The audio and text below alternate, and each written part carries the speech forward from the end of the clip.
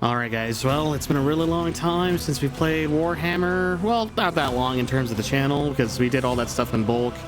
But it's been a really long time since we played like a tactical turn-based RTS, which was back in our days of XCOM. And well, I did really like playing those kind of games for you guys, and they did okay sometimes, especially the Halo-themed stuff. I kind of could tell people were getting a little sick of it because viewership fell off for a while, but you guys seem to like the Warhammer stuff, so... Rogue Trader is that turn-based Warhammer style game. I was looking and hearing good things about this and wanted to play it for a long time and decided to jump into it for the very first time. So we're gonna jump in and play Rogue Trader. It's a turn-based RTS where you'll get like your set crew of characters, and there's a big story behind this too. There's DLC as well. I'm gonna see how much I like the base game, and then if I do like the base game and you guys do too, maybe we'll do the DLC for it too. If you guys enjoyed that Warhammer Space Marines 2 content and you guys wanted to see more Warhammer but weren't sure what else wanted to watch on the channel, this might be for you. So be sure to leave a like and be sure to tell me if you guys actually like what I'm about to show you guys, because it's going to be new to me and it'll be new to you too. Let's see what happens when we play a new game. Made story. What is it? I think I only have the one thing, right? Yeah, take up the mantle of the Rogue Trader, the scion of an ancient dynasty of daring privateers that reigns over their trade protectorate, and explore the fringes of the known galaxy. Darkness looms over the bloodline of Von Velatius as it faces multiple threats from within its own ranks and without, as countless enemies seek to destroy the most daring and brave agents of humanity. It's up to you to hold the reins of this shattered protectorate and forge a new path for the Von Velatius dynasty, currently finding itself in a vortex of wars, intrigues, calamities, and heresy. The stakes are high, and it rise even higher as you cross paths with this terrifying and powerful and ambitious adversaries in the darkness of the Koronos expanse. We're gonna play the main story because that's all we have access to right now. Oh boy, I'm not gonna mess with any of this stuff. I'm gonna leave this. Oh, there's so much text on the screen. I'm not gonna touch anything. We're gonna leave it on normal for right now. Normal difficulty level is designed for players unfamiliar with the base game systems or those who play tactical and CRPGs infrequently. The stats modifiers of the enemies in the game environment are slightly reduced. Daring is not recommended. Okay, so we're going to stick with normal. That's fine with us. Let's go with just normal. Hecta, Darius, Barharder. Oh, you get to pick a character. Oh, so there's not just like, you're not just a nameless person who sees down from above. You're somebody who's supposed to be somebody. Archetypes. Let's try a custom character. Create your very own Rogue Trader from scratch. The detailed customization process allows you to choose which character was from the beginning of your adventure. With a wide variety, all options can determine their appearance, their characteristics, and their combat abilities. Okay. Okay, so we're going to work on this in the background, and we'll come back here in a second when we have everything done, because I think this might take some doing.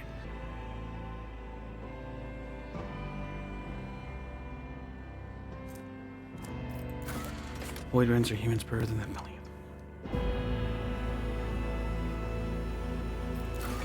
A fortress world.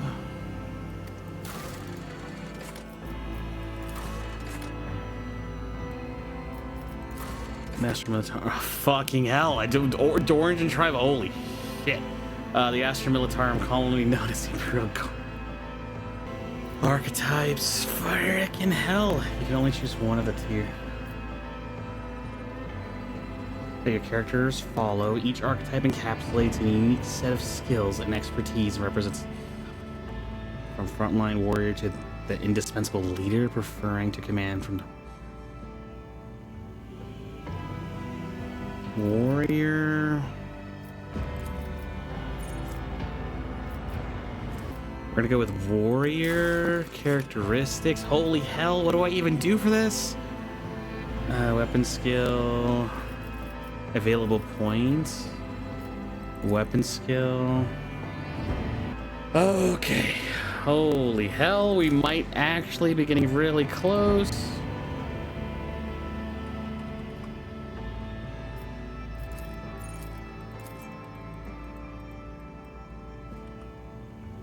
We're just gonna go with Ares as our name.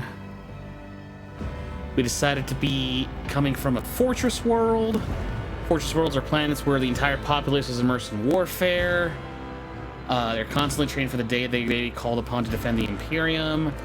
We're from a fortress world. My background is a crime lord. I don't know why I thought that was interesting, but the Imperium survives and prospers in the small part due to the narrowness of its vision, but a rebellious mind wills such as yours cannot be so easily constrained. The dark paths of smugglers and renegades that wind behind the facade of the Imperium society offers a dangerous refugee. So that's really cool too. Our sort of other background is illustrious glory. You stripped an ecclesiarchy cardinal of a priceless treasure that kept in one of the most secure sanctums of the Adeptus Ministratum. So we are really good on lore for the universe. So our character might be a little bit smarter than most. And our one debuff we took was a brand of shame. You turned your partners into the authorities and became known as a traitor. So we're not really well liked in the crime lord world, but you know what? It is what it is. Here's all of our skills. I mean, this reminded me a lot of what's it called? Baldur's Gate, where you had to pick and choose a bunch of different skill points and stuff like that. It's really in depth. It's almost like it's a classic RPG type of game. I thought it was going to be more like XCOM, where you basically are playing as a faceless person. That's not the case here. You're not a faceless person managing a group of renegades or whatever. You're our actual character that you put in the game. We're gonna call ourselves Ares. The name of our void ship, the one that we travel on, we called it the Rainbow Dragon. I don't know why. I just decided to keep. That was a really cool name. I thought of a starship, so we're going with that. Here's the portrait for our character. Try to use the character customization to make it look as good as we could. So we'll see what happens. I'm kind of excited. It just took a really long time. There's a lot of stuff here, so I didn't want to show all this. I might just show some snippets here and there of me selecting everything, but holy hell, is so in depth. I don't even know what most of these things are going to do, so I guess we'll find out as we play the game. I'm sure it'll teach us and tell us about things that we're doing. God, at least I hope so. I hope it doesn't just be like, oh, you'll figure it out as you go, or you better read literally every tooltip in the game. And I'm like, oh, please, God, just give me a little bit of a clue as far as what I'm doing.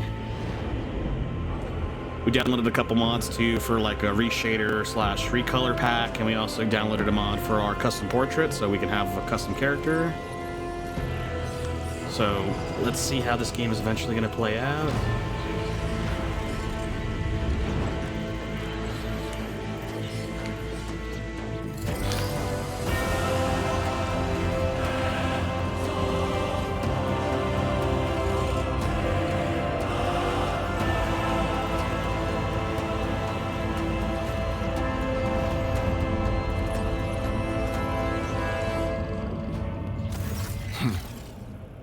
An excellent place for contemplation.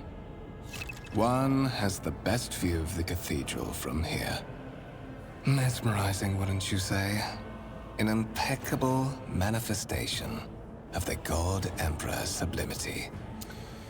The man who has approached you is gazing down into the depths of the vast temple on one of the lower decks. Choice in dialogue. You are in a dialogue. Here you can learn more about the current events, influence the character you are speaking to, or even alter the course of the game's narrative.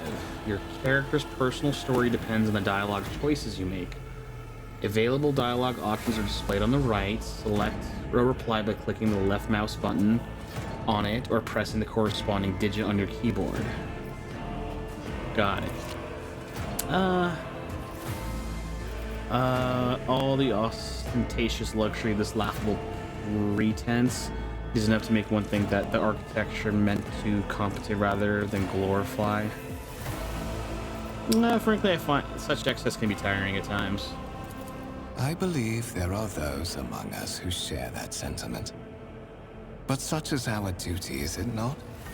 To overcome base weaknesses and desires, so as to excel in our service to the God Emperor, the master of humanity. The man gives you a sympathetic look. Weirdly enough, he seems to agree with me for some reason, so we'll press continue. Allow me to introduce myself. Kunrad Voitvir, Master of Whispers, in the employ of her ladyship rogue trader Theodora von Valencias. At your service. I haven't had the pleasure of speaking with you in person before. Victir bows his head and focuses his attention on you. Okay, so you can hover your cruiser over highlighted words to learn more about them. The tooltips that appear can help you better understand the world of the game or of its... Holy hell, really? Okay. Words are highlighted when they first appear in the text. Scroll up the dialog box to see the desired highlighted term again. Rogue Trader, a subject of the Imperium with a unique hereditary title. A rogue trader is tasked with exploring and exploiting the still uncharted regions of the galaxy for the benefit of mankind. And then okay.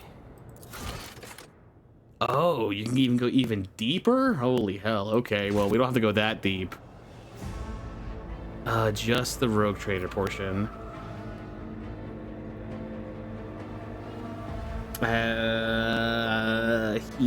It would be impolite to not introduce yourself to him. Do I give him my basic name, my full title, or I just tell him I don't want to introduce myself? Let's tell him our full title. I don't know. It might be. My regards.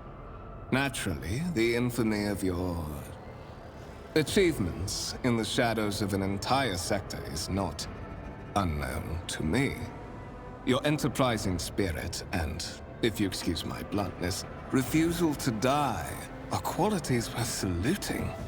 It is as if you were carried here on the wings of destiny itself. You smiles faintly, but okay, so he kind of knows, so there was no point in lying because he seems to be familiar with our past anyways, so that was probably the right call. I will be frank with you. You may forget your past titles, no matter who gave them to you, or what their origins are. From the moment you and the other candidate were brought aboard this voyage ship, your fate changed. You now serve Lord Captain Theodora von Valencias, and carry the burden of an heir of this house. Henceforth, you share your dynastic name with her ladyship. Bear it with honor. Oh, we're in their service? Okay. Lord Captain, a strange title for for Lady Theodora. Why am I aboard this vessel? Why I haven't brought here? You have a curious title, Master of Whispers. What are your responsibilities? Tell me about one of those ships I found. Tell me about the one on whose ship I have found myself. You say I am one of the Rogue Trader's heirs. So there is another candidate. I assume you have some goal in mind when you decided to seek me out. Let us address it. Oh, be blunt or ask him about his titles. Master of Whispers could imply that he's like the... How do you say? That he's just the one that collects all the gossips and kind of does some very subtle things in the background. I'm curious to ask him about his title, but I am also wondering why the hell he would come up to me. He knows who I am. He seeks me out. Let's talk to him about his title.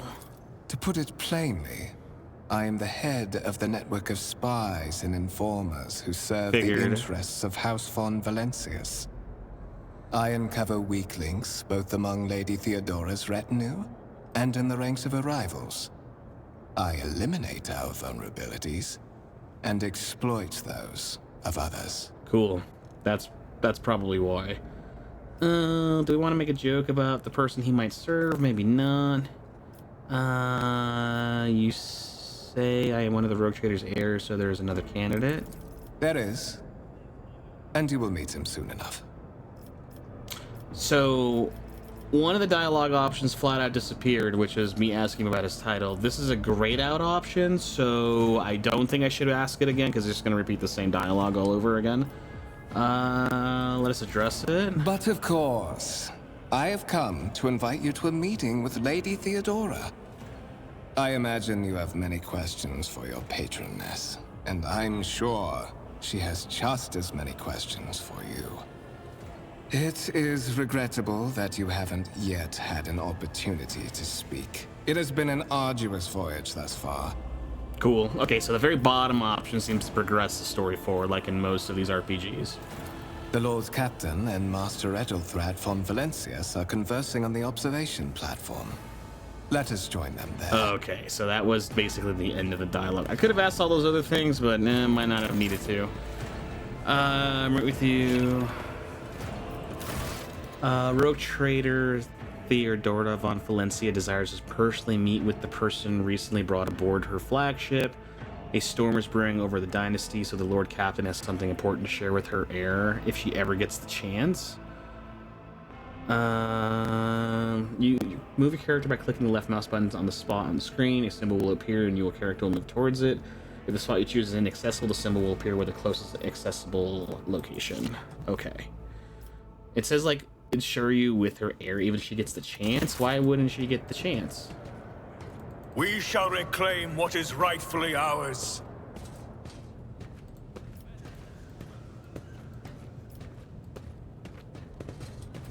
Oh, I was gonna say, can I rotate the camera? So holding the left mouse button. Interactable objects. Some objects in the game can be interacted with in special ways. They are marked with specific icons. Some icons allow you to study the objects. Others will transfer the character to their neighboring location or launch a small event. These icons become visible when your character is standing close enough to interact with objects.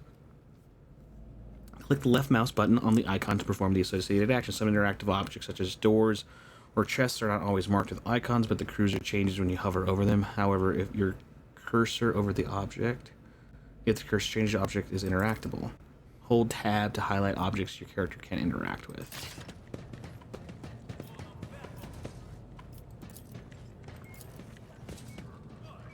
A massive comfort table, obviously crafted from real wood, a resource of incredible value in the Imperium, aboard a void ship.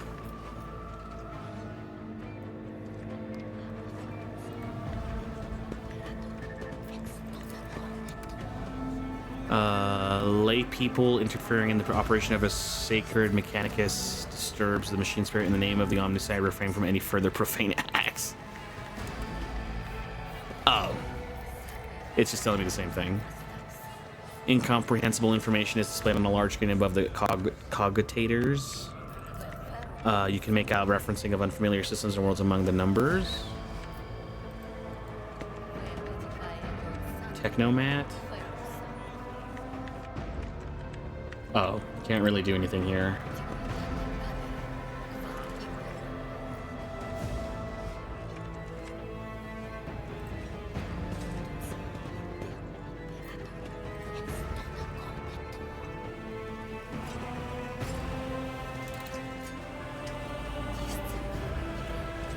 For an audience?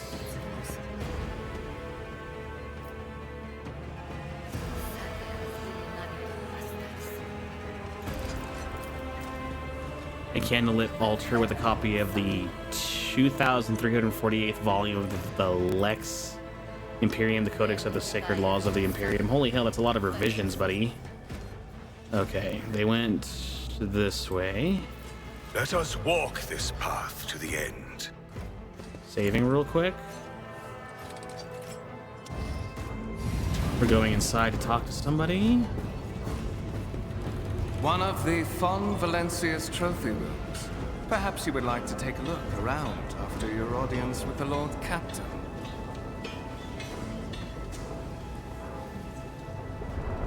Interesting.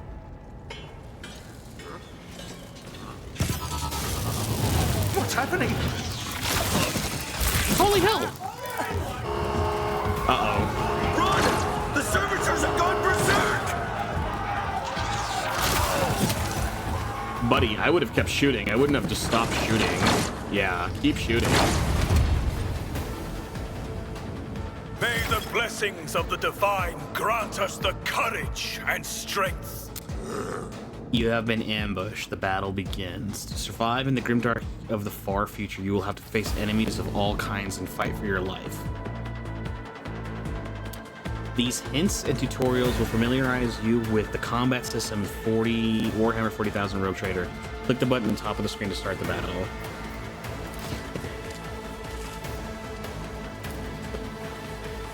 Everyone's gonna get a chance to try to shoot. Pistol shot, malfunctioning servitor. We'll try something. Strike. Wow, that really you killed them both with one attack. Joint analysis, movement, and combat. All battles in the game are turn-based and take place on a grid. On their turn, a character can move, attack, and use their abilities, selecting a cell with the highlighted area and double-click the left mouse button to move on the character here. Movement points determine how far a character can move on their turn. One movement point corresponds to one cell on the battlefield. Moving diagonally is more costly. Every second diagonal cell uses 2 movement points. At the beginning of each turn, movement points are restored up to their maximum value. Note that once a character starts moving, the action can no longer be canceled.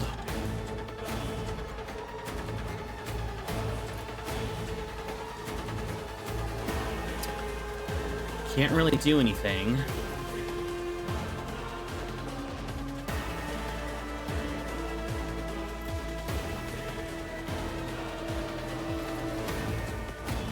Primarily uses a non-damage ability. Rejoice in service. So we don't want to move diagonally. Well, I'm going to move up just a little bit.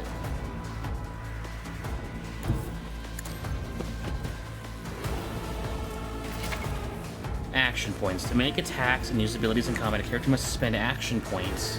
A total is displayed on the panel on the bottom of the screen. Every action point has a certain AP cost associated with it. The number of squares next to the icon of an attack actions and use other abilities indicate their AP cost. At the start of each character's turn, AP is restored to their maximum value. To attack, click the left mouse button on the single shot icon on the weapon panel. Hover the cursor over an enemy. A tooltip will appear showing your chance of hitting that enemy and the possible damage you can deal on a successful hit. The amount of damage your character deals depends on the parameters of the weapon they are using. The effectiveness of the shot depends on the distance between the character and the enemy. When the target an enemy with a single shot, you will see 2 areas denoting the weapon's effectiveness and maximum firing ranges. Certain abilities in the game are considered attack actions and can only be used once per turn unless the action affected by specific talents or other abilities. If a character performs an attack option, they will not be able to attack again and will lose all the remaining movement points until the start of the next turn.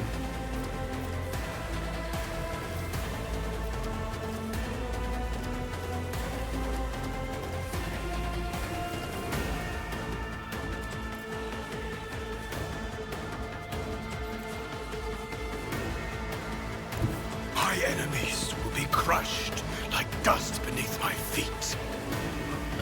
Effective distance, 75%, maximum distance. I do have a shot of hitting him. And so it shall be done. Ending the turn. When you're ready to end your turn, press space or click the end turn button on the bottom right of the screen.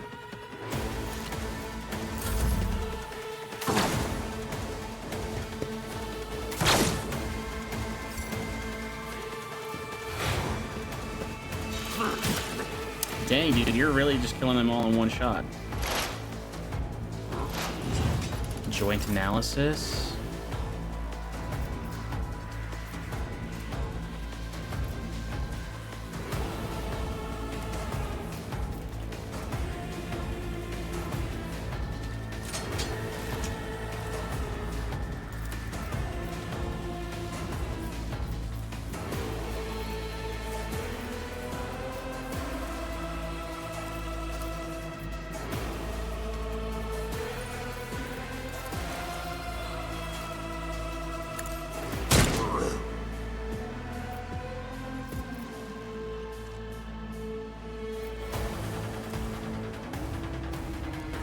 Reloads equipped weapon. Rejoice in service.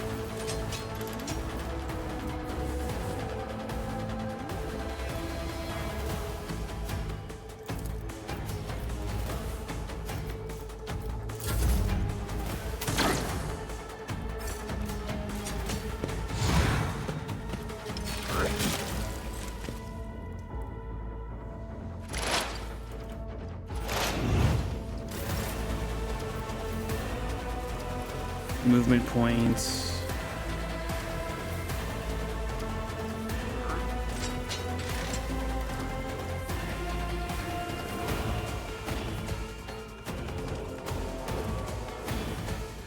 Malfunctioning servitor, allied effects, injury, exploited.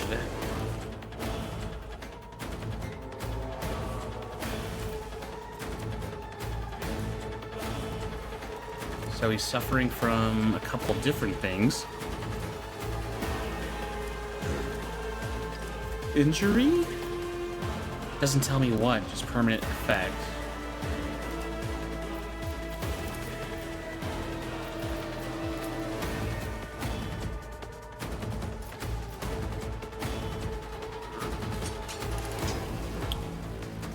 It looks like we can get into cover. Let my enemies tremble at the sound of my steps.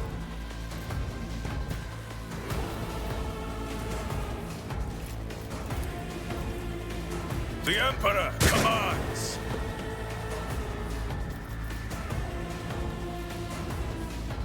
And again. Dodge. Okay, he dodged the attack. Attack denial. Characters with melee weapons block adjacent enemies' abilities to perform attacks with ranged weapons. Pistols and shotguns are an exception to this rule. Those can be fired at point-blank range. Wait, so characters with melee weapons block adjacent enemies' ability to perform attacks with ranged weapons. Pistols and shotguns are an exception to this rule. Those can be fired at point-blank.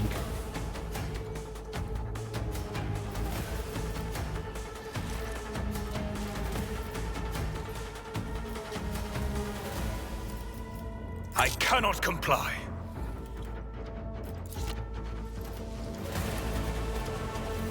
Actions will speak louder than words. And so shall it be done.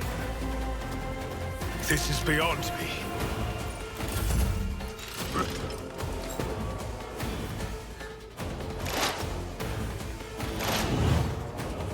For the glory of the Imperium!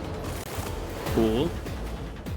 What suspiciously poor timing for such an accident. Servitors malfunction on the officer's deck at exactly the same moment when the rogue trader and her heirs are gathered here. I have blocked all passages between the upper and lower sectors of the residential decks. If this is a deliberate attack, it should stop the culprits from advancing their plan. A piece of technology used to communicate over short distances or to record sound. Okay. He seemed weirdly prepared to block, like, escapes out of here. Known as not to enter stations. I'm afraid I must remain here. For Lady Theodora's safety, I have to oversee the execution of these orders personally. I hope you will have no difficulty reaching the observation platform on your own. It is just at the end of this corridor. Sure. He seemed weirdly prepared and, like, had people on standby for this. You can open your map to orientate yourself. Okay. We seem to have a map button. Let the faith guide my path to glory! The wires in the servitor's head are still smoldering. It would seem that the cause of this misdirection was some sort of short-circuiting of the motive force. Tarantula sentry gun constructed with the blastings of the Adeptus Mechanicus using a standard template constructed in the manufactured form of Kaiva Gamma.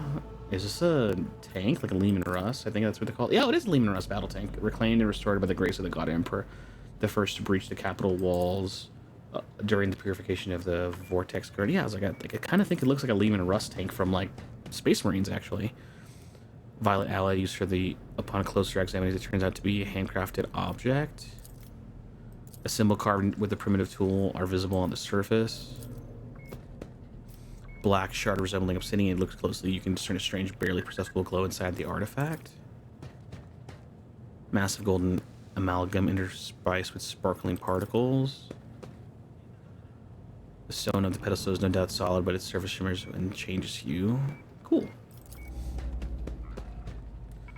The exhibit is unfinished, another symbol of the House von Valesius's valor and displayed here at some point. Servant. Is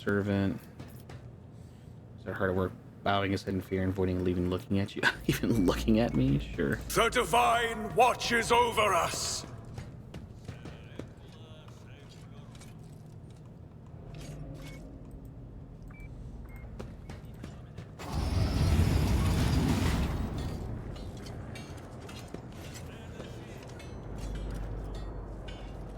I was gonna say, there's even more servitors doing stuff.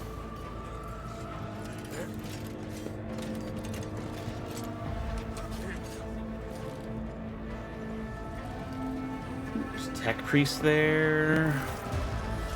Okay, it looks like we finally met up with who we need to talk to. That is simply irrational, Lady Theodora. Assimilation into the trade structure would be political and economic suicide. Practically an admission of heresy. Okay. Then suggest an alternative that will satisfy me. I have described the situation. No worse than my seneschal could have done.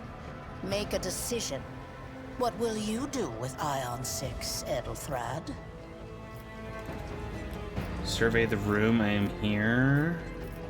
Listen in silence. While you are considering your answer, Edelthrad, I wish to speak with someone else.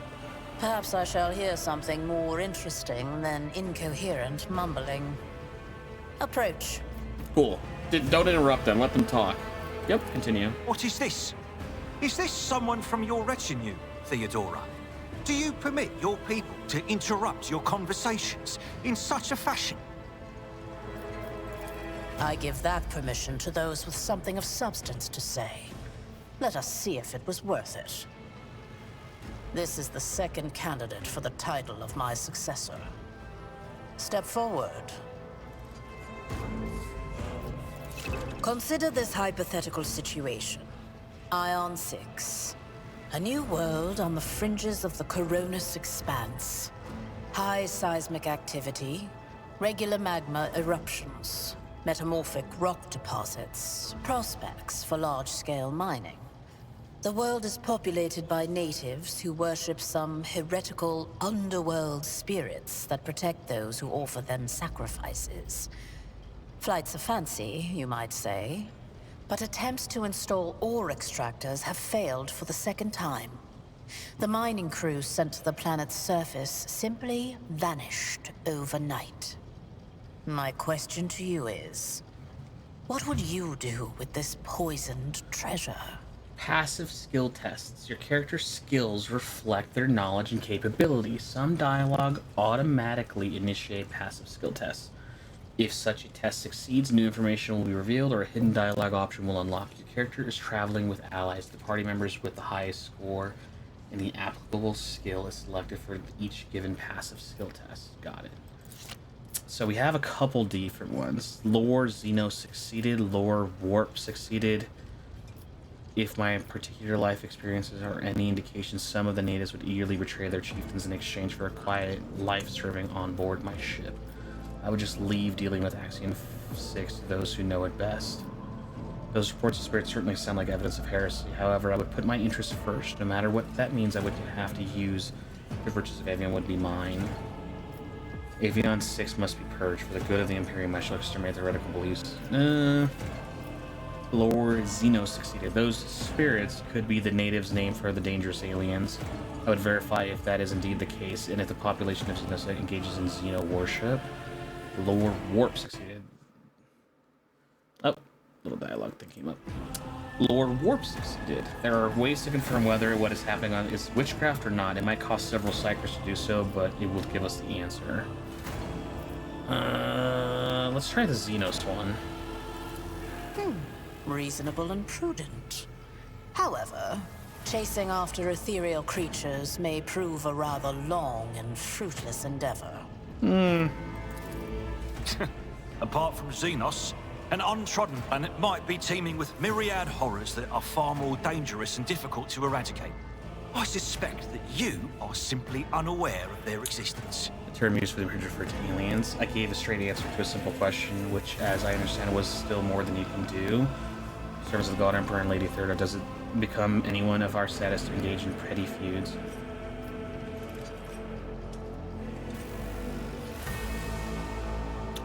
Shut your mouth before I decide to shut it for you. Should I threaten him a little bit? She might appreciate me threatening him to be like, shut the hell up. She might actually, with our background. Most people know our background as a crime lord. We're a little bit ruthless, so this seems a little bit more on vibe for us. Well, I find your company disagreeable, and yet I'm forced to endure such.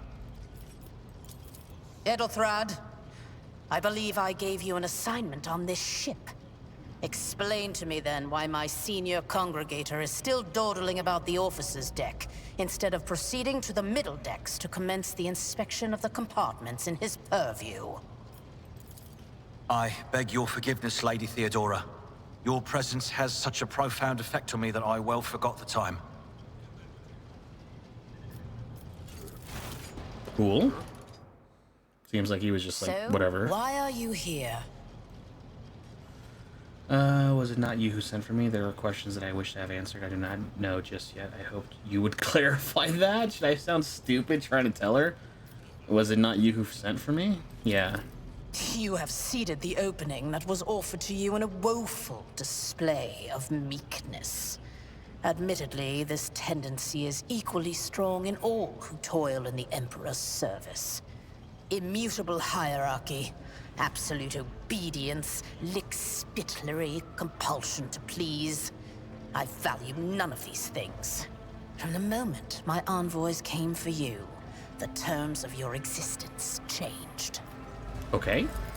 My name is Theodora von Valancius Massimo of Scaris. I am a rogue trader in the service of the God Emperor of humanity. And my rights and freedoms are vindicated by a most sacred relic. The warrant of trade, kept aboard this very vessel. Mine is the honor to venture into the darkness, beyond the Imperium, and carry humanity's light where powers wicked and heretical reign, and bow death and ruin to us all.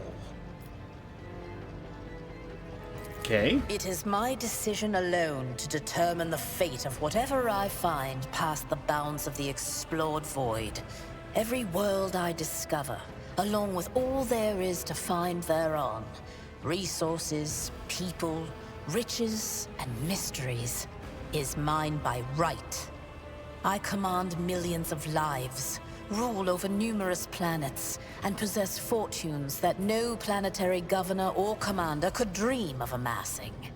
And you are one of those with von Valancius blood in their veins and a rightful claim to this inheritance when the hour comes. I'm ready to take on the sacred purpose. Oh yes, you would be, wouldn't you? The question is, am I ready to choose you over the rest? You came aboard hours before the warp jump, and have not yet distinguished yourself in any way. As things currently stand, I have doubts that you are suitable for the role of rogue trader. Blood right alone is not enough to earn the high honor of becoming the bearer of a warrant of trade. Nonetheless, your abilities and talents may yet prove useful. If not for the role of Lord Captain, then for that of their closest ally. Alas, even those responsibilities can at times be too challenging for those who share your blood. Kunrad Voitvir served me for many years before he made his mistake. Did I hear that correctly? He is related to you? His kinship to me is most distant, as is yours. Nonetheless, he does bear the name von Valancius, even if he avoids using it publicly, and as such, strictly speaking, can be considered my heir. That door, however, is closed to him. Voitvir's performance in his current role is satisfactory. Or it used to be, at least. Thank you for clarifying. May I ask my questions now?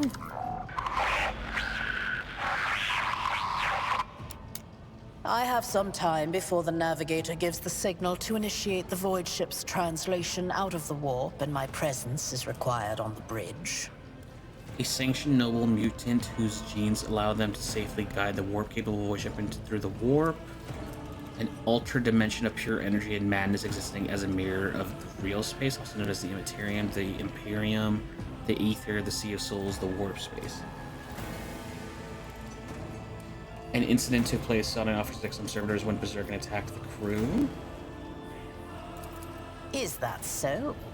Perhaps the technomats were careless during maintenance. Or it could be the warp playing tricks on us in spite of the Gellerfield. Or perhaps there is something to all the stories about the ship being possessed after all. Lady Theodora, for the God Emperor's sake, surely you do not intend to start repeating idle rumors spread about by uneducated riffraff. Enough, Abelard. Such hearsay amuses me. Idira eagerly retells me everything she learns from the whispers of her unseen advisors. This ship is ancient. It has enough hidden nooks, malfunctioning cogitators, and unused compartments to make ignorant folks speak of specters dwelling inside the bulkheads and plotting against those who yet live. Where is your ship headed? The Rykad system, the domain of rogue trader Winterscale, one of my peers, and rivals. Besides me, 2 other rogue traders exist in the Coronis Expanse, and each of them possesses resources comparable to mine. Perhaps you will one day assist House von Valancius in surpassing both of them in affluence and splendor. I set the course for Rykad on the demand for a very specific reason. Perhaps I shall yet apprise you of the purpose for this voyage, but now is not the time. What are my current responsibilities? Observe, learn, absorb. It will take time for you to find your bearings aboard this vessel and in your new position. Eventually, I will find a post that suits you as I did for Edelthrad. Until that time comes, consider yourself my aide. Navigator translation. What are these things you speak of? Sometimes I forget that people without direct access to a ship's bridge may not know the first thing about how a void ship travels between the stars. Continue. Vessels such as this one are capable of leaving real space and traversing into the warp, an otherworldly dimension of cruel and unthinkable forces. By entering it under the protection of the Gellerfield, we shorten the route to our destination, crossing distances that would require hundreds of years in a matter of weeks instead, sometimes in days or even hours. That is how humanity spread across the galaxy. That is how we were able to build the Imperium, which spans millions of stars. Gracious Lord Captain, surely there be a way to prove myself worthy heir. You can start by not asking questions of this sort. I have no need for sycophants. I will draw my conclusions when an opportunity to prove yourself arises. As for when you will be granted that opportunity, only the God Emperor knows. All right, no more questions then. In that case, I shall head to...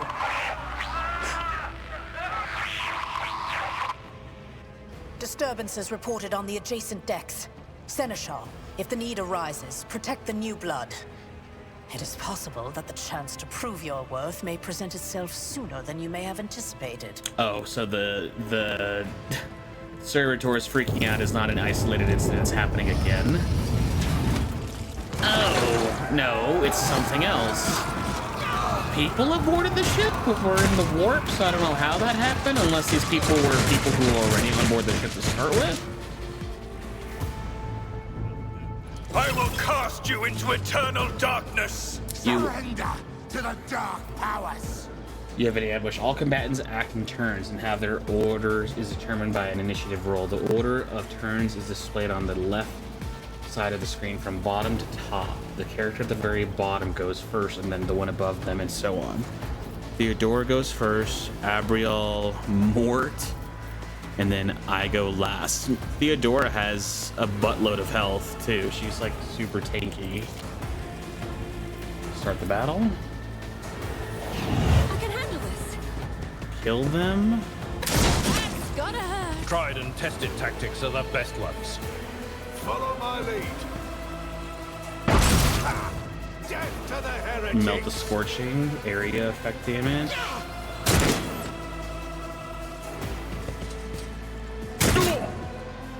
I serve the ruinous powers!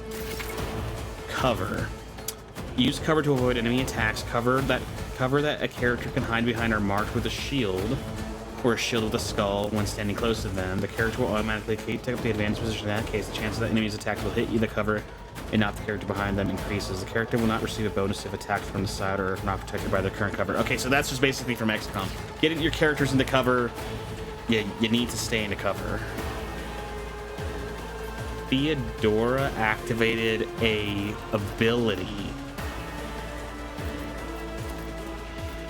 What did she turn on? Kill them? Plus 50 ballistic skill until the end of combat? Oh.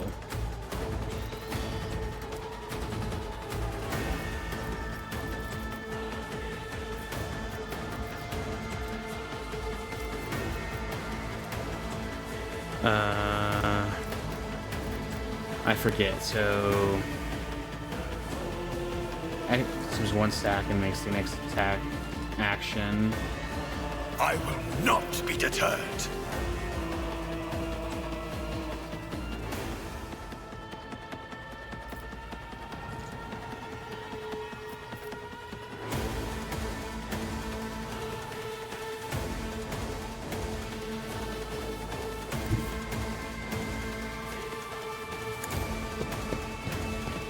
Move here. Heretical Cutter, 95% chance to hit them. We'll do 10 to 16 damage on a single shot. And so it shall be. Should just kill them, yeah. Oppose us. Your character has just landed a critical hit that deals increased damage equal to the character's critical damage stat. Character's critical hit damage is 150% of the normal damage by default. However, certain talents, effects, and abilities can increase it. Certain weapons have their own critical damage stat, which is added to the character's total stat. Cool. We shall end our turn. Out of my way!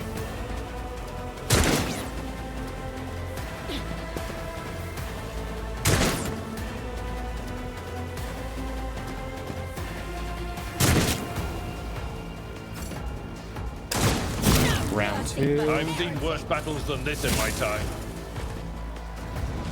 One fewer target. My faith strengthens me. Die!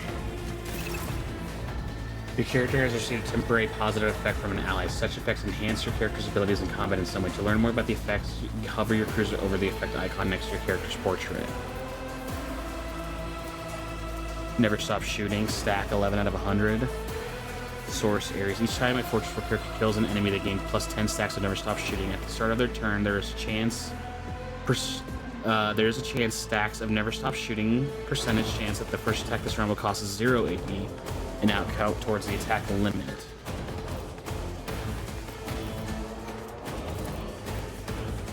I have a 38% chance of hitting them. We would kill them if we did.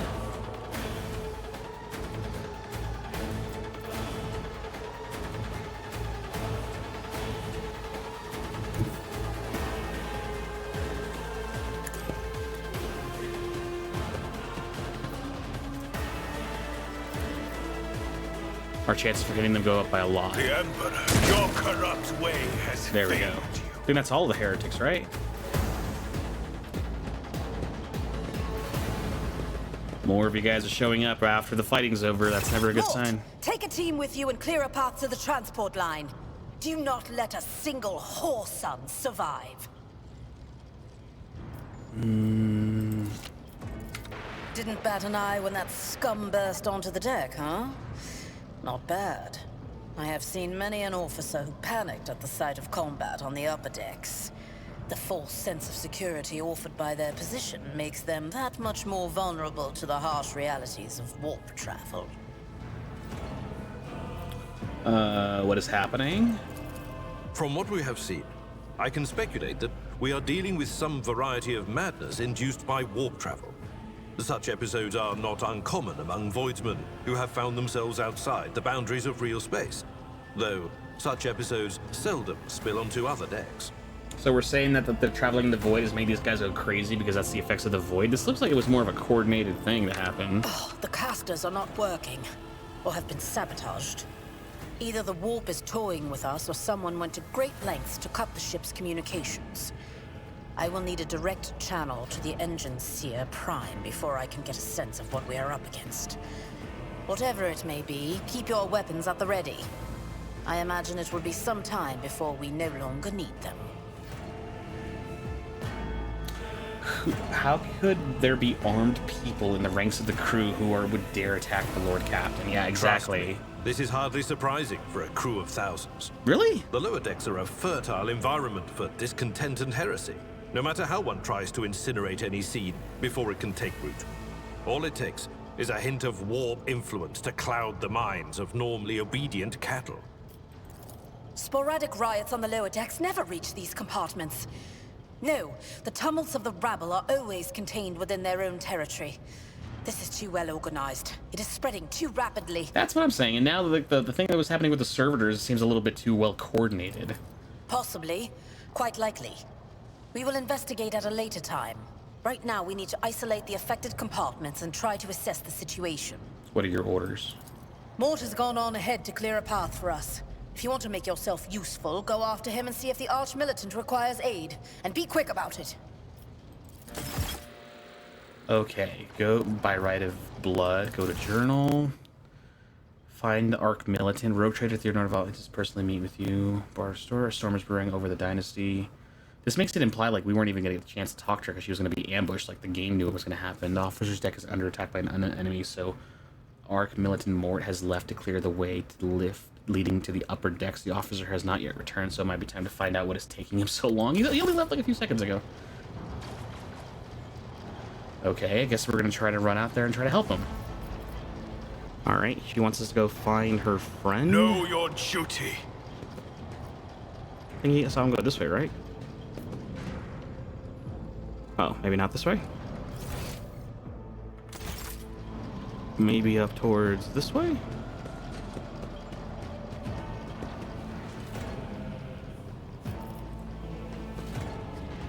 I actually don't remember seeing which way he had gone.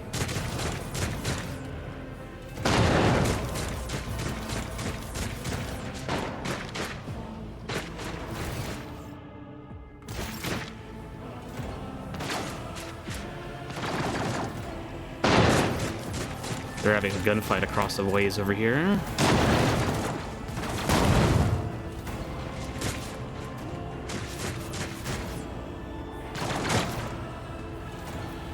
Heretics' body's riddled with holes, and a prized single shotgun lies in his hand. There we go.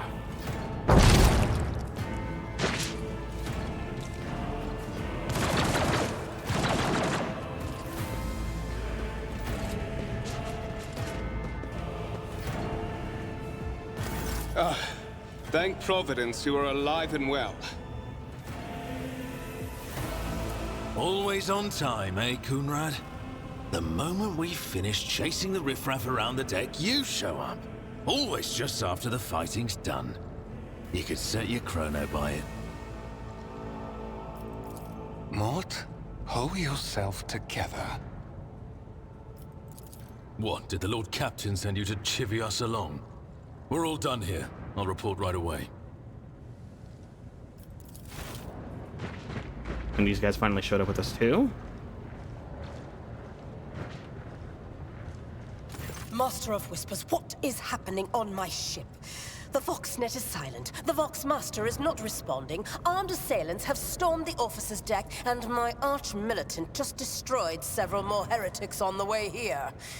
Is this a severe case of warp madness? Have some of my crew lost their minds and forgotten who they are and whom they serve? Report! I have not yet received word from the Engineerium regarding any Gellerfield failures, but communications were already unstable half an hour ago, and now they have ceased altogether. Whatever the cause may be, the consequences are spreading fast. I am receiving scattered reports from the middle decks, and the only voxcasts from the lower bays are one-way heretical gibberish. That the madmen have already reached the officer's deck suggests that this outrage was planned in advance. Perhaps this is an organized mutiny. We must provide immediate assistance to those still in the middle decks. Perhaps we can still stop this wave from spreading. If this is indeed a severe case of warp madness and the situation is dire. If I suggest trying to go into the middle decks to save people, I don't think she'd care. Mutiny against the Emperor's anointed. She doesn't like chivalry and stuff like that. And the situation is dire. You don't know the half of it. There's only one thing worse than the warp addling the brains of our crew, and that's the warp itself crawling all over our decks. I shouldn't even think about it. It's bad luck. Your orders, Lord Captain. First, we have to confirm that the bridge and the Navigator's Sanctum are secure. And I have the means to do both things at once. Or you're gonna split us up? Edelthrad, where is he? I must know if he is unharmed. A psyker aboard a ship that is potentially being assailed by the warp could pose a greater threat to himself and others than a whole army of madmen with improvised weapons. I tried to locate him, but the last thing known about his movements is that he arrived on Transitional Deck 18. Blast it! Master of Whispers, find Edelthrad immediately. Seneschal, locate Tlas and the Sister of Battle. Both are to remain at my side. Arch-Militant, with me. I must go to my study. And it appears we might encounter heretics along the way. Ares? If I may, Lord Captain. Transitional Deck 18 is at the heart of the disturbance. And if our goal is to bring Edelthrad back, I could use some support. After all, I'm not as adept at directly confronting enemies of the House as the esteemed Arch-Militant, and taking into consideration Edelthrad's psychic powers. You want me to go with you? Is that what you're saying? Then it's settled. Find Edelthrad and bring him here. In whatever state you find him. This elevator leads to restricted compartments such as my personal chambers and the bridge. Do not let me down. I require you both. Do you understand?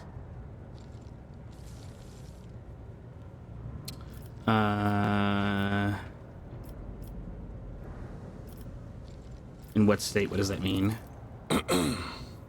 We are in the warp. Considering the attack, there could be a disruption in the Geller field and the infiltration of malevolent forces onto the decks. Oh, you're worried that they might be possessed like by a demon? Can react to such things in the most unpredictable ways. Enough! Master of Whispers, you must not allow my heir to turn into a mindless mutant and to perish under Enforcer fire. Do whatever it takes to bring Edelthrad back to me.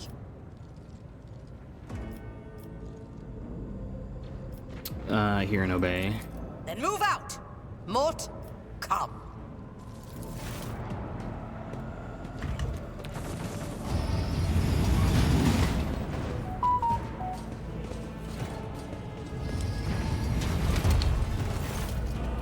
Alright, I guess we're going together to go try to find this dude. Are you ready to head to 18? It is a long walk, and you do not even have proper gear. I shall make do lead the way. I have a proposition. Since I am a more important person here, you can go in the front to shield me from potential threats.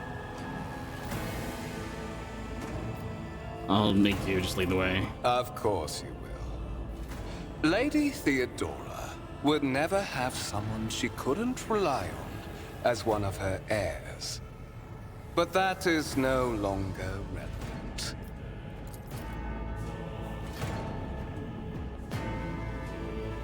And dialogue. Did he just attack me?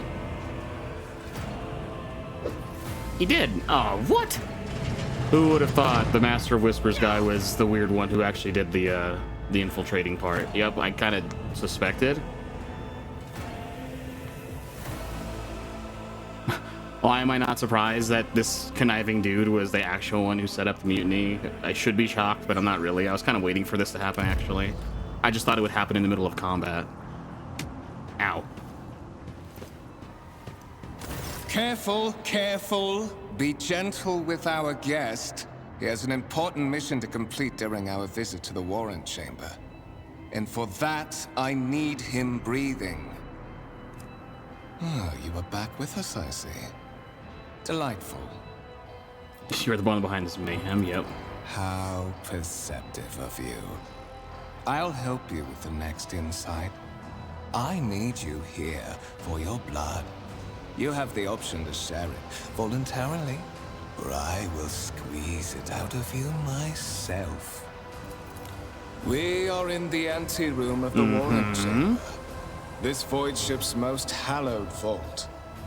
There, beyond those gates, lies the relic that gives Theodora all of her power. The sacred Warrant of Trade. Only one obstacle remains on my path to obtaining it. The gates to the chamber are guarded by the Sentinel, an ancient device that will only open the door to a true heir of the dynasty. I expected to do this part myself, but never mind. You will offer your blood to the Sentinel. All these options are bad because it's like he's not going to share power. He won't spare my life, probably. I have no intentions of helping him. He's going to make me do it no matter what.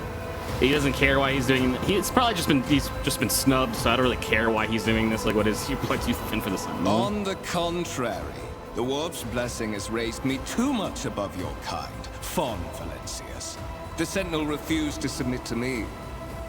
But you can help. After all, isn't that what family is for? Coercion succeeded. What sorry, pathetic excuse do you have for your apostasy? You sword, wretched piece of grox. Why are you doing this? I have no intention of helping you. I will. We actually succeeded in a coercion attempt, so that's funny. Wretched. What do you know about wretchedness? Theodora's cur. Are you hoping to buy a grain of her indulgence with your blind loyalty?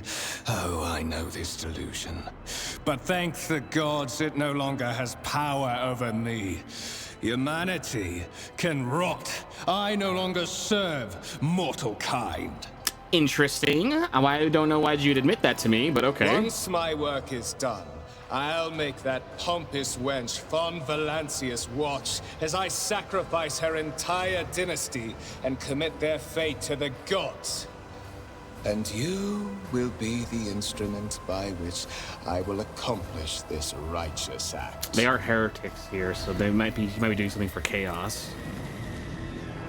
A blade flashes in the dim light and drops of blood appear on your palm. For a brief moment you feel nauseous.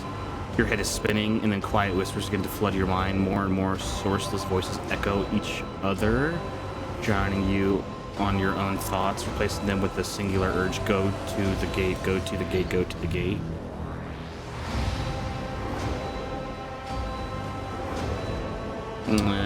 Fight the voices in your head. As your head mock your desperate mock outcry, you feel the intruding influence. You were wounded by a corrupted weapon, which led the warp to invading your mind and making you step towards the gate in the center and dialogue. Okay, so whatever he hit me with or stabbed me with is something that is forcing me to comply with him. Skill tests and dialogue. One of the available dialogue options requires making a skill test. Unlike passive tests, which are automatically... In this case, you decide whether or not to select an option. That consequences will depend on the result of your associated test. Success or failure affects how the dialogue develops. Depending on the context, you might change the course of the conversation, alter the character's attitude, or perform an action whose consequences will only become apparent later. However, your cursor over the dialogue option will require a skill test, and you will see a tooltip detailing your chances of success. The number after the skill's name indicates the difficulty of the test. Once your character starts traveling with allies, the party member with the highest score of the applicable skill will be selected for each test. In the gateway arch, you see a cogitator with a human likeness built into the front panel. As you approach, the torso twitches slightly. This is a servitor, an obedient automaton created from a lobotomized human being. The sentinel turns to you, one eye in sockets lighting up with two amber-like irises. Tech use.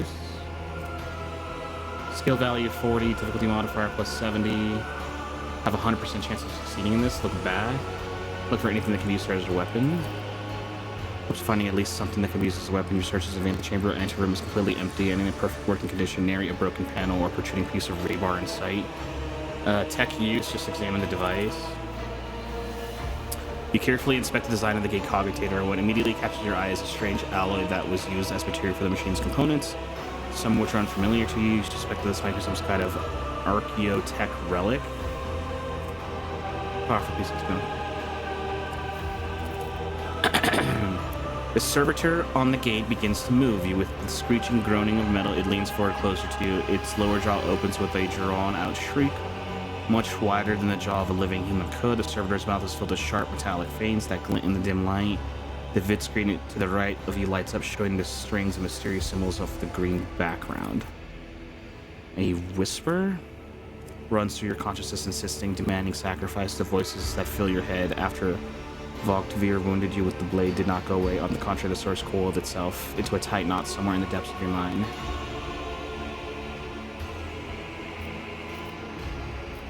Examine the sentinel. Its skin covering it's stitched together with copper thread, and it has metal hinges in place of the standard joints. It seems that the curators of the sentinel did everything to ensure the service life of this unit would be much longer than that of an ordinary automatons. Just place your hand in the sentinel's maw. I don't have much of a choice. Jaws clamp around your hand, puncturing your skin and sinking into your flesh. A few dark drops of blood into the servitor's throat, and immediately hear humming as the servo motors start up and pumps stir into motion. Davidsky cocktail filters. Several long minutes pass. The servitor's jaws remain closed, and you are beginning to feel sick. Perhaps if you were to lean against the gate, you could catch your breath, maybe even close your eyes and pretend none of this has ever happened, and then it just cuts to black. High levels of caustic humus. The subject is in a state of heightened stress. Do you require assistance?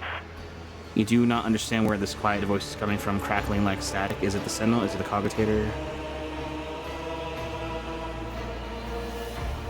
I suppose this is the onset of the warp madness they warned me about. Request accepted. Initiating defense protocol. Oh, something about this is defending me? What just happened? Oh, auto turrets.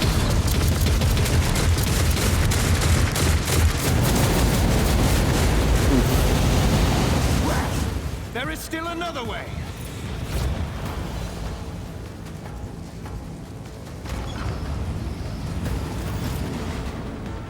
Check the warrant chamber. The warrant chamber has been opened for the Dynasty heir. It is time to make sure the sacred warrant of trade is safe. Okay, gotta get inside.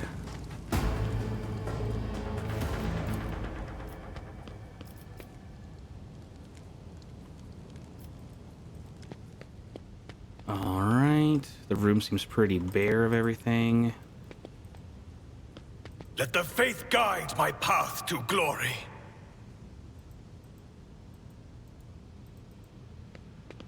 Can't interact with anything over here. This warrant thing is the wall? How the hell am I supposed to take this with me? Let it be known that by my will and by the true words of this document, I appoint this person to the bearer of the warrant of trade bestowed upon them, their dynasty, the great mission. To the paragon of humanity, unbroken by adversity, to walk bravely first into the darkness, to unite and reclaim what was lost. To triumph over nightmares untold, to behold the reins of fate, to walk steadily the road of thorns.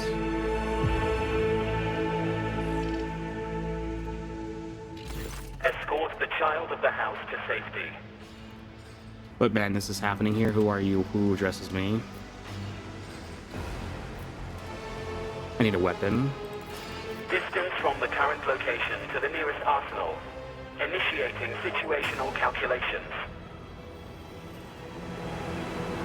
I need to contact someone, preferably Theodora. Voxcast frequencies disrupted.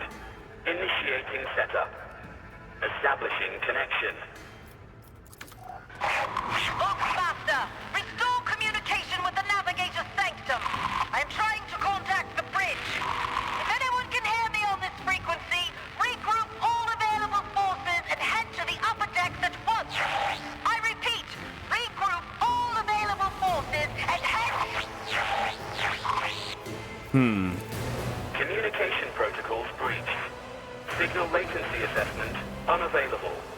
Unable to establish two-way connection. Who are you? Who addresses me? Temporary obnubilation following acute stress. Mobile unit of the Warrant Sentinel, standing by. Are you the Warrant Sentinel? Mobile unit of the Warrant Sentinel, designed as a personal escort of the child of the house and a means of communicating with the rogue trader's subjects. Mobile unit standing by. Lead the way. Middle and upper decks. Assuming the probability of safe placement in areas of concentration of armed units. Calculating. To prevent unauthorized units from breaching the warrant chamber, preemptive sealing must be initiated. The mobile unit will start executing the received order immediately after the safety of the warrant is secured. Dialogue. Journal. As the game story unfolds, you will see notifications at the top of the screen indicating the status of your current objective has been updated and the new information has been added to your journal. You can open the journal by pressing J or clicking left mouse button on a notification on the top of the screen. Journal entries help you keep track of your current events and guide the character on their journey. The quest tab tracks the progress of the main story. Here you can find information about the quests if accepted and their current status. Use the journal to keep yourself understanding of where to go. The rumors and contract section also contains important information. You'll learn more about them later. No one must reach the warrant. A simple order to the Sentinel Cogitator will lock the chamber. We are bound by the blood of martyrs.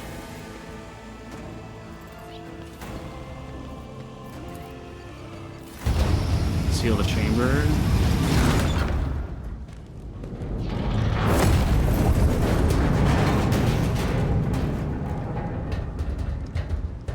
More of these cultist guys are here. God dang it. Run, fools, or fall! Who said that?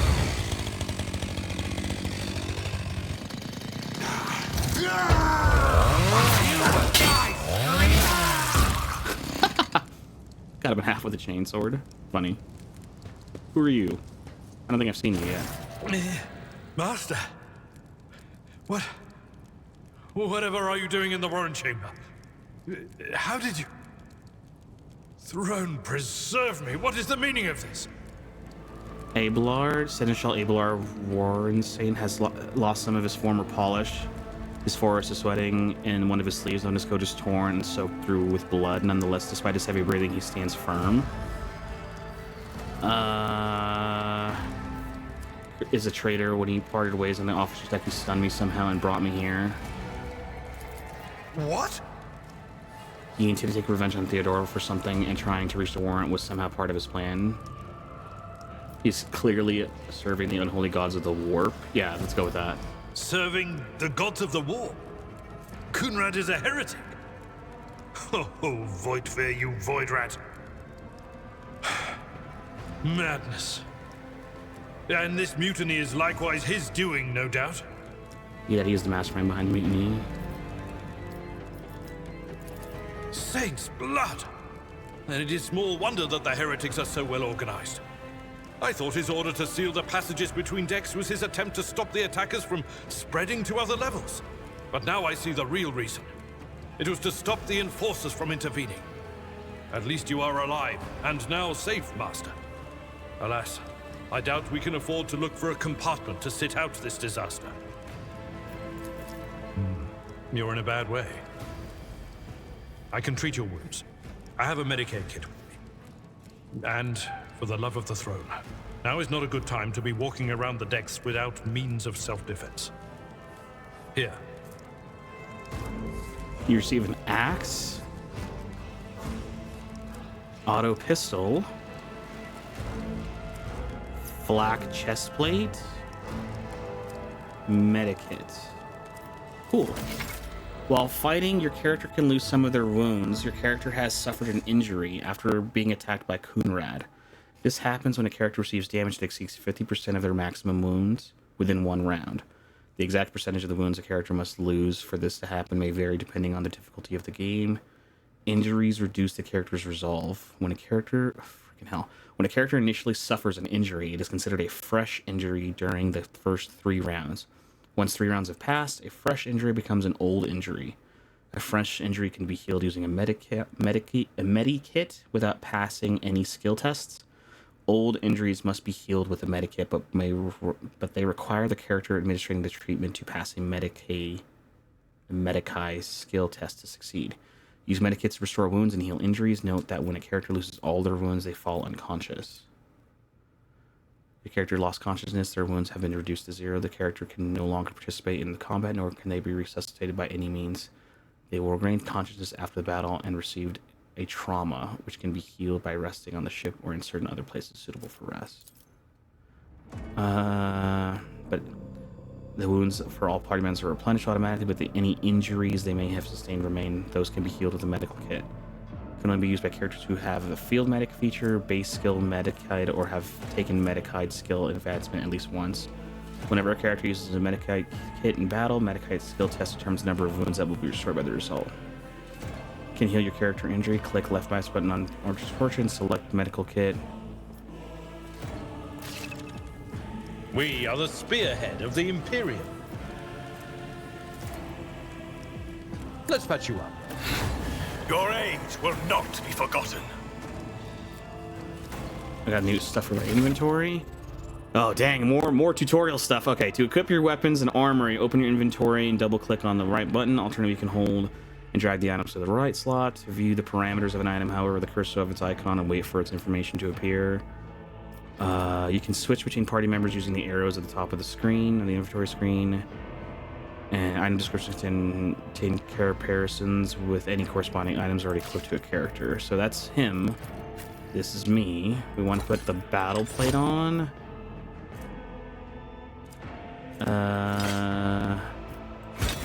That is a noticeable improvement. Now you're prepared for the trials ahead. The lower decks are teeming with heretics instigating the rabble to revolt. But that is the least of our problems. The ship's enforcers are rounding up the scoundrels and suppressing the resistance. The situation on the middle decks is much worse, although strike teams have already been dispatched there. All communication with the bridge and the engineering bay was lost. So, apart from scattered voxcasts, we have no information to go on. We can assume that he's trying going after Theodora. But that is not the worst of it all. All these jolts and shaking are most alarming. These are signs that the navigator and the master helmsman are having difficulty translating the ship out of the warp and into real space. I fear that they may have already lost control. We must reach the navigator's sanctum and get a handle on the situation. If we can manage that, some aboard this vessel may yet survive. What exactly has gone wrong with this translation? How did you find me? What can we expect to find? I heard one of Theodora's Voxcasts. Yeah. Lady Theodora's. Which one? The last one I received was about the navigator's sanctum, and that was a good while ago. In any case, let us hope that the Lord Captain is well and safely in charge of the ship's defense. In the meantime, we must do all we can to prevent the ship from veering off course. What exactly how did you find me? Yeah. You sent me a Vox message. Specifically, a Voxcast on the officer's frequency, which I had the good fortune to receive. I think you mean to say you did no such thing? Yeah, I think the Warrant Sentinel may have sent a message. It appeared when I opened the chamber. Warrant Sentinel? The Lord Captain barely ever ventures down to the chamber, and I was at her side only once or twice when she did. And I did not see anything of the sort. The Warrant Chamber is an ancient and rather sacred mechanism that the ship's tech priests treat with the utmost reverence. I assume that whatever it is that you did, you must have activated certain processes and caused the Sentinel to awaken. But then, why did none of it happen when Lady Theodora did the same? We're special, because we're the main character. The Navigator's Sanctum, very well, will you lead the way? Absolutely. Let us proceed. To all loyal sons and daughters of the God Emperor!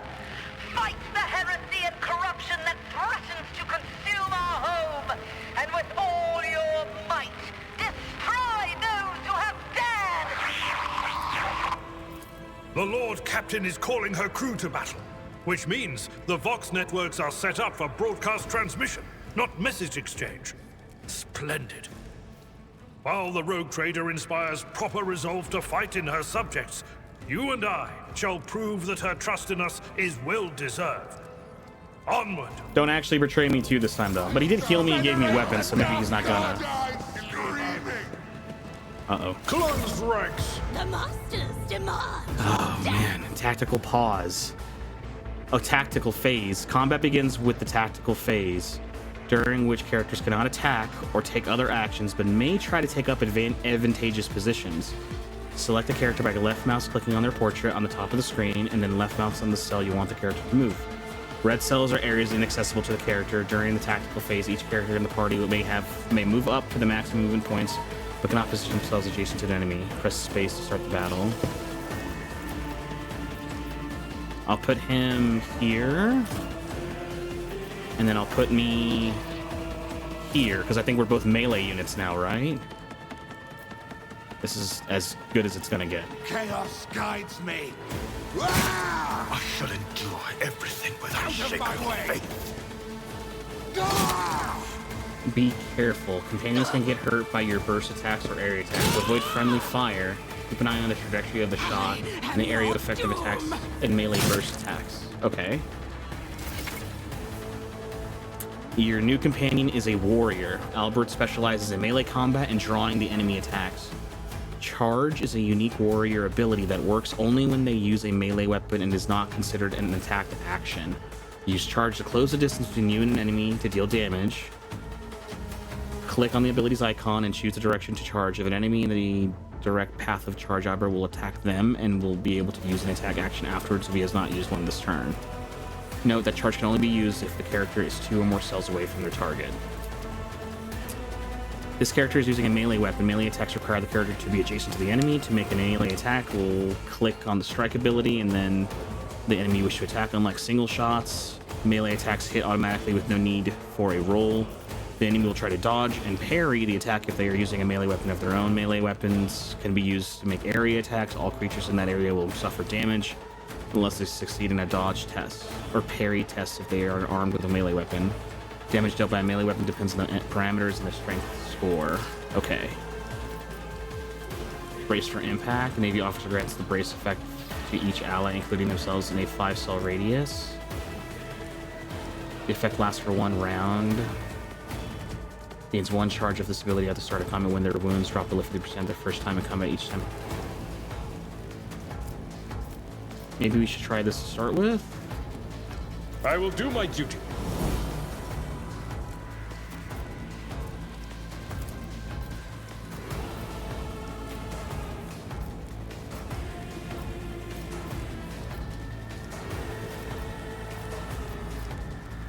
I think he'll hit. We have strike, cleave.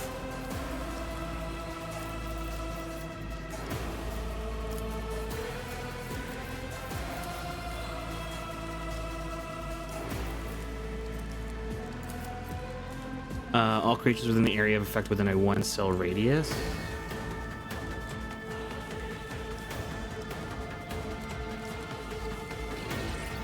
Okay.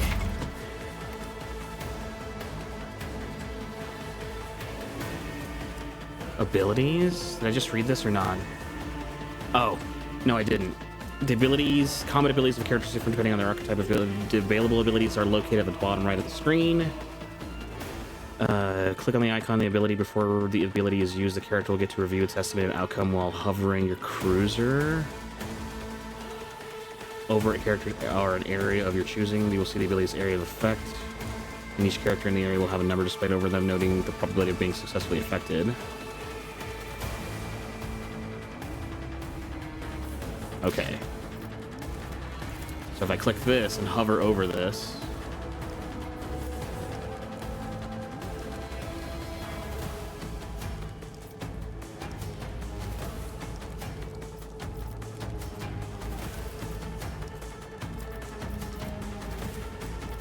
Actions will speak louder than words. You could do worse, wait a but minute. not by much. Characters with melee weapons can attack an opportunity if an opponent in an adjacent cell initiates movement. It can also trigger some abilities. All characters with melee weapons, including members of your party. Wait, hold on a second. I think I hit my own character by mistake. I didn't actually mean to do that. Load. Uh-oh. Autosave didn't initiate here. Oh, crap. Surefire plan. Rejoice in service. Sweep. Swing.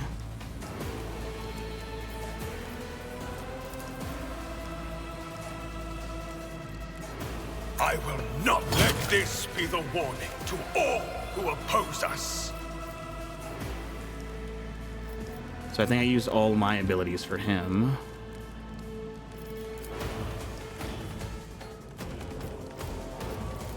Oh, I think he already did everything he could do.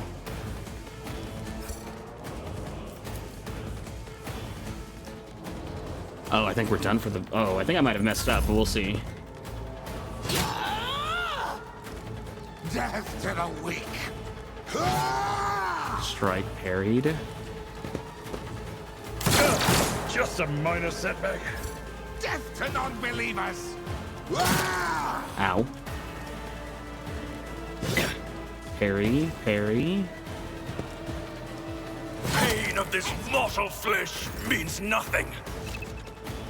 You can use a Medikite sim to restore party members' wounds in battle, treat an injury, or get rid of a certain negative effect. If the character suffering has a Medikite icon displays on the bottom left. If no such icon, for open your inventory to equip a medical stim.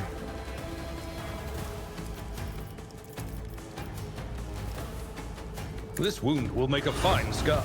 With you at my side, victory is within our grasp. I think if I do cleave, I'll kill all these guys right next to me. One fewer target. Except for one guy. That's fine. Abilities and talents would that improve? Your character has just missed. To increase hit chance, equip your character with a decent weapon and place them on a vantage point. Abilities and talents that improve weapon skill characters will help them more in close combat. For improved marksmanship, learn talents. Okay, got it.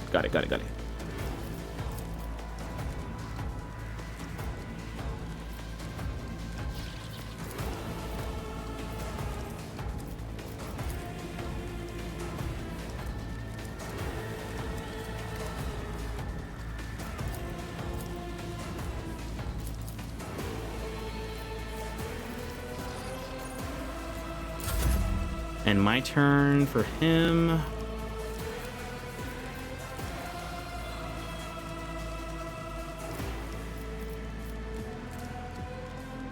Hit chance.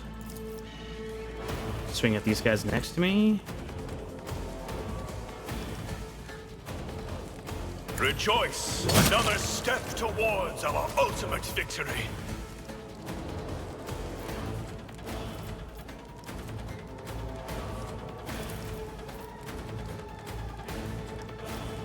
Charge at this guy.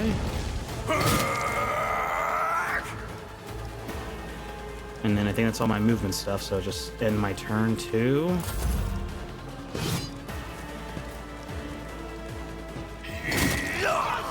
Better crippled in body than corrupt in mind.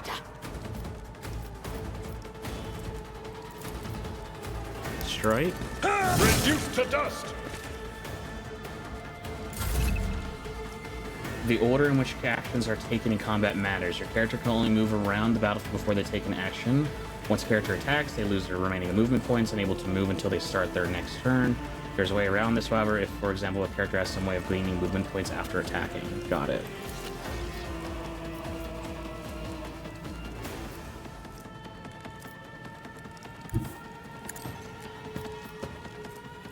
And then strike again. And so you can advance the level of your character and companions prevailing in battles, exploring the Cronus Expanse and completing quest earns you experience points. Once you complete enough experience, your character gains a new level. Click on the arrows. Each level gained offers your character new progression options, which include new talents, abilities, and skills. Your companions gain new levels at the same time as your character, even if they are not included in your active party during your journeys. You can always increase their levels later. Okay.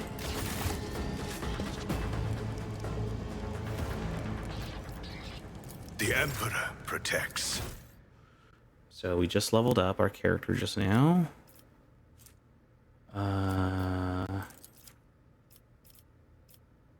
Choose a skill.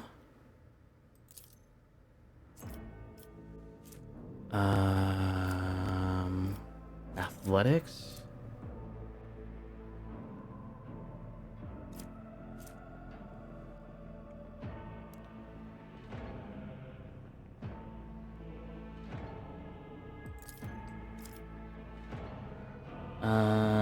Archetype advancement, characteristic bonus, toughness.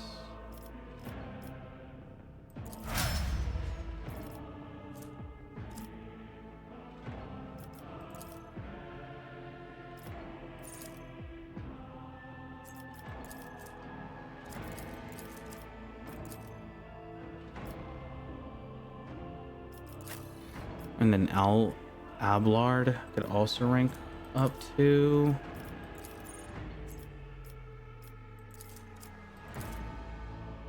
Maybe we'll do athletics for him. Our health went up a little bit too. Okay. Collecting loot. Defeated enemies have no further need of their former belongings. You can discover valuable trophies among them. So inspect what is left of them. Trophies on the right side of the trophy window go to your inventory. Such items can be used or equipped by your character. Trophies on the left are packed up as cargo and sent to your ship, which can be used later to trade with various factions. You can move trophies from one side of the window to the other by dragging them.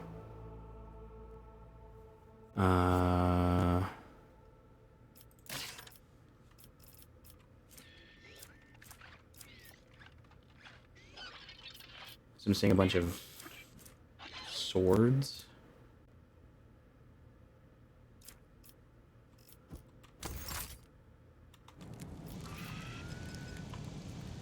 So we did collect some stuff just now. I can't use that, but we can give it to him for another medical stem. I don't think he can equip a pistol. Oh, he can actually. Can give him a pistol. Can I have a pistol? Oh, I can. So the axe is better armor penetration, but not as much damage.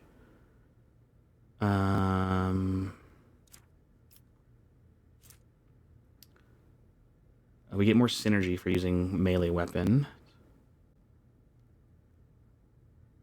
Most force swords have far more flexibility in battle against close combat enemies.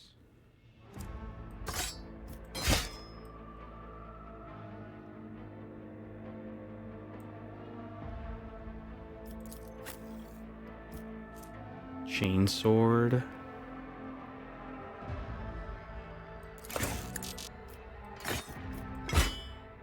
Can I give you the axe and I get the chainsword?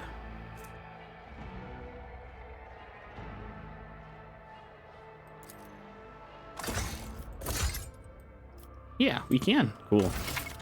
Alternative weapons. In combat, a character may need to use different kinds of weapons, which can be prepared in advance. Open your inventory and prepare a different weapon set. Switch to a different weapon set in combat. Press X. Swapping weapon sets in combat does not cost action points. So sometimes if I need to switch weapon sets, I might need different weapons to work with. Okay. We shall reclaim what is rightfully ours. Man, there's a lot more to this game than there was in XCOM. It's way more complicated, actually. Here's a map of the Void Ship. It consists of several parts between which you can travel. Some parts are not yet available, but over time your character will be able to access them.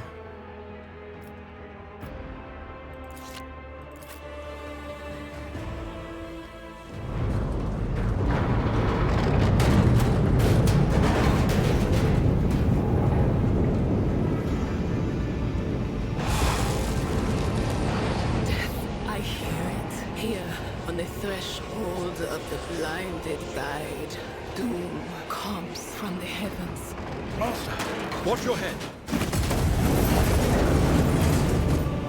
Idira, would it be too much to ask that you phrase your soothsayings plainly for once? That was too close.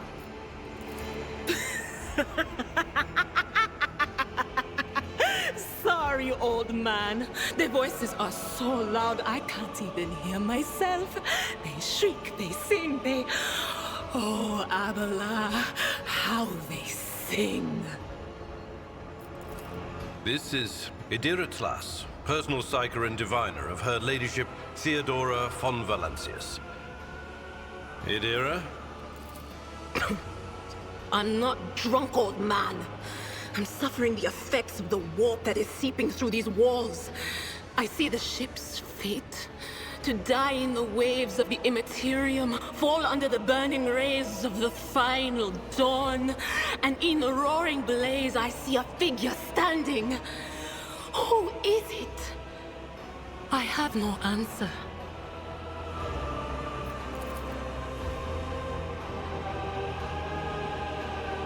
As if the presence is trying to hide from the seer standing before you.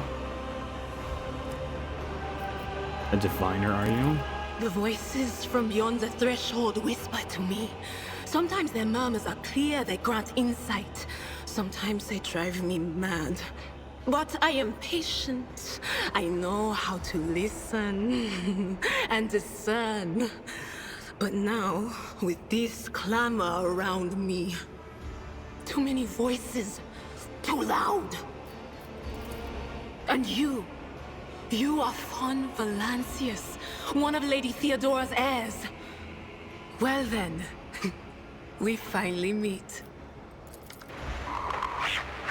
Officers frequency. To all who can hear me, those with a weapon in their hands are to gather on the officers' deck at once. I repeat, gather on the officers' deck at once and prepare to launch a counterattack.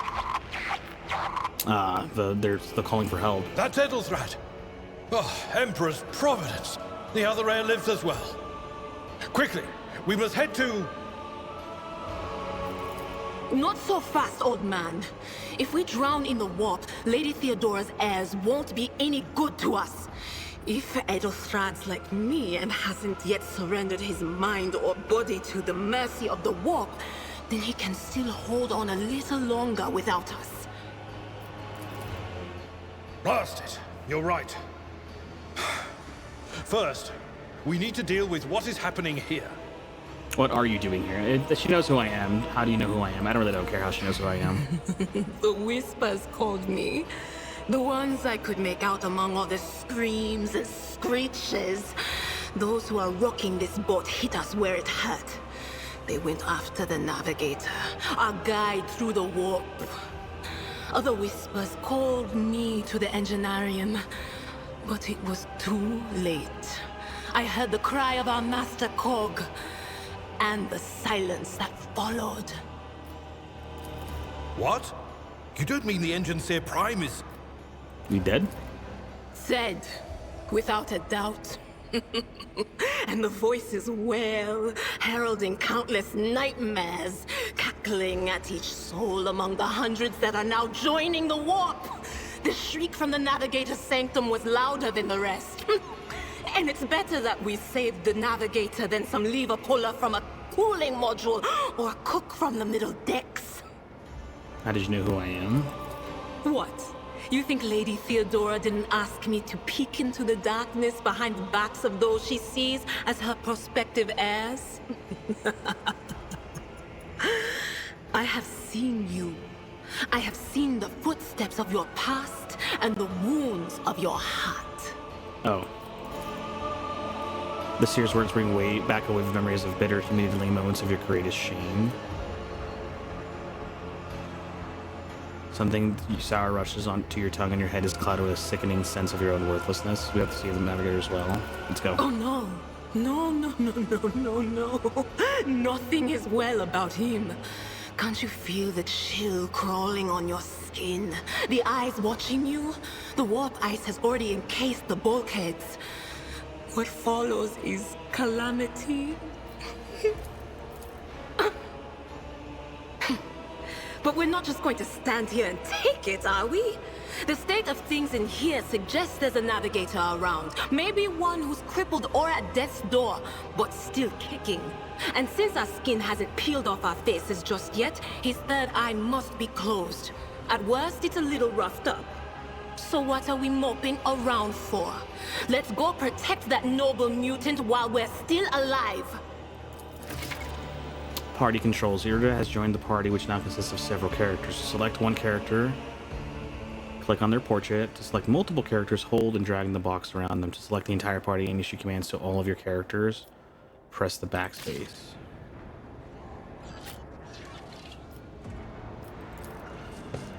Following pieces to read that almost proved fatal to you without...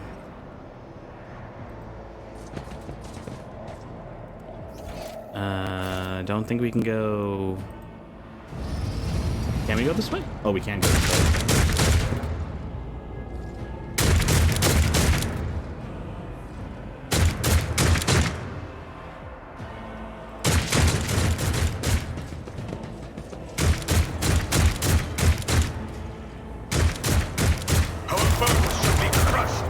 Unyielding might.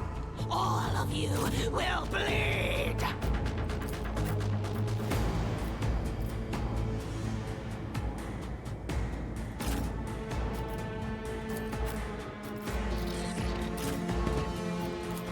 Let's get to it. I serve the ruinous powers.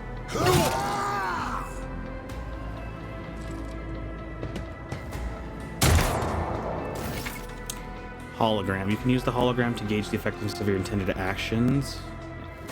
Click the left mouse button to any accessible cell in the battlefield to place the character's hologram there. Select an ability or a single shot attack to see the expected outcome of the action will be displayed, and use the hologram's location to whether pick an effective position for the action you are planning to take. Also lets you see if the enemy will be within your line of sight.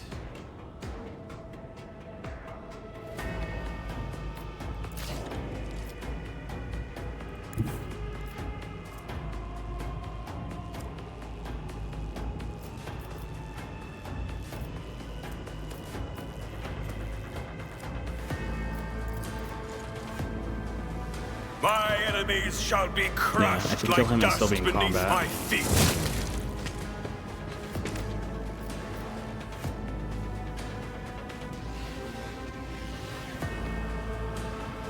Actions will speak louder than words.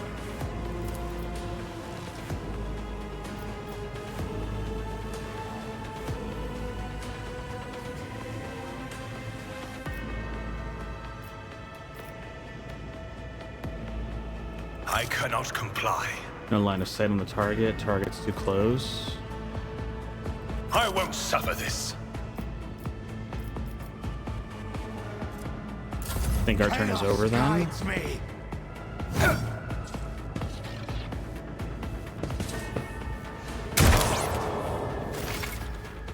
Irdira's abilities. Irdira is a psyker and an operative. As an operative, she can study opponents and identify their weaknesses, and her psyker abilities allow her to deal damage to them. Analyze enemies is an operative ability which applies the exploit effect to all enemies within the operative's line of sight at the start of each of the operative's turns. The operative can also use this ability against specific enemies to inflict several stacks of this effect. The higher the operative's intelligence bonus, it is the more exploit stacks can be inflicted. Whenever an operative hits a target with an exploit applied to them, the attack deals extra damage.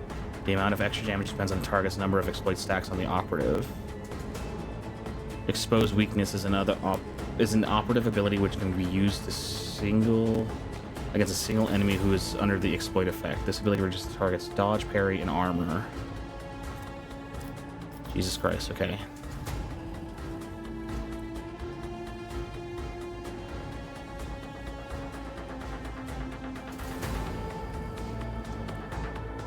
Staff that lets attacker use Inferno, but if they do so, they must have the Pyromancer attack plus when learned.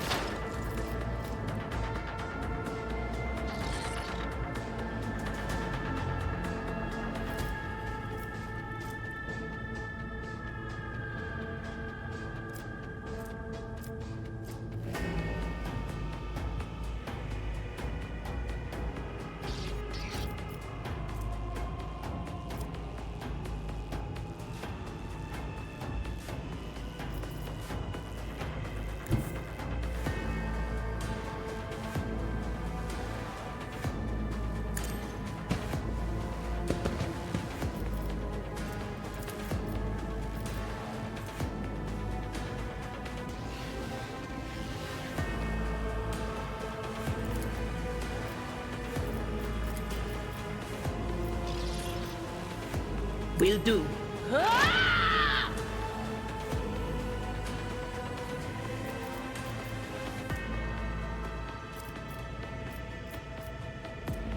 Forewarning.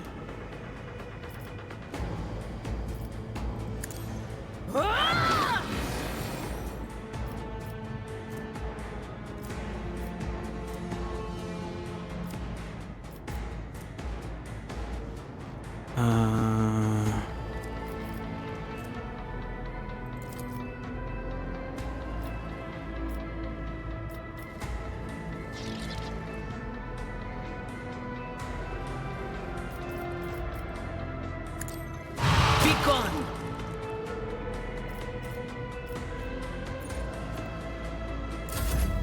Close this.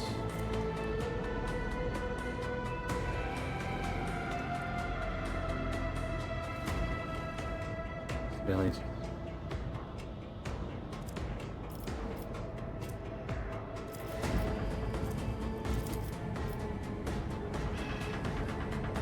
Indeed.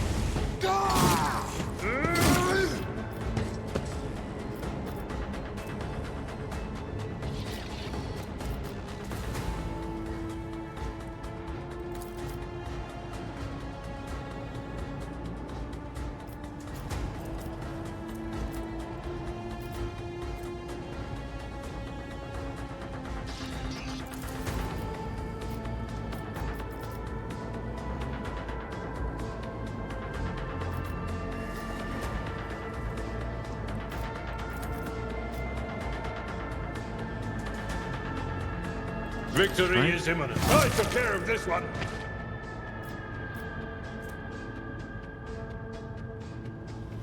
At your beck and call. Brace for impact. Out my way. Here we go. Ah! Chaos guides me. Pain and duty go hand in hand.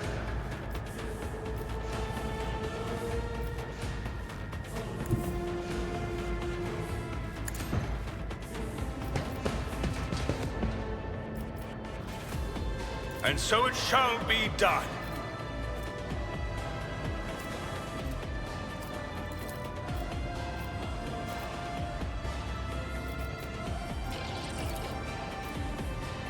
This is beyond me.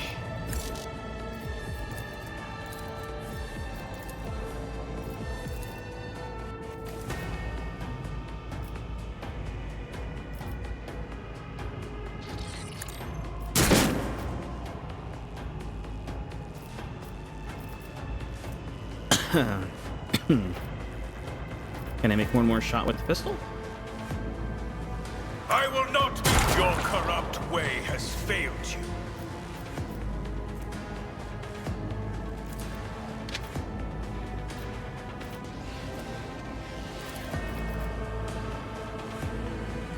And so shall it be.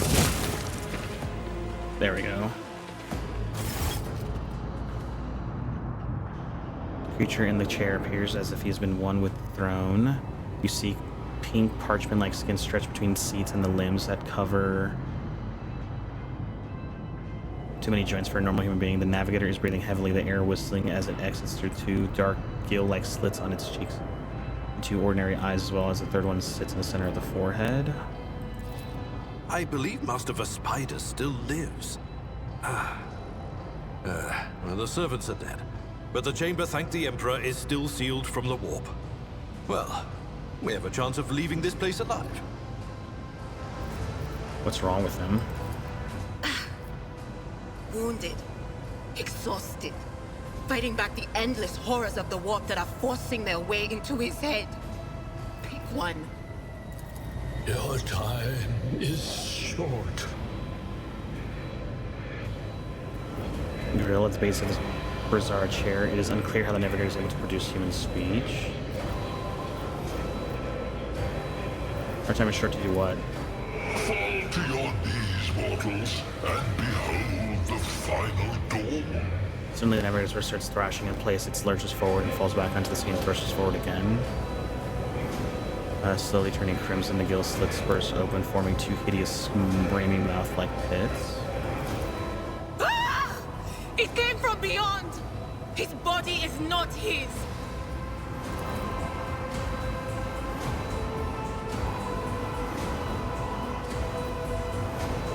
Oh, the navigator's starting to be corrupted. Its march thunders under the burden of hopes. Unseal your hearts, and I will flood your souls with myriads of words and meanings, each one a portent of salvation within me.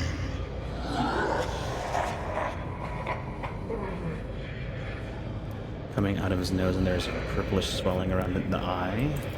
Run. Flee from this place while I still have the strength. I can contain the intrusion, but not for long. We must begin the translation. Leave the warp. But it can't be done without the Master Helmsman's help. I cannot bear to see this agony any longer. I would rather put an end to it. What do we do now? The ship can only begin the translation with the assistance of the Master Helmsman, if he is still alive. It is worth a try. We must get to the bridge, but we will need support. Our only option is to fight our way to the officer's deck and join forces with Edelthrad and his people. I believe we will also find Lady Theodora there. She must have heard the call to arms that the servo skull relayed to us earlier. Cool. Vespaidas, good luck. And thank you. Does not give her a response. Black tears mixed with blood are streaming under the closed eyelids. The vox at the base of the chair is bellowing out, static interspersed with distant echoes of otherworldly laughter. So we don't got a lot of time because this guy's slowly fallen to corruption because of us being in the warp for way too long. So it's like we gotta get the hell out of here. What's it say? The navigator appears dead. Only the slight movement of his chest and the twitching of his eyes let you know that he's still clinging to life. All right, we're on like not a time crunch, but it do be time to leave. Let's search all of our dead enemies and see what they had.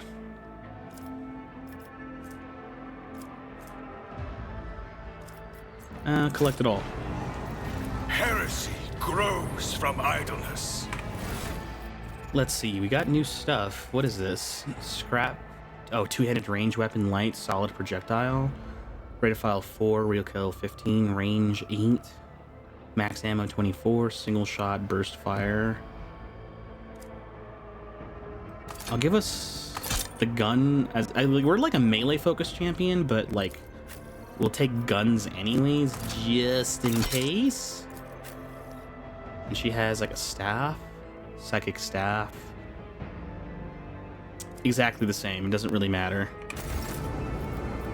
With each step, I forge my destiny among the stars.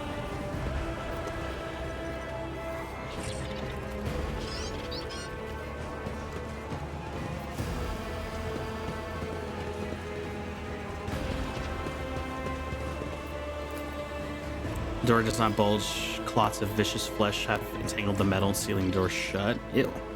Okay, we can't go that way.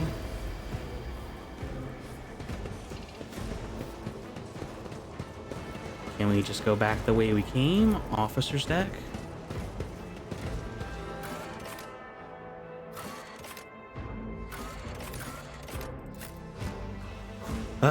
Alright.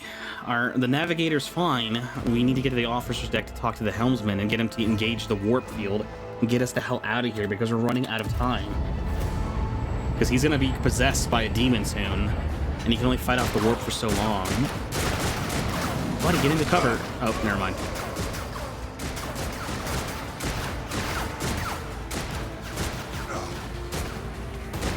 Your ship's as good as ours. It's all over for you.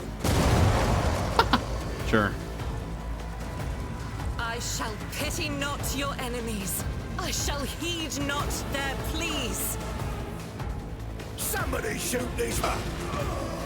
I shall betray not your tenets, nor stray one step from them. Take not your gaze from me. Leave me not without your grace. I told you he would protect us. My God, my light, my Emperor.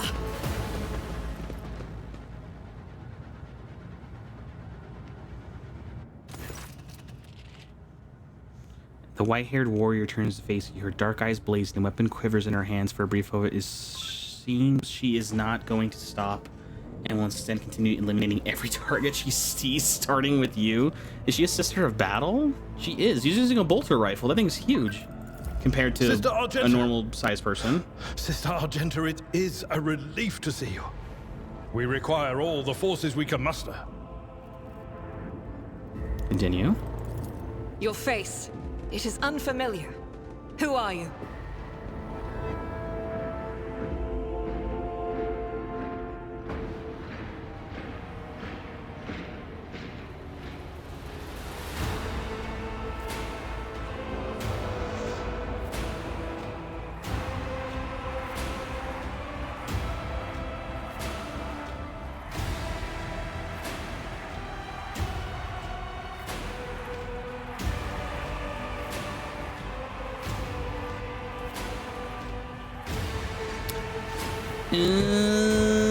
And just who are so brazen about your inquiries, shall I introduce myself after you do the same? Sure. Allow me, Master. Sister Argenta, sacred warrior of the Adeptus Sororitas. Sister, this is Master von Valancius, a member of the Rogue Traders House. The hour is dark and daunting. Ship abounds with corruption. The faces of friends are twisted by sneers of heresy. The eyes of comrades ignite with the archenemy's hunger. I will do what I must to halt the advance of the dark forces. But in these dire moments, little can be trusted. So I must know, why are you here? Sister, I beg of you. Now is not the time for interrogations. The ship is under attack by heretics. We've been betrayed by our esteemed Master of Whispers. Edelthrad the Heir is waiting for our aid, and Lord Captain Theodora is expecting a report on our success. We are here to deal with the situation, so I suggest we all do just that. I am no traitor, sister. You can be sure of that. If you speak truthfully, the Emperor will not forsake you. If you are lying, you will not escape his retribution. Yes? I cannot wait to rain righteous fire down upon each and every heretic! Lore Imperium succeeded. What is the warrior of the Adeptus Sororitas doing aboard a rogue trader ship? Your orders serve the Elysiarchy? I don't know how to pronounce that word. Who are you with these people? Or who are these people with you? What is happening on the officer's deck? We must ask them about... Oh. Our chance of success was about 25%? Skill value, difficulty modifier? Oh, we should ask Sister this question. Argenta is a guest of the Lord Captain. And that story deserves its own time and conversation. Under more appropriate circumstances. Enough idle chatter. I am where I must be, and that will suffice. Who are these people with you? Overseer of Middle Deck AL-84, my lord. We were rounding up everyone we could find in the attack compartments when we ran into an ambush. Just about every enforcer fell. These are the survivors. What is happening in the officer's deck? Massacre, my lord. And heretics are not just killing the crew. Some kind of blight is sweeping through the decks, filling the air. I saw people going mad the moment they breathed it in, screaming about seeing their dead comrades, tearing out their eyes. I implore you, my lord, be on your guard. Jesus Christ. Okay, so something else is here too? Through this door. I shall join you, for it is my duty to the God Emperor to destroy this heresy. Okay. We will follow. For now, we will hold off any heretics who might try to crawl in through the cracks to join the main assault. And we'll take a look at the generators while we're at it. Those villains made a mess of the cables. Oh, I wish we had a Tectomat with us. But we'll see what we can do without one. Good to hear it. Sister? Ready. May Terra's light illuminate our path through fire and darkness.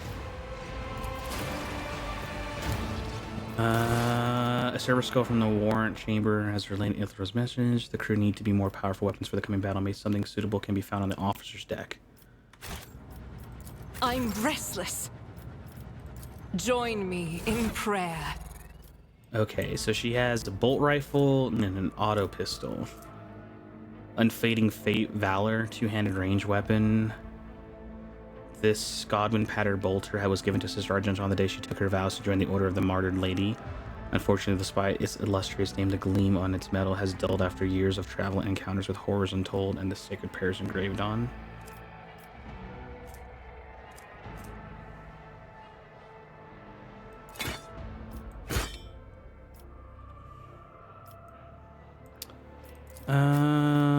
What kind of skills does she have?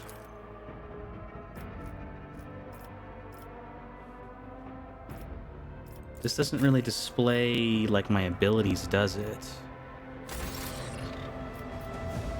Run and gun. The soldier gains 4 movement. Their next attack costs -1 AP less and does not count towards the attack limit.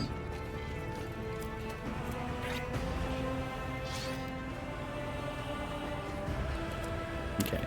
The Emperor protects! Door is closed, but it locks. Looking attack, it can probably be opened with the right tool.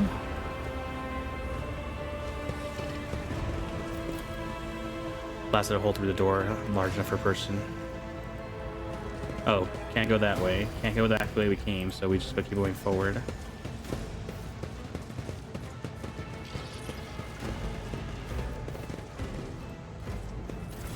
Goods. Crate of tranq injectors. Maglev implementer, 20% of ranged weapon cargo. Salvage Omni processor. Shipment of low sticks.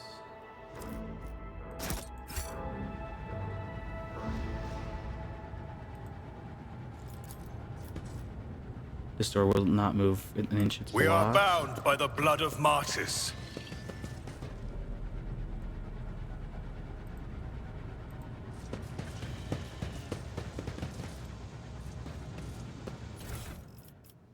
Creative tranq injectors, magazine of purified bolts, set of icons, axe, shield. Equipped weapons. You have received a new, more efficient weapon for your character. To upgrade your equipment, open the inventory. You can either hold and drag the new item to your weapon slot or double click on the item's icon. You will find and purchase new equipment often on your travels. So do not forget to update your character's equipment in order to make them more powerful. Okay. Let the faith guide my path to glory. What is this? Shield?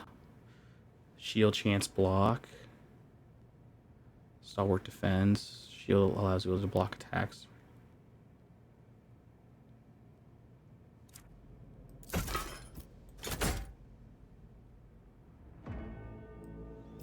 Oh, the shield actually takes over my other handed weapon.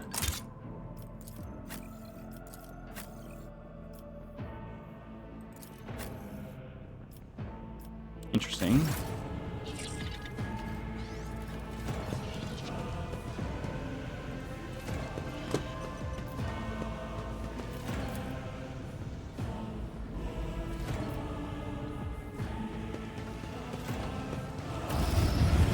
Door to the best structure. There must be a way to open it.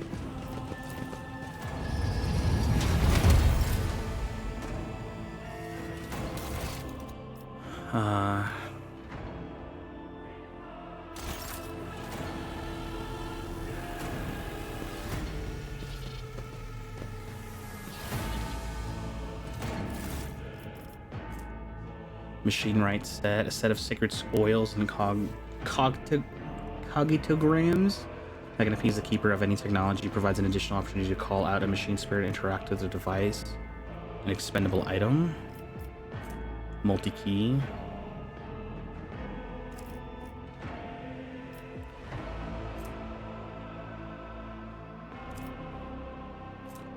Cargo is for storing loot that is not valuable enough for a mighty rotator. Drag pieces of loot to remove it from your loot screen.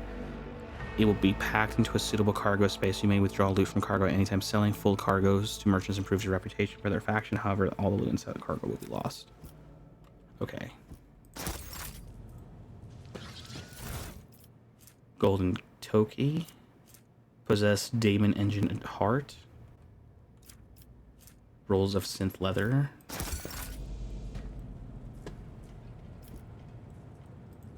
This is out of the Whispers are ordinary. getting louder. Oh, these were not my guys. Whoops. I thought these were my friends.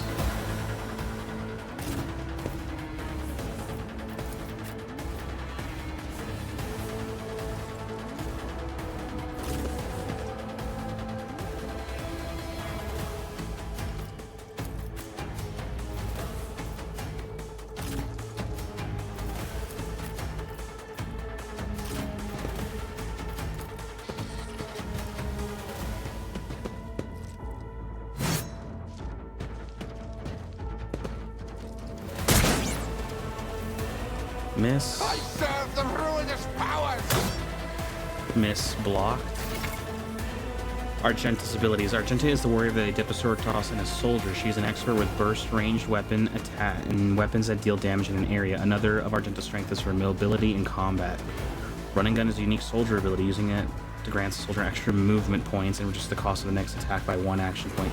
The soldier also suffer a -10 penalty to their ballistic skill for the attack. Running gun also allows the soldier to perform an additional attack with a ranged attack, which is a handy tool if you want to make more than 1 attack with them this turn.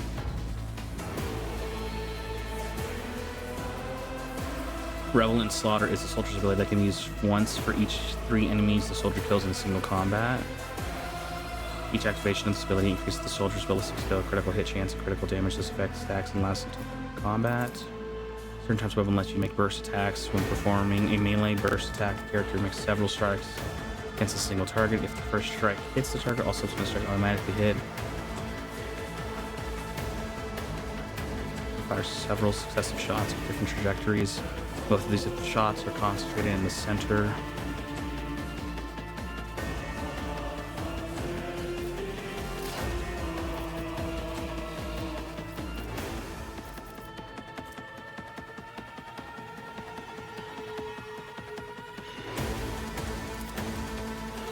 Zeal.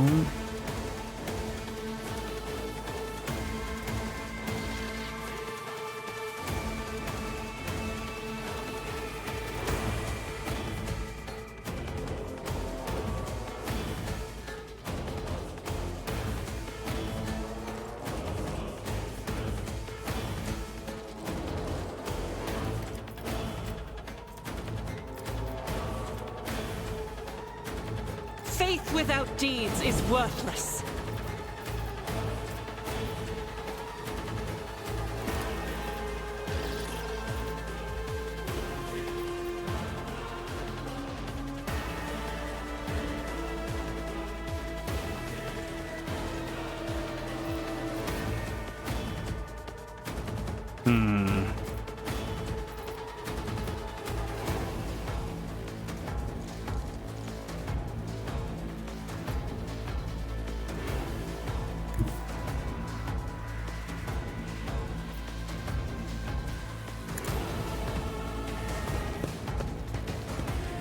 Over here.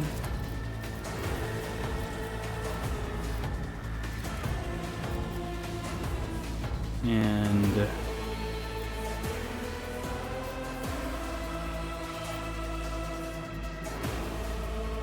I know we'll hit me, but it's okay.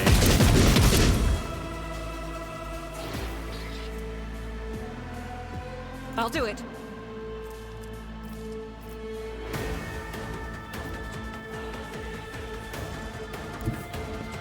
Guided by faith.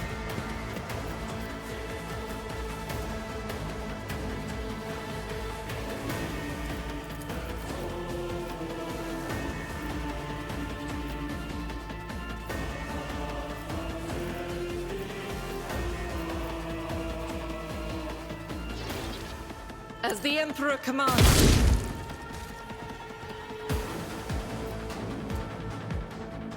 I will not.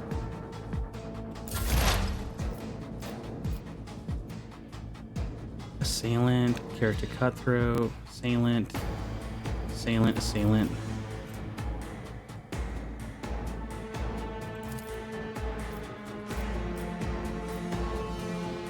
Anything else?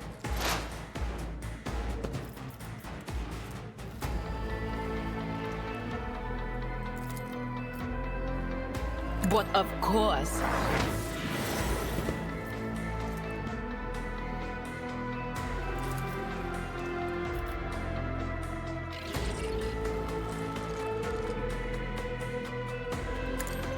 Farewell.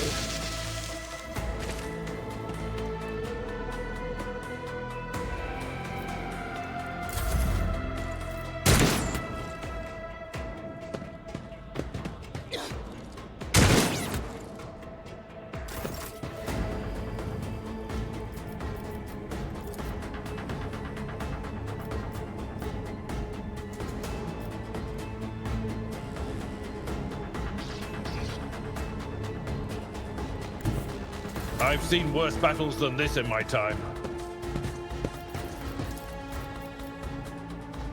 Indeed.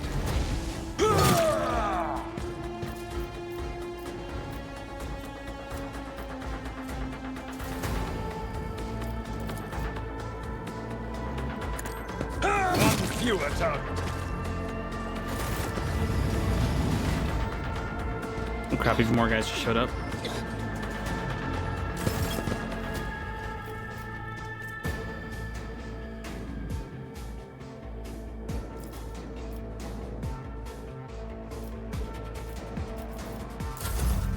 To non-believers!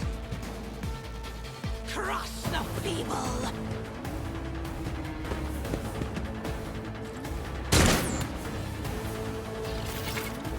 Types of cover. Full and partial cover gives you an opportunity to avoid enemy attacks. Full cover indicated by a skull with a shield reduces the chance of being hit by 60%.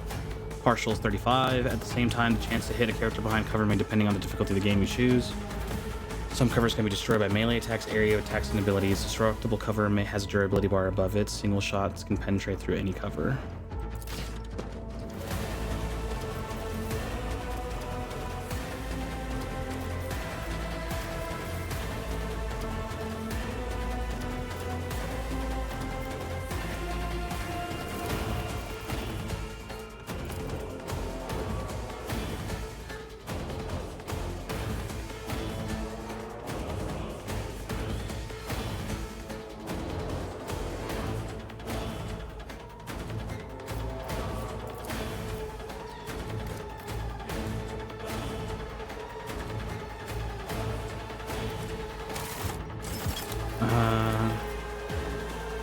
Shield bash, 90%.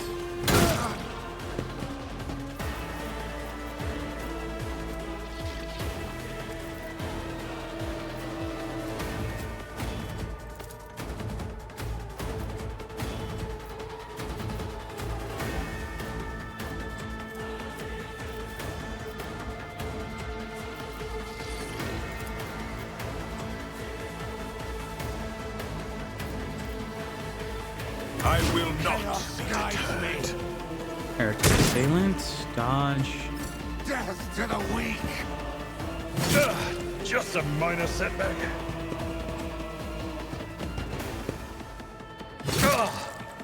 Pain and duty go hand in hand.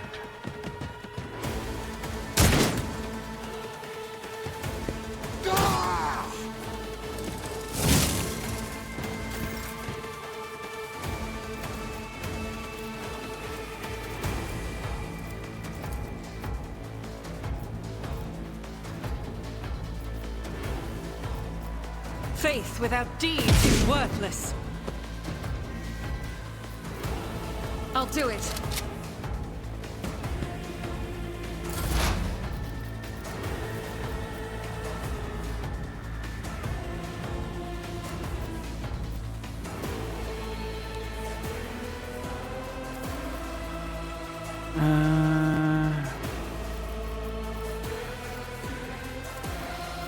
On it.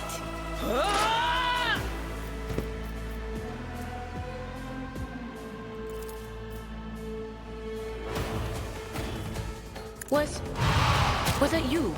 Or...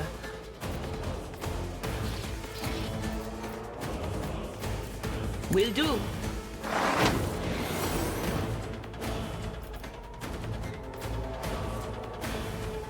Momentum, special comment, also heroic has desperate measures. Those abilities can only be used once per.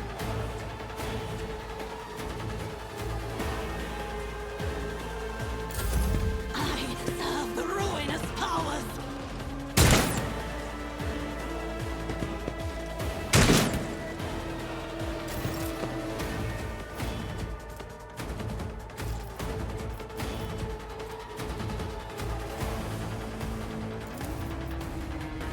At your beck and call.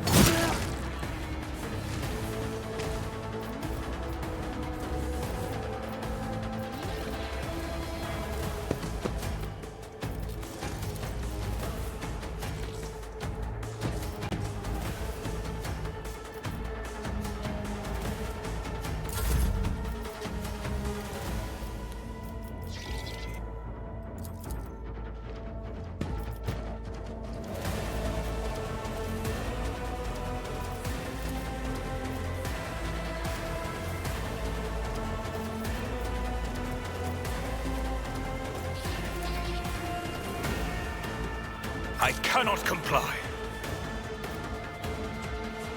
And so, your corrupt way has failed you. I won't suffer this. Does the shield make me a lot slower?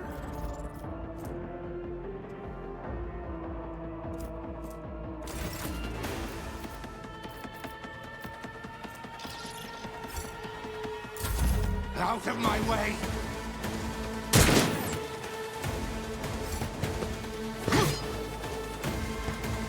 Such is the will of chaos.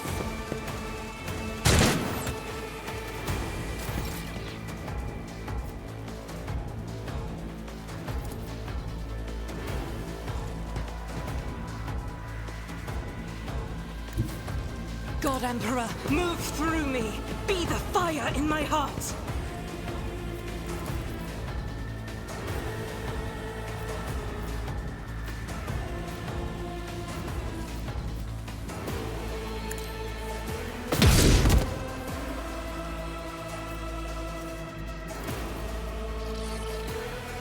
Come on. Each strike is a prayer.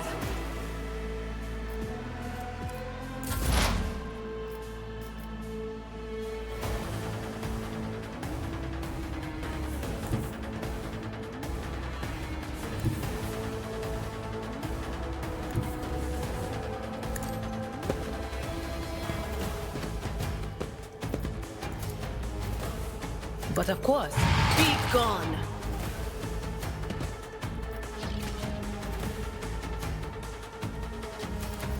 Anything is?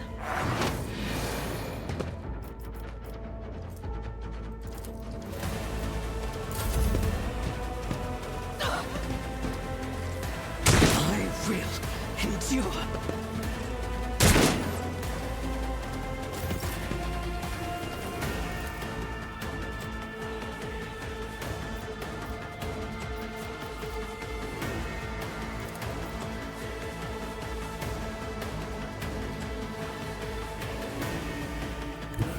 Tried and tested tactics are the best ones.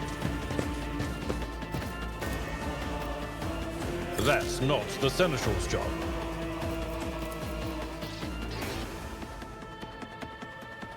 Victory is imminent.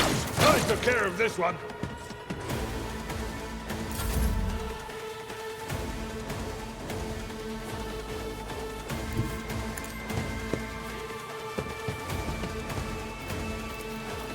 Rejoice!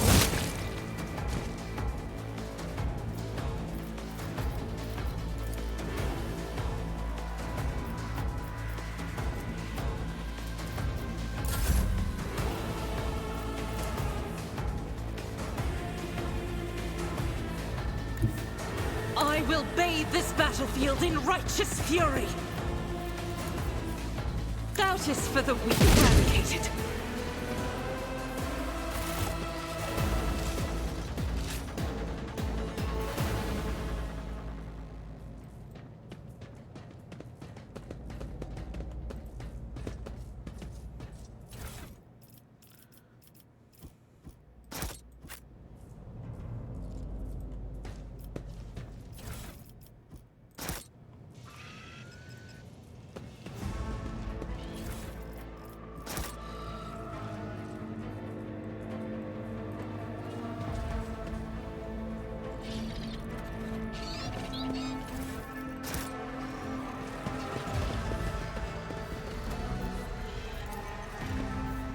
The cozy setting area is completely destroyed. Pieces of furniture and splinters are scattered everywhere, and the dark stains on the floor.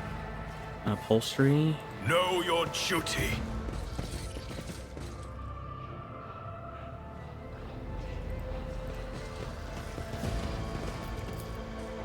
An exact replica of the Von Vallis Floyd ship sits on the pedestal. Labels indicate the compartments and the decks in the main vessel.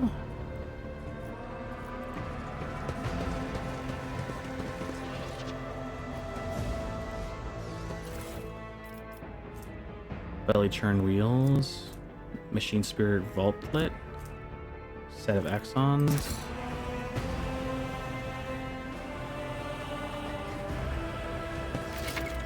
Skill test and interaction with the environment.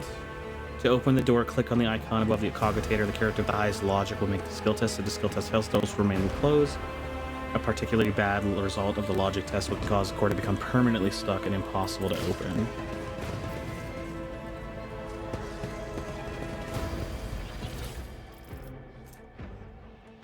Electrified shard net. Engraved flasks. Grox meat rump steaks. Let us walk this path to the end.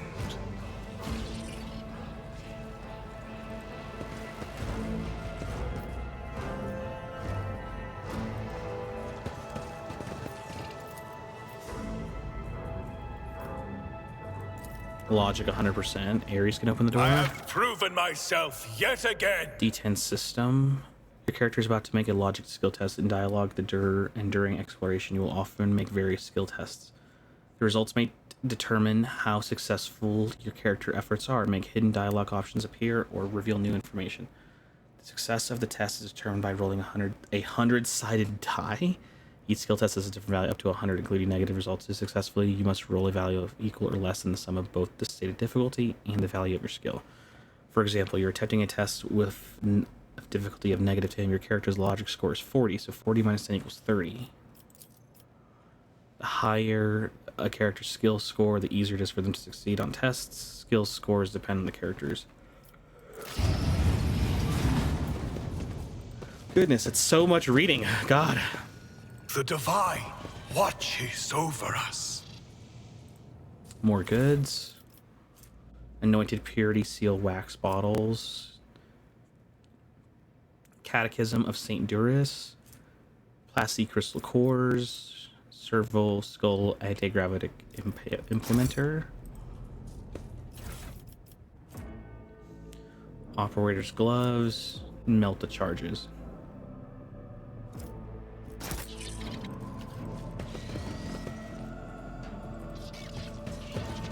We are bound by the blood of martyrs. My faith is my shield. So we got some armor. Tech use. 40, 30, 30, 30. So technically us would be the best one because we're the ones that have the highest tech use skill to start with.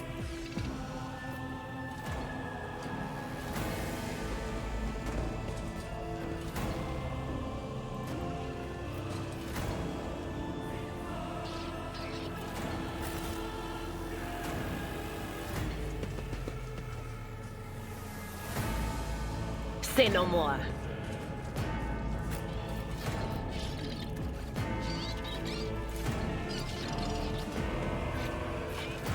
Blow up the door. Never doubt me.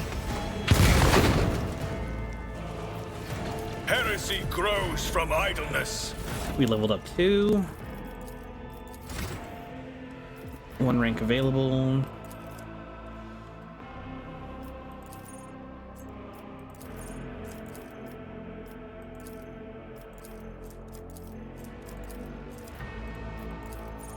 Until the warrior's next turn, they gain +1 deflection and +10 temporary wounds.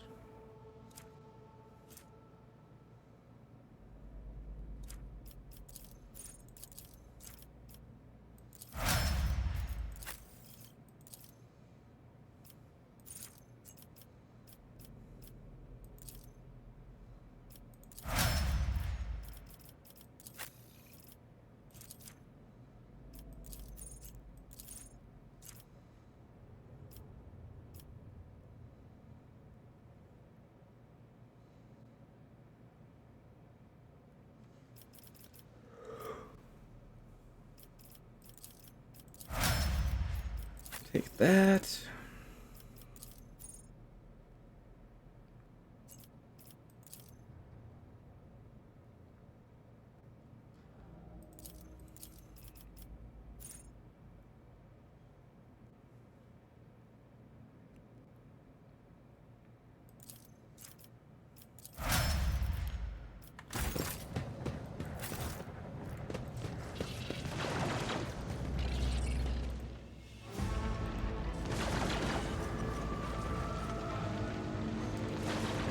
We shall reclaim what is rightfully ours.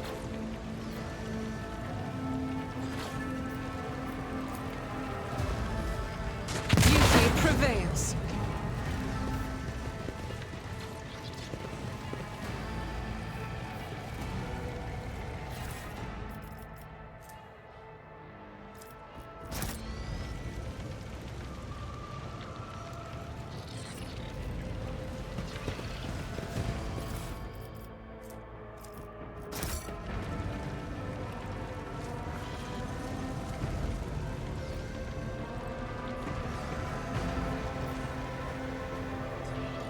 Know your duty.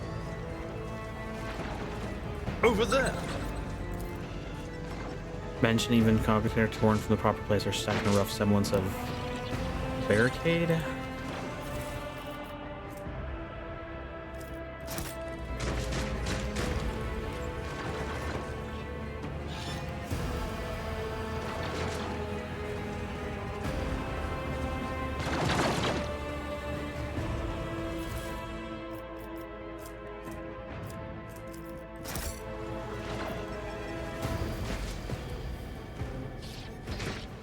Let's cross the way.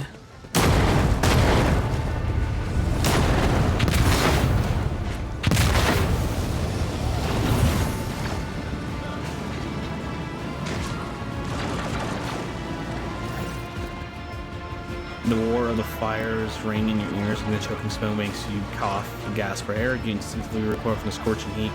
Wiping your face a moment later, a hazy silhouette forms in the raging wall of fire. You're certain about ear-splitting noise and the screaming, yet you hear the sound of footsteps, and you see the figure walk out of the fire towards you. It's the door of Valencia. Are you lost, my heir?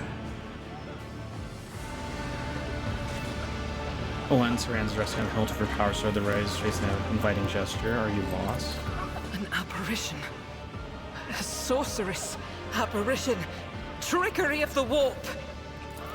Sister, you will lower your weapon. Threatening the Lord Captain is outrageous. This is impossible. I doubt you are aware of the limits of what is possible. For your worldview is but an iota of what a rogue trader knows and sees. But I can tell that you would like me to share that knowledge with you. That power over reality. I can lead you out of these flames, show you a path, rid you of pain, and give you a weapon so that you may defeat your enemies. Decide. Mouth begins to salivate. Each word Theodora speaks is like music to your ears. The entity that now dwells in the recesses of your mind is pleading, begging, demanding that you give her an immediate answer. And that answer can be nothing other than acceptance. Do not listen to this abomination. If there is naught but his light in your heart, if you are resolute in your faith, then step into the flames. The Emperor protects. His faithful will not be deterred by either darkness or deceitful promises. Nor will the fire burn those who carry the torch of faith in their soul. To the void with you. We need to follow Lady Theodora before we suffocate in this furnace. The people! The survivors from the middle decks! We must help the crew! Lead them out! Find a way around! Over the roaring flames, you hear distant sounds, frightening voices, screams, muffled and distorted as if there were a body of water between you and them. Then we'll miss our chance to meet up with Edel.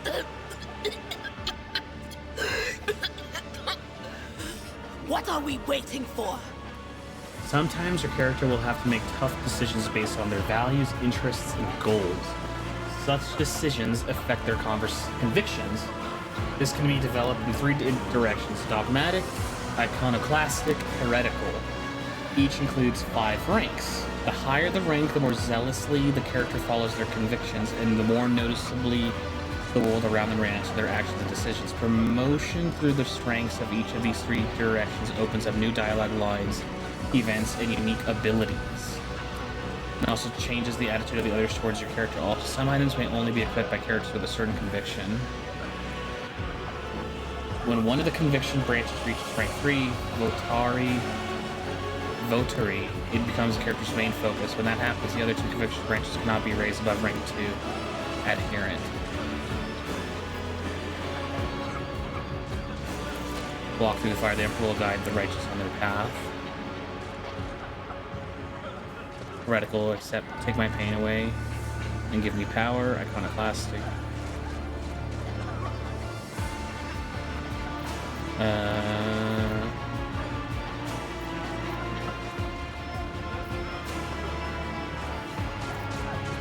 I'll leave my people in harm's way.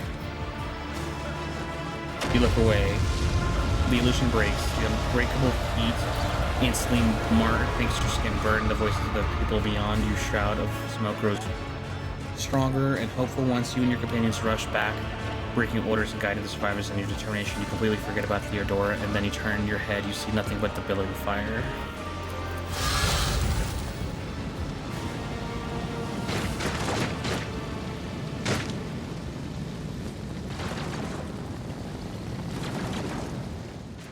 Let the faith guide my path to glory. Where did it go? The thing that was standing in front of us in the fire? I could have sworn. To the same place all unholy visions go. Do you want to follow it, witch?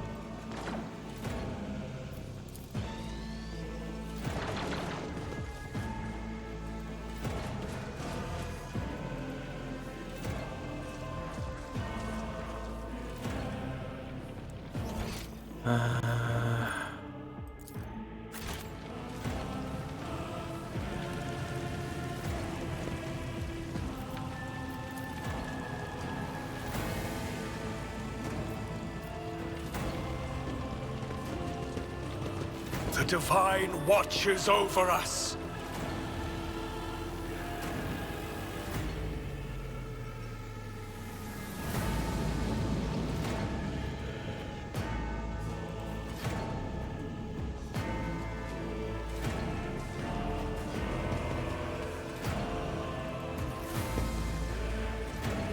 Crash the platform. I better myself through my service.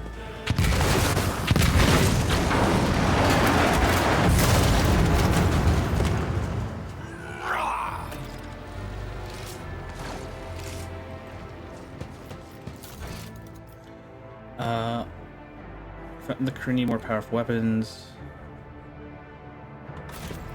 There we go. We found to collapse the bridge. Let us walk this path to the end. Too late. We are too late. Or perhaps Edelthrad and his escort never made it here. Which would be even worse. Or they could be fighting on the bridge as we speak. Without us.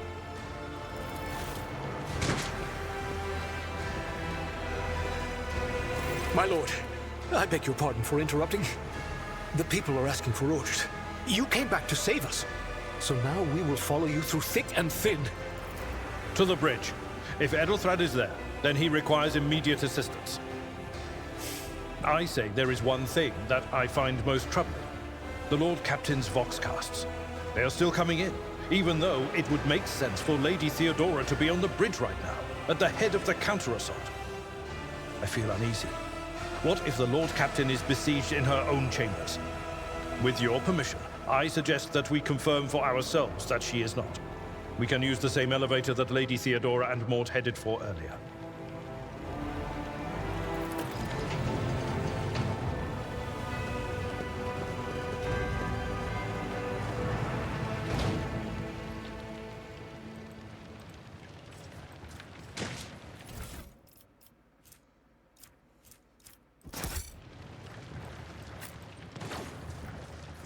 We shall reclaim what is rightfully ours.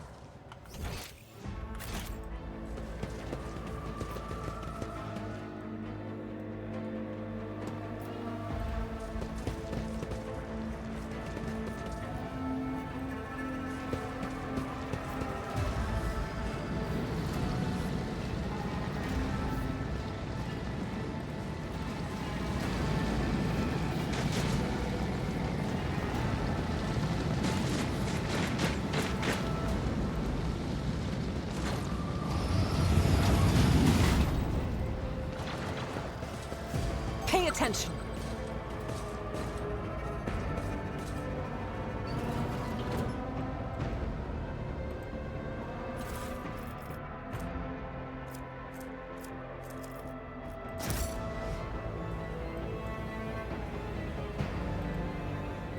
With each step, I forge my destiny among the stars. Monomolecular edged bayonets, profane blades.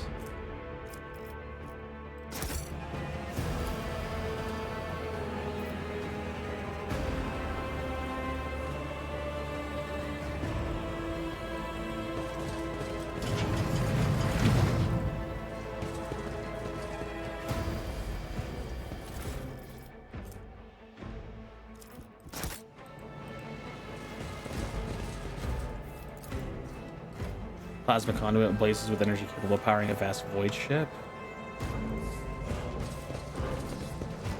Go back this way.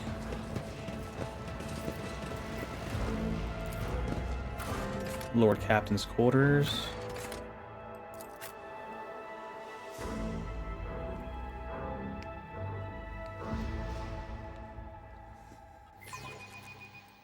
Let's keep going.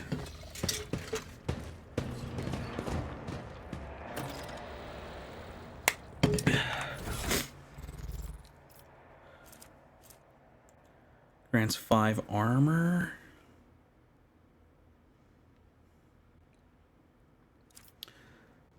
Armor value 20%.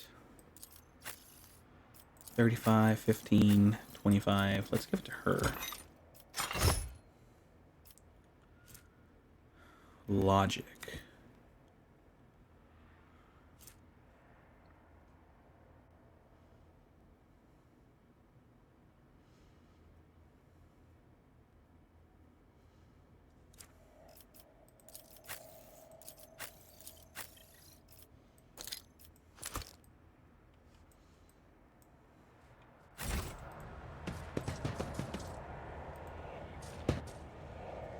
Oh crap, most of her people are dead in here. Oh, including her maybe.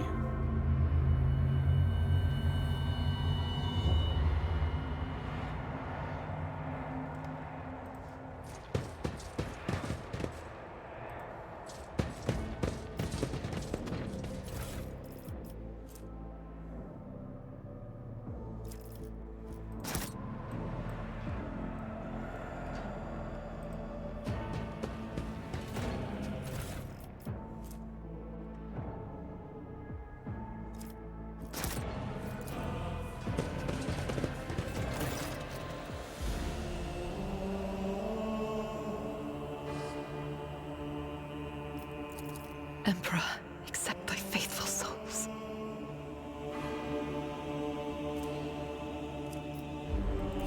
No! Lord Captain, I didn't hear a thing. Not a whisper, not a breath. It was so loud. Why didn't I foresee this? No. Lord Captain. Who would even dare? Unless that rat, Voidsphere.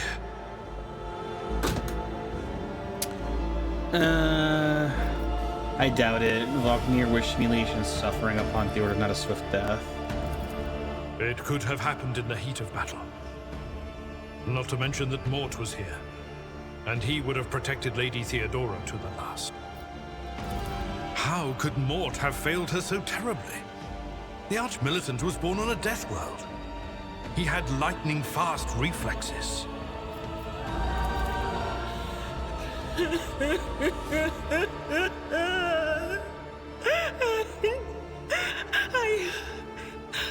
I can look at things in my own way.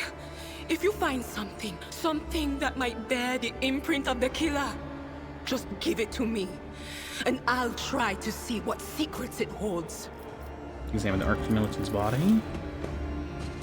Like they said, like, he's so skilled at his job. How the hell would he have died so easily? An auto pistol shot went through Mort's forehead, spraying the floor and the furniture around with blood, brain matter, and shards of his skull. The safety of the Arch-Militant's weapon is off. The killer must have been a split second quicker than him.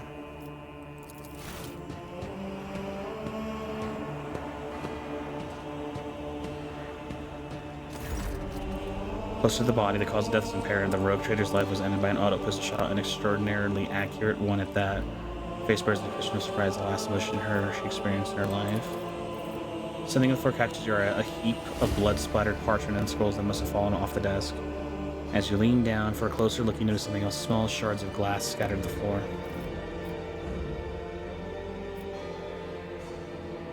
Inspect the shards of glass. It is difficult to say what exactly was broken. The object fell to the floor, and as much as you can assertion. On closer examination, the shards appear iridescent rather than completely transparent, as if they had been submerged in promethium.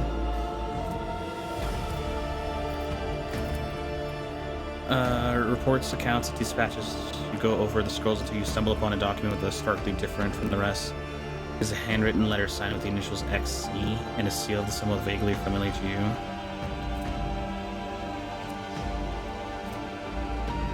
Ooh, Steam Theodora, a change in circumstances demanded your immediate assistance in our mutual cause. Forthwith, upon receiving this letter and performing the necessary preparations of the crew, you are to depart for the Rykod system. One of my acolytes, Interrogator Heinrich von Kalux, operates there at the present time. Upon your arrival in the system, you will, without delay, make contact with him and offer any assistance required of you.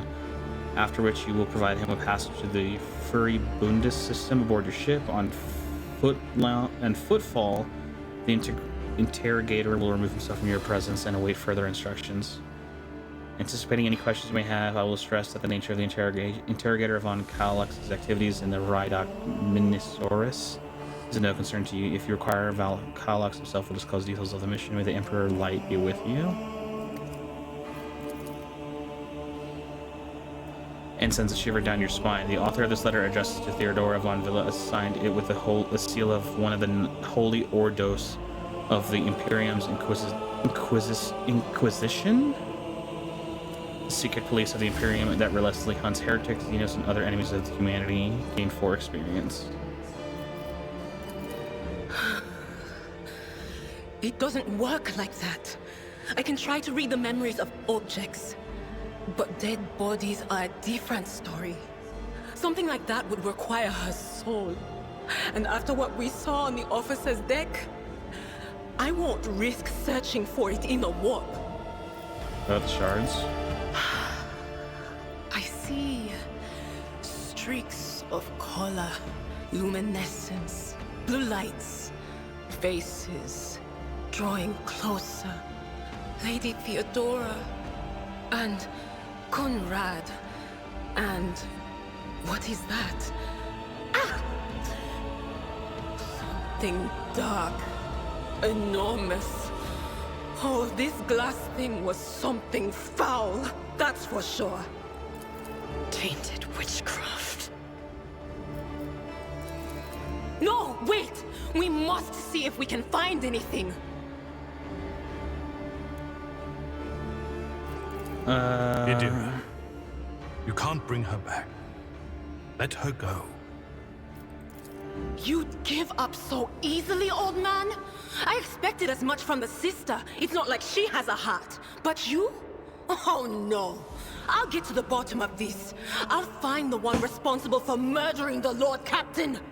And when I do, that scum will regret the day they were born.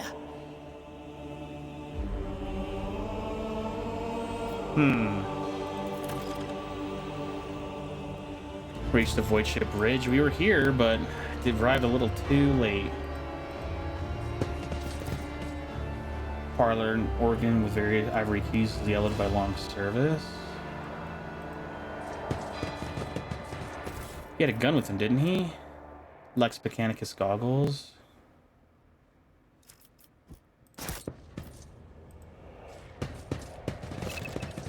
Items and convictions. You have found an item that can only be equipped by characters of a certain conviction rank.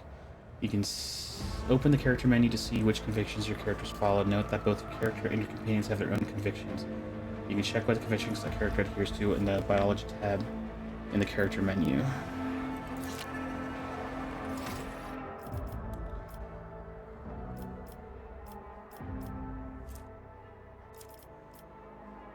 Iconoclast. Belief in value of human life and freedom, faith in the power of goodwill, capable of overcoming the horrors and dangers of the universe without the need of artificial prohibitions, the desire to seek out common ground and compromise rather than uncompromising destruction.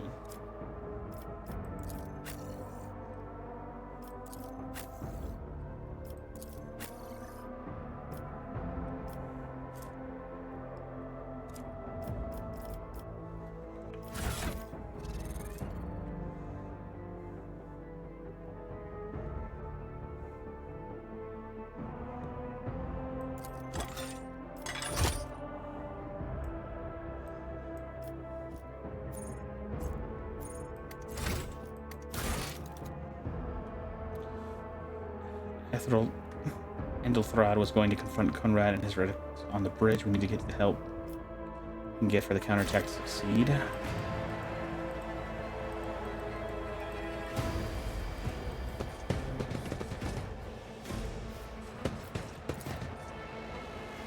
Surf from a light, smooth surface of objects dotted with dark spots and crumbling holes. We are bound by the blood of martyrs.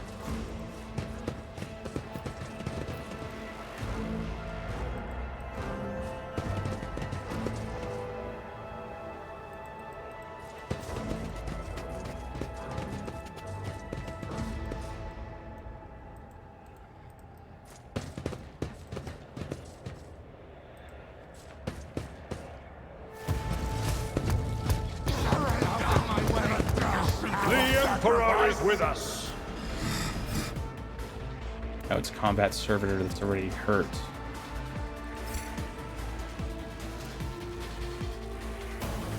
Heavily damaged.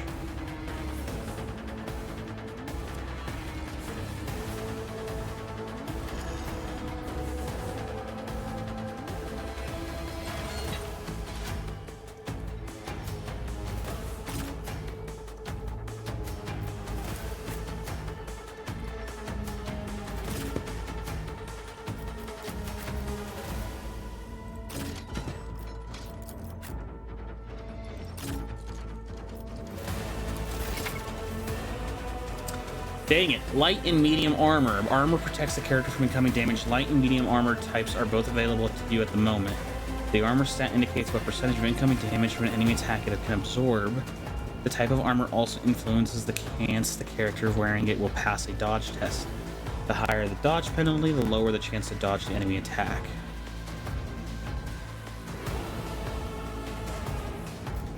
A character in light armor dodges attacks more often, but takes more damage when hit. Medium armor absorbs more damage if the character is hit, but reduces their mobility and ability to dodge attacks. You can obtain heavy armor. Unlike light and medium armor, heavy armor provides the ability to deflect damage. Deflection is a unique heavy armor stat that reduces damage taken by a specific flat amount. Heavy armor has a higher armor rating than medium and light armor, but also usually has a higher dodge penalty, making it harder to dodge enemy attacks while wearing it. Only characters with heavy armor proficiency.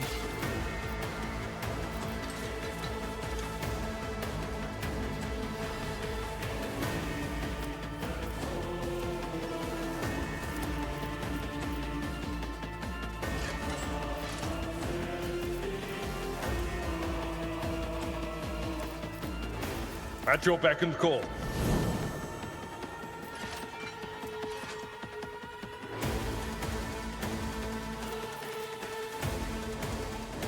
It will be done.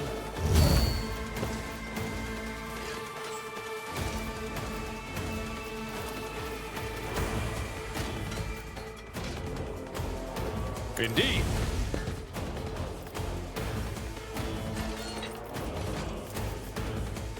I will do my duty.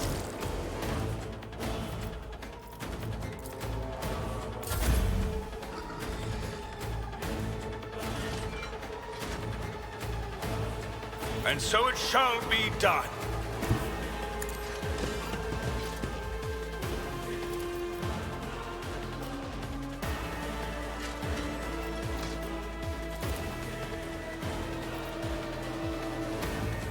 Actions will speak louder than words. Various abilities and features an icon next to enemy's portrait in case they are under an influence of some kind of effect. If you wish to learn more about the right effect,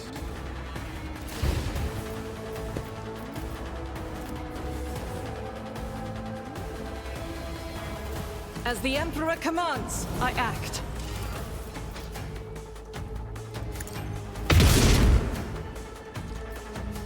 I'll do it. Rejoice in battle!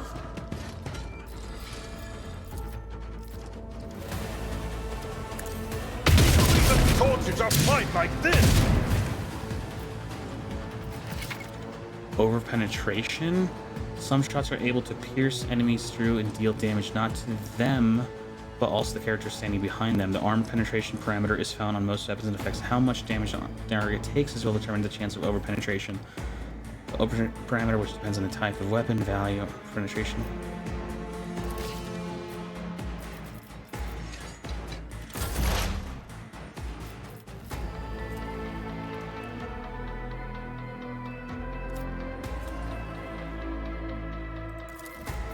On it. Ah!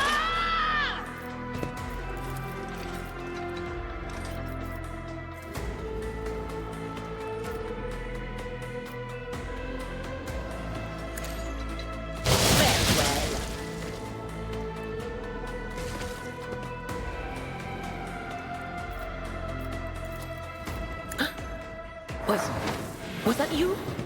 Or... Your defiance is futile.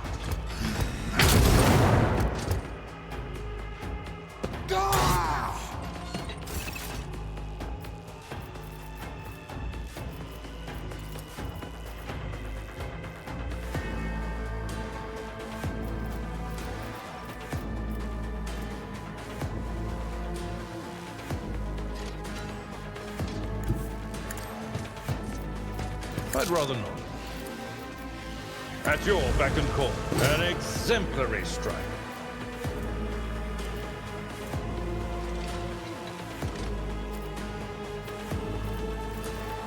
Victory is imminent.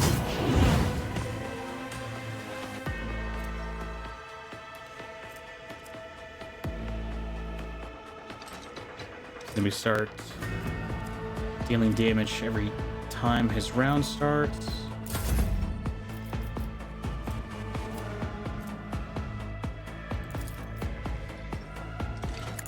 Another step towards our ultimate victory. May the Divine's will be done.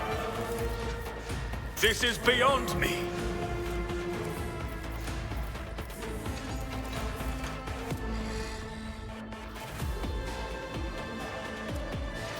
I cannot comply.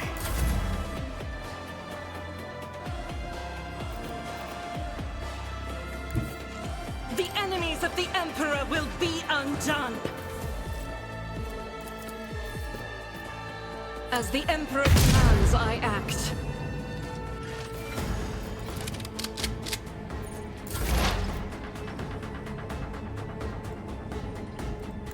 There is movement in the Empyrean.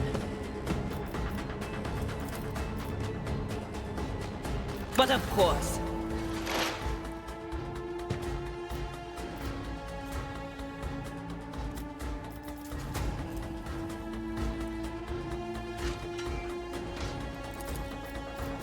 Will do.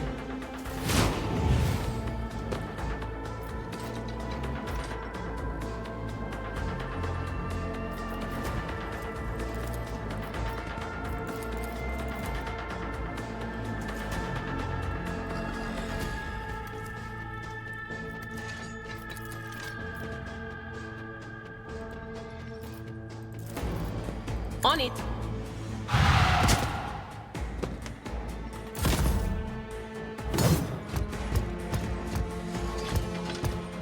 I've suffered worse.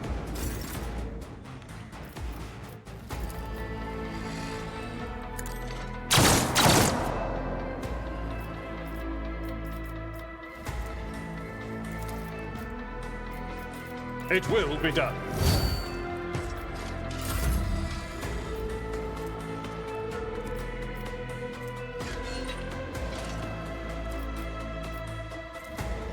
And so shall it be done. I can't allow myself to do this.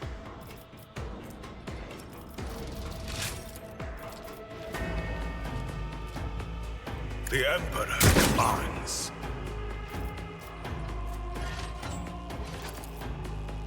Rejoice in service! I'll do it. God Emperor, move through me. Be the fire in my heart.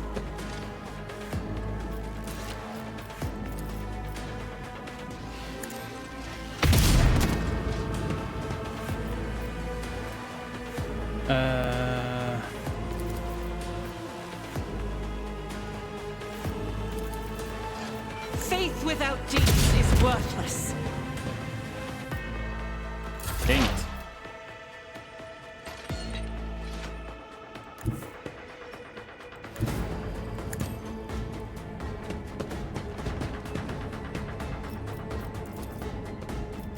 Anything else?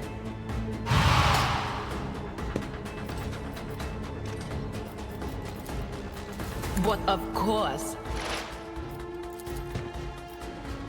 Will do.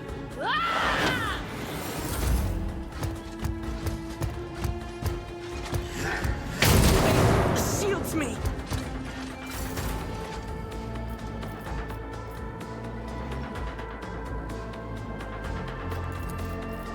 I'm not interested. A tactically sound approach.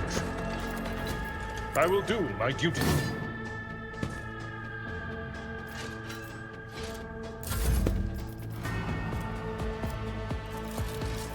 This is beyond me. I am the chosen weapon that will crush the heathens.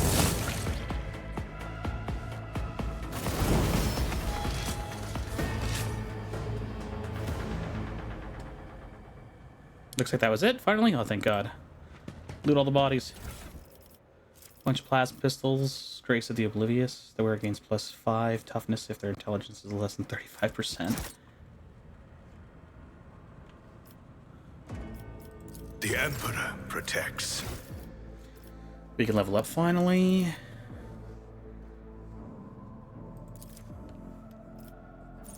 Daring Breach the Warrior immediately restores all AP and MP, and you gain +3 MP until the end of the turn.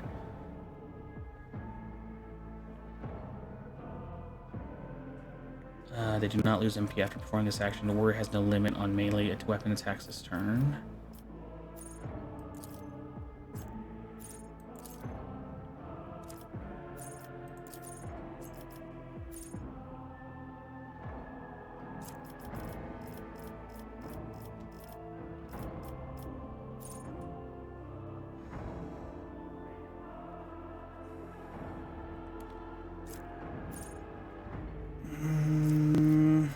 Huh. I don't know. At this rank, characters gain talents and grant passive bonuses with improvements.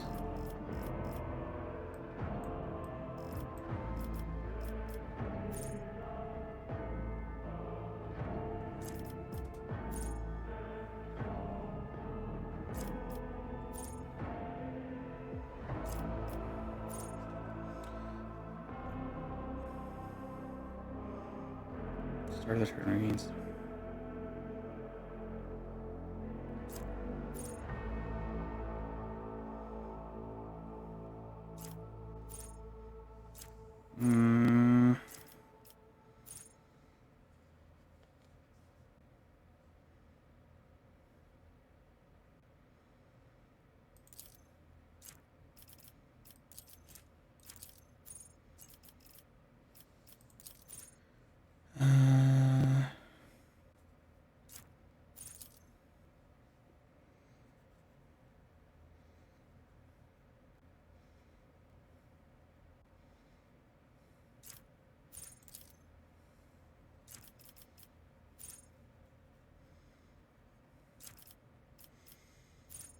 Let's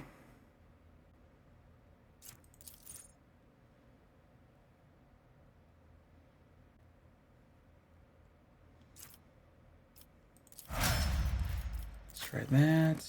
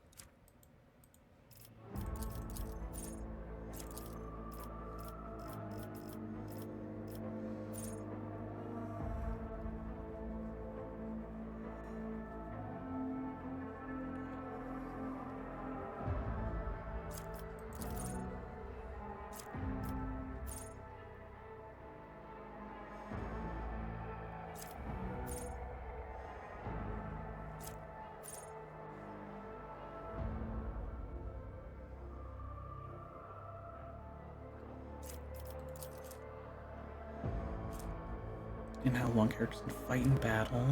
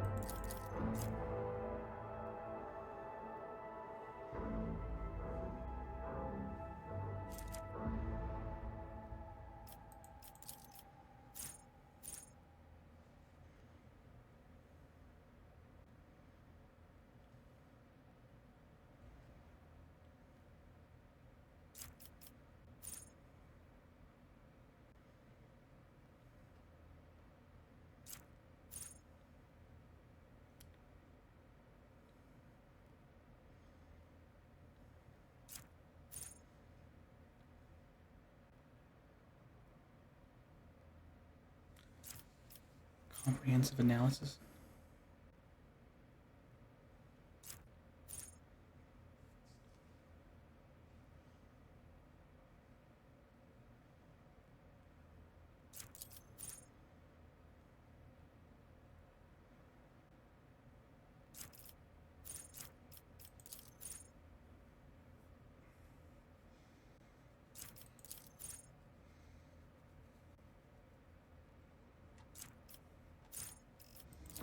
Fresh target.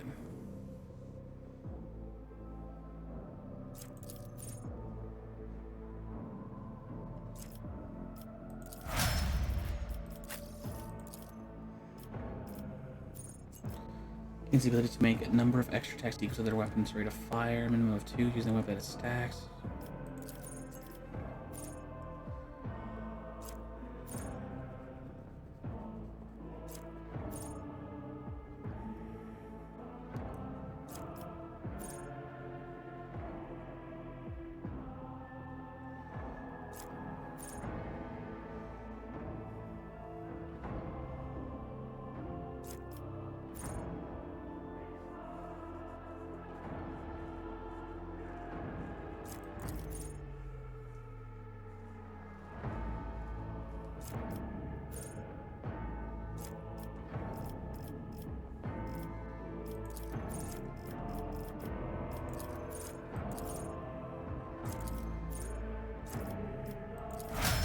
Okay, I think we got what we need. All right, let's keep going, guys. Void Ship Bridge. Dang, this first opening area of just like the ship is taking forever. Holy hell, looks like there was a huge fight up here.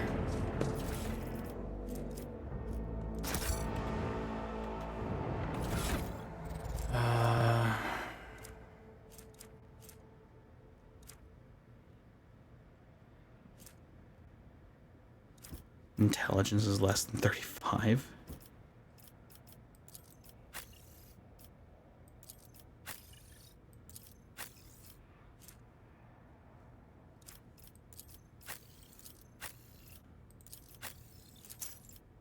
This is unacceptable.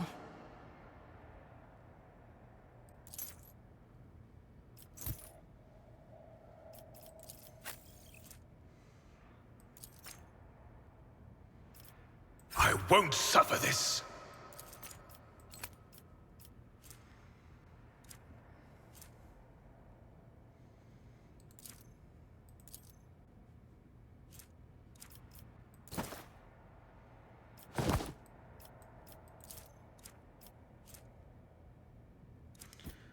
Fellowship.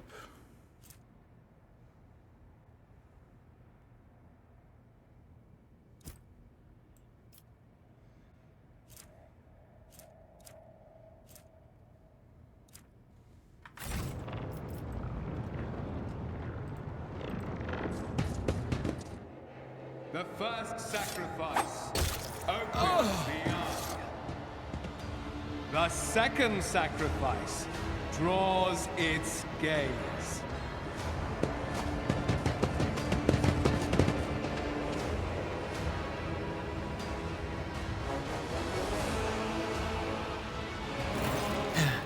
Help has arrived. Too late to change the tide, I'm afraid. But if there is any honor in you, we can at least die with dignity and give our lives for the rogue trader.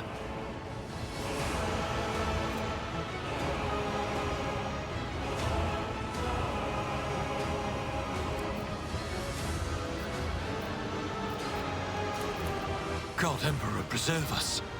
The rogue traitor is dead. The ship has lost her Lord Captain, and the house its head.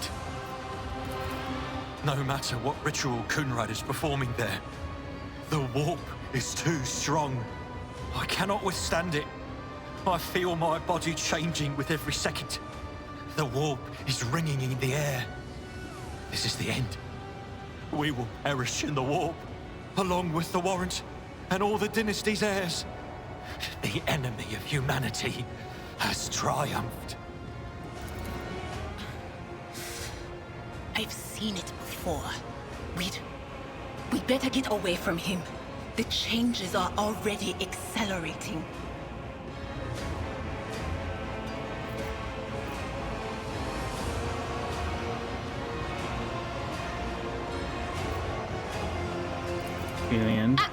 Enough talking rubbish. The navigator's alive and ready to take the ship out of the warp, if he gets some help from the bridge. Oh. Then we have no right to bow our heads.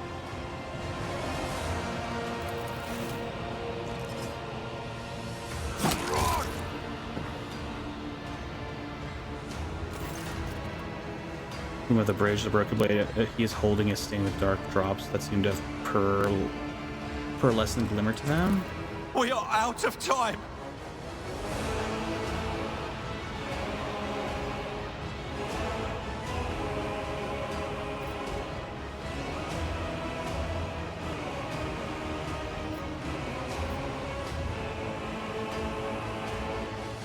Yeah. No. To die altogether is to allow the flame of the dynasty to perish in the dark. No. It will not be like this. Not today.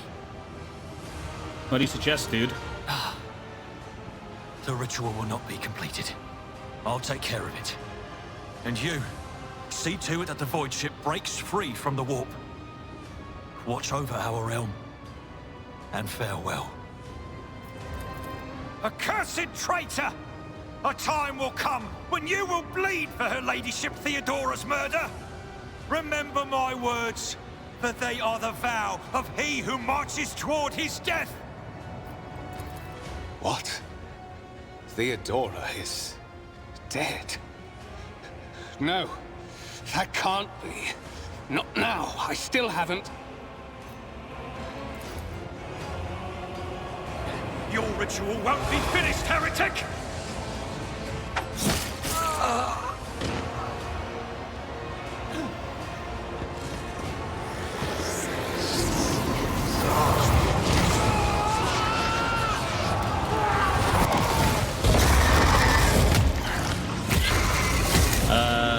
That's not good. He turned into some sort of weird void monster, like if that was the ritual. Blessings of the divine grant us the courage and strength. Ah, God, it's a chaos spawn. Ugh.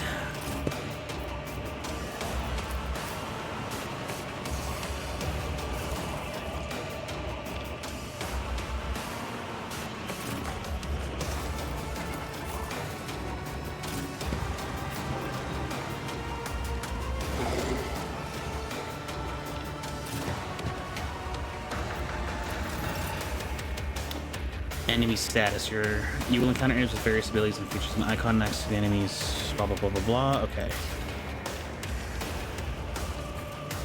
Chaos spawn. Natural armor. If it has more than 70% of its total wounds, it has 55 armor. If it has 70 to 40 of its total, it has 40 armor. If it's less than 40, plus 20 toxic and fire damage.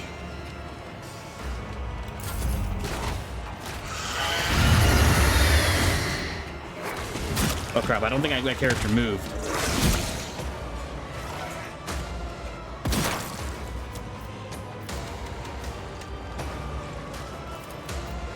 Was that you? Or...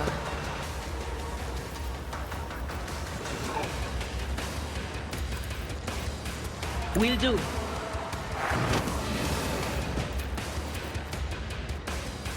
Prone.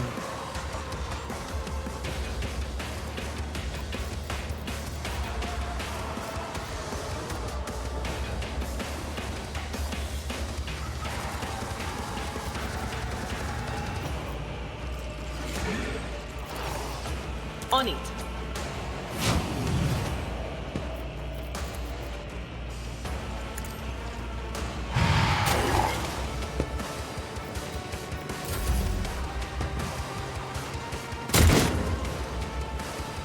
Stay vigilant.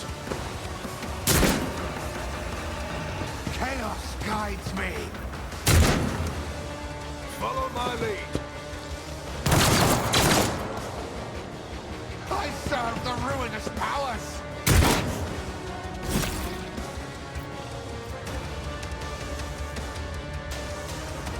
As the Emperor commands, I act. Momentum. To use the unique heroic act or desperate measure, momentum is required depending on the actions of your party. Momentum bar will increase or decrease. A high momentum value allows characters to heroic act, a low value grants desperate measures.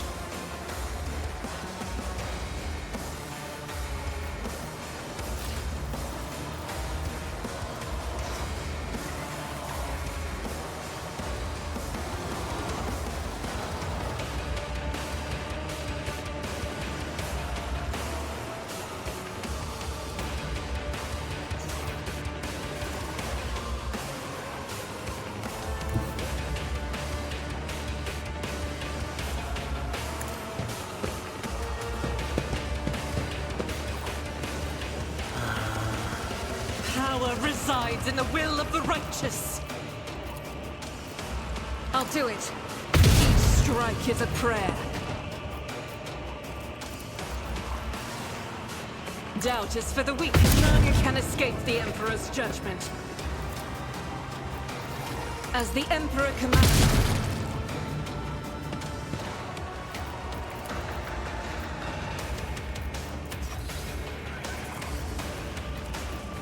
Faith without deeds is worthless.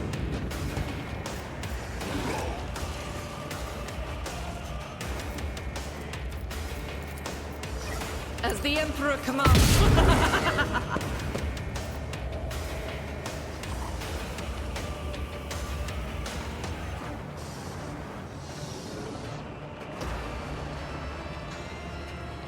I'll do it.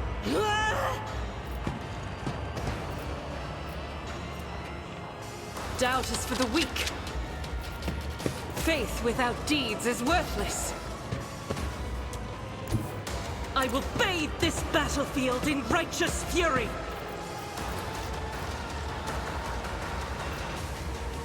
That is not the Emperor's will. I will not. Each strike is a prayer. My faith strengthens me.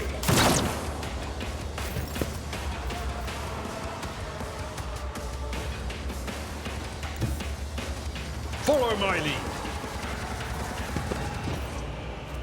To the warriors next to them, they gain +2 deflection, +10 temporary wounds.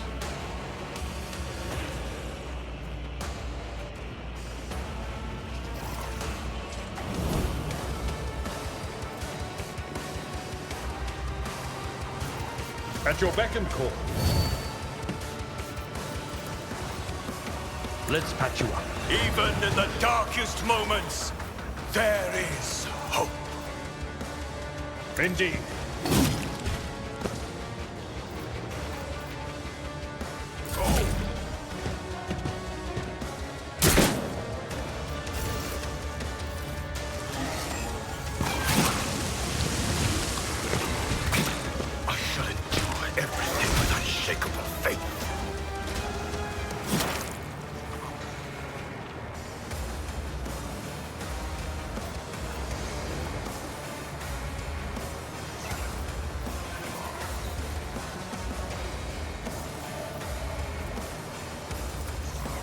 Will do. Exploit permanent.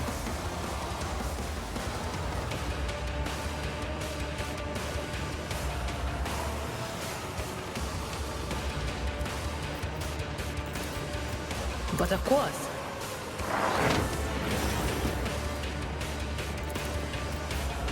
Was it you? Or...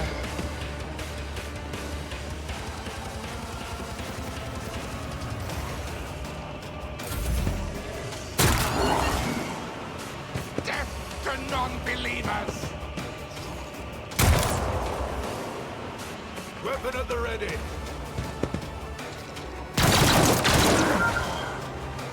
Chaos guides me! It's nothing! This is unacceptable.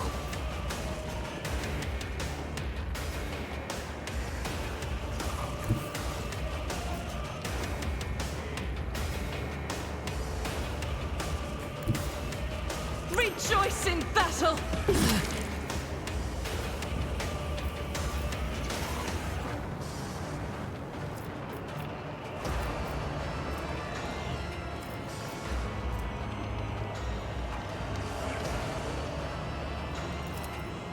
Blessed be the hand of the healer.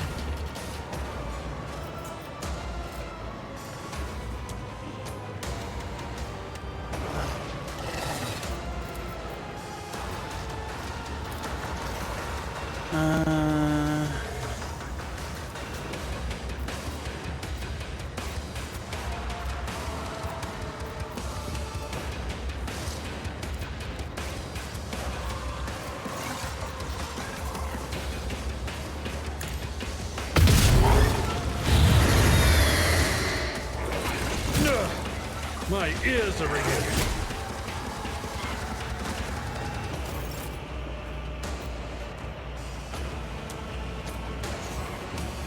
King cleanses the body.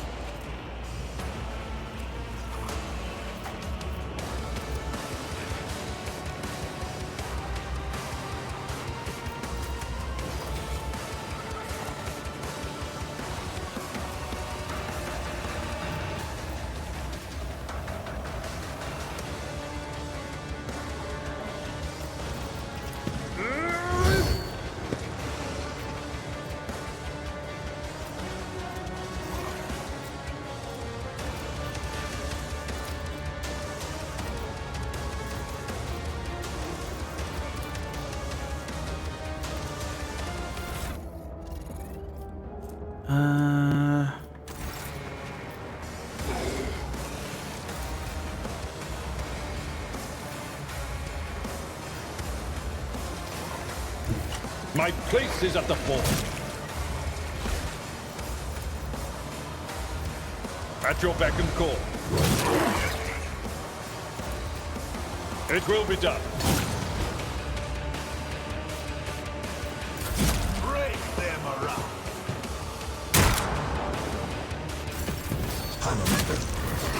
My armor is contempt.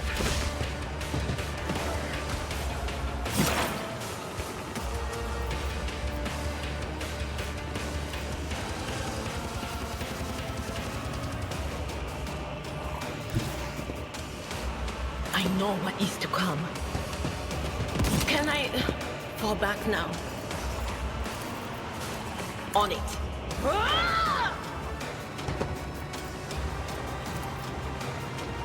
Will do.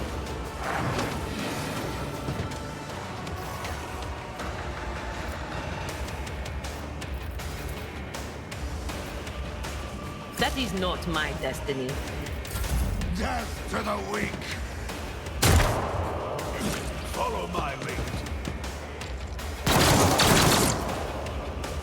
Out of my way! My faith shields me. Let me tend to your wounds. Just in time.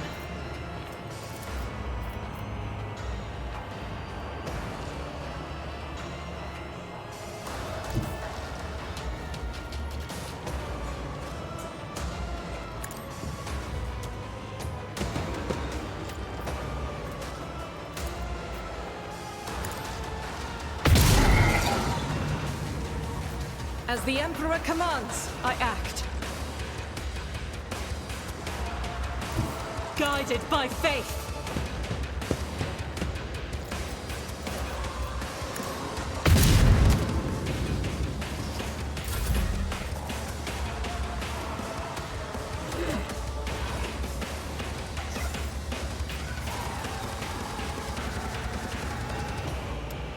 I want to try to heal myself again, but I don't think...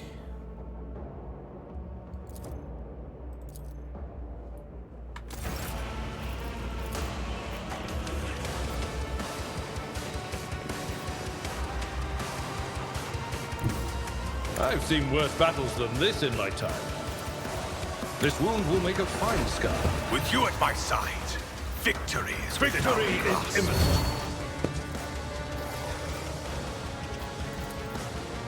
At your beck and call.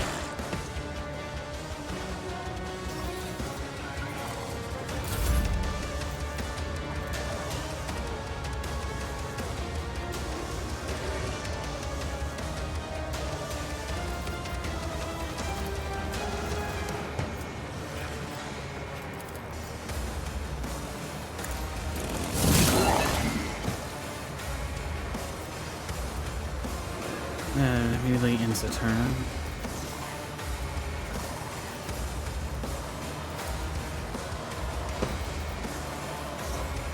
May my wrath be thy undoing. And so it shall be done.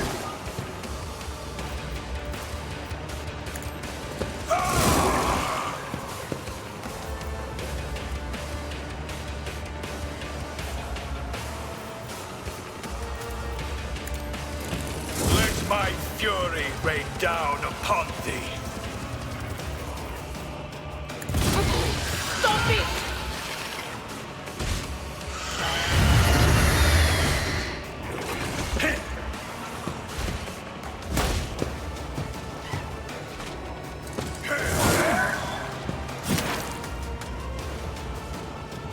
Now she's affected by some sort of toxin.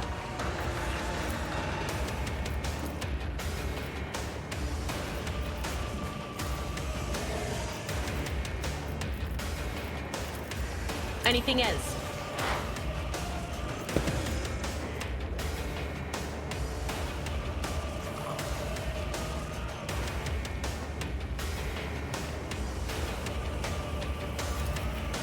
But of course.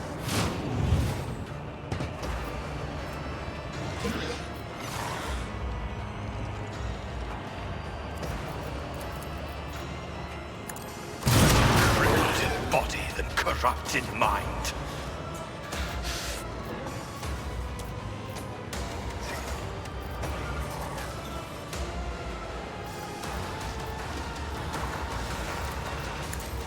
And hardship, we prove our devotion. Whiplash of the War?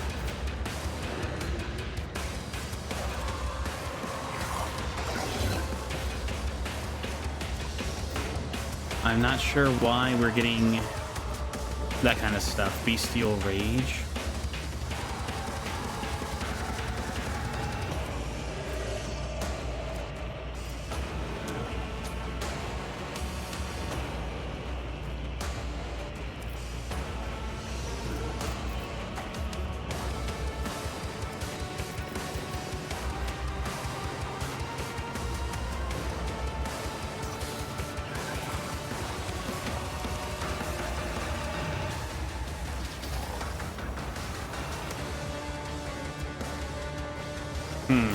Chaos guides me.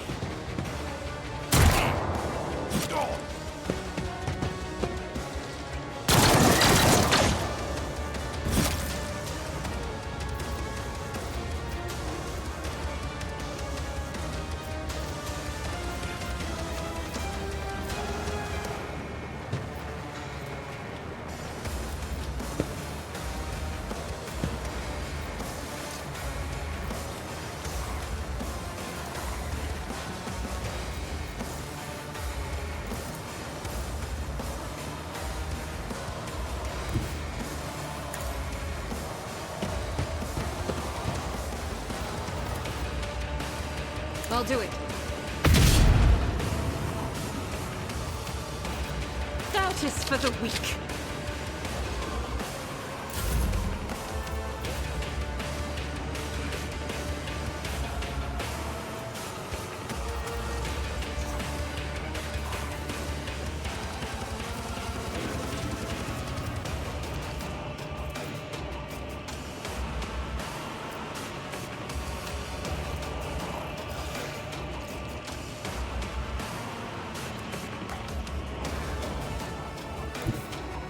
Tried and tested tactics are the best ones. I will do my duty.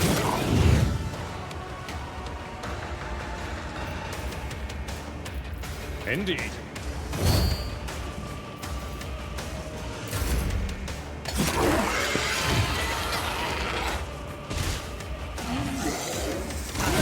Injured! I'm enraged!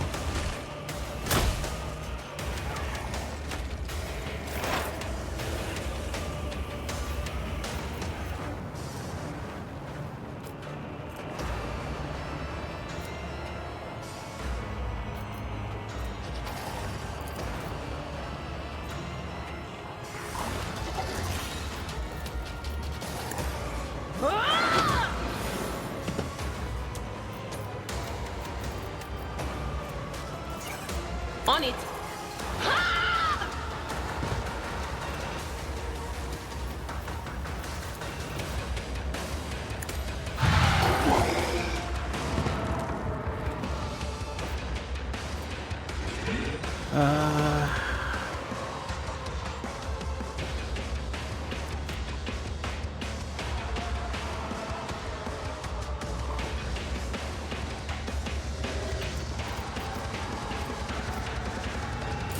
Stay vigilant.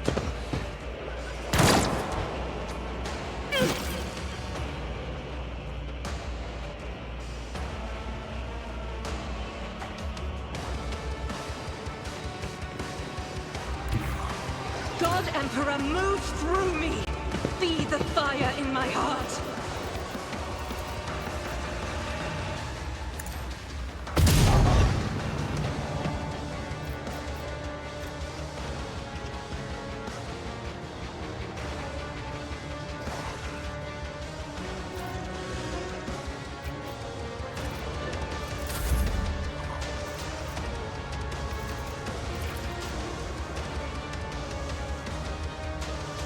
It will be done.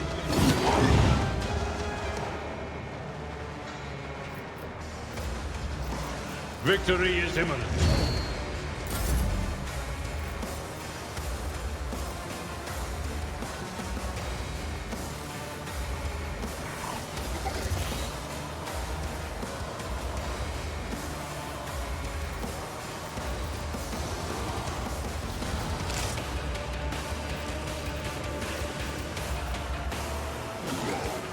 actions will speak louder than words. Rejoice in service.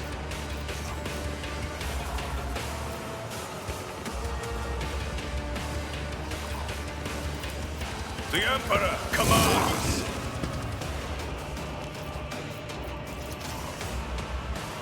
I will not be deterred! Brace yourself, Abelard. High momentum.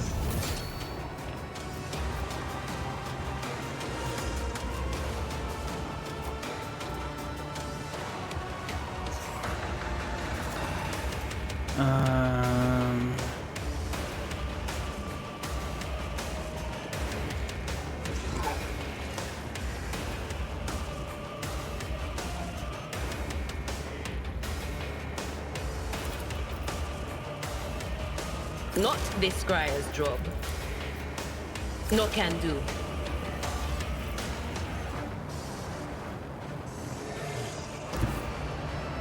They who discern the future own the battlefield.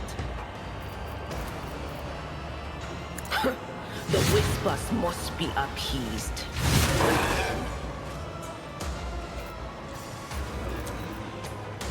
Will do.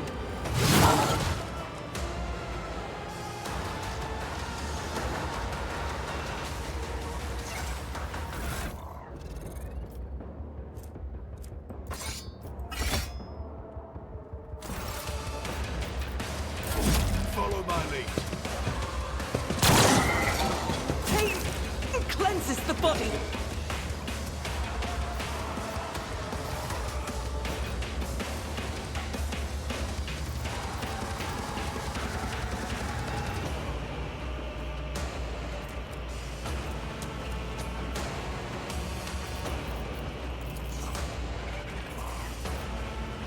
I'll do it.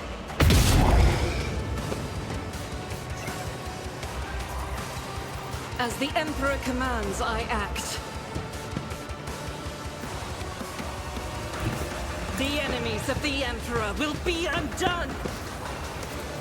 Faith without deed is worthless. God. Come on, man.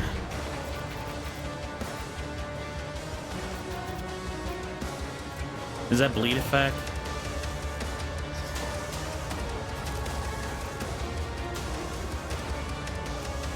I don't think I can add more stacks of bleed.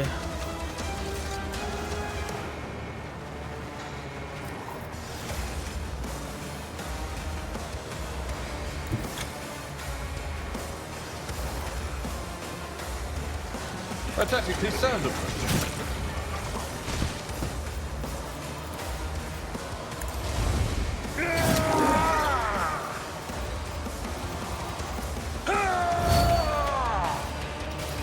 I will do my duty.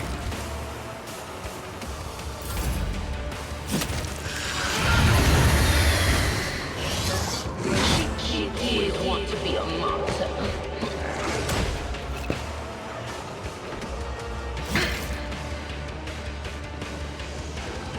Once a character has suffered a certain number of injuries, these injuries are replaced with a trauma. If a character who has been received 3 or more injuries does not heal them in a time with a medikit, the injuries will become a trauma. Trauma has reduced the character's resolve and also inflict an additional negative effect, which depends on the specific or particular trauma. Traumas can only be removed and fully healed in the rotator's private quarters of the void chamber.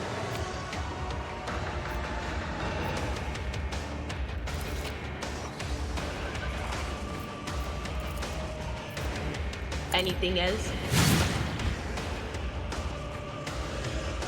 We're trying to take it down, but it's hard because I can't use my psychic abilities without causing too many more demon stuff to happen.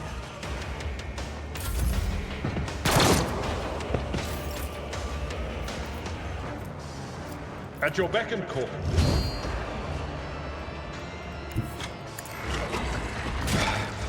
Just a minor setback.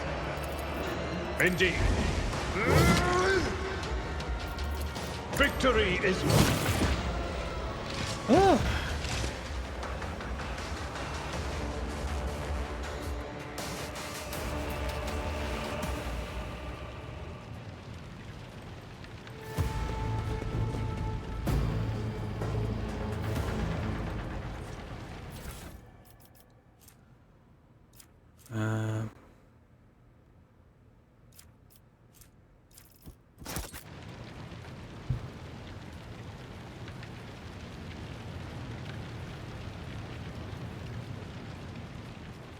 Let the faith guide my path to glory!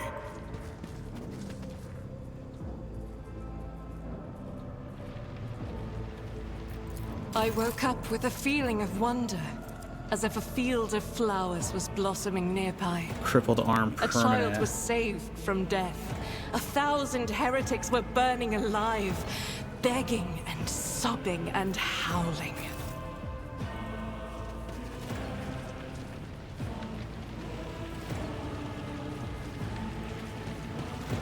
Let us walk this path to the end. The heir is dead. He sacrificed himself to save the entire dynasty. Old man, he was never going to make it. He was mutating right in front of us. You just ended his suffering sooner.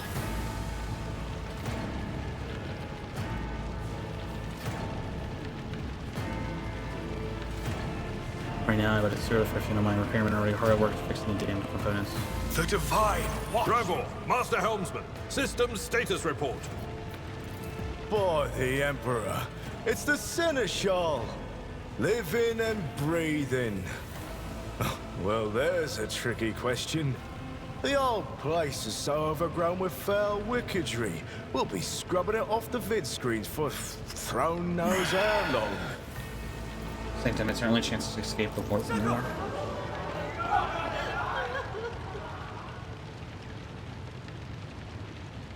Buckling under the stress of cuffs. Restore the Vox channel to the Navigator's Sanctum. Ready the crew. Prepare for translation to real space. You may call me superstitious, but translation is not a good time to disregard rules. You are the only one who speaks for House von Valancius.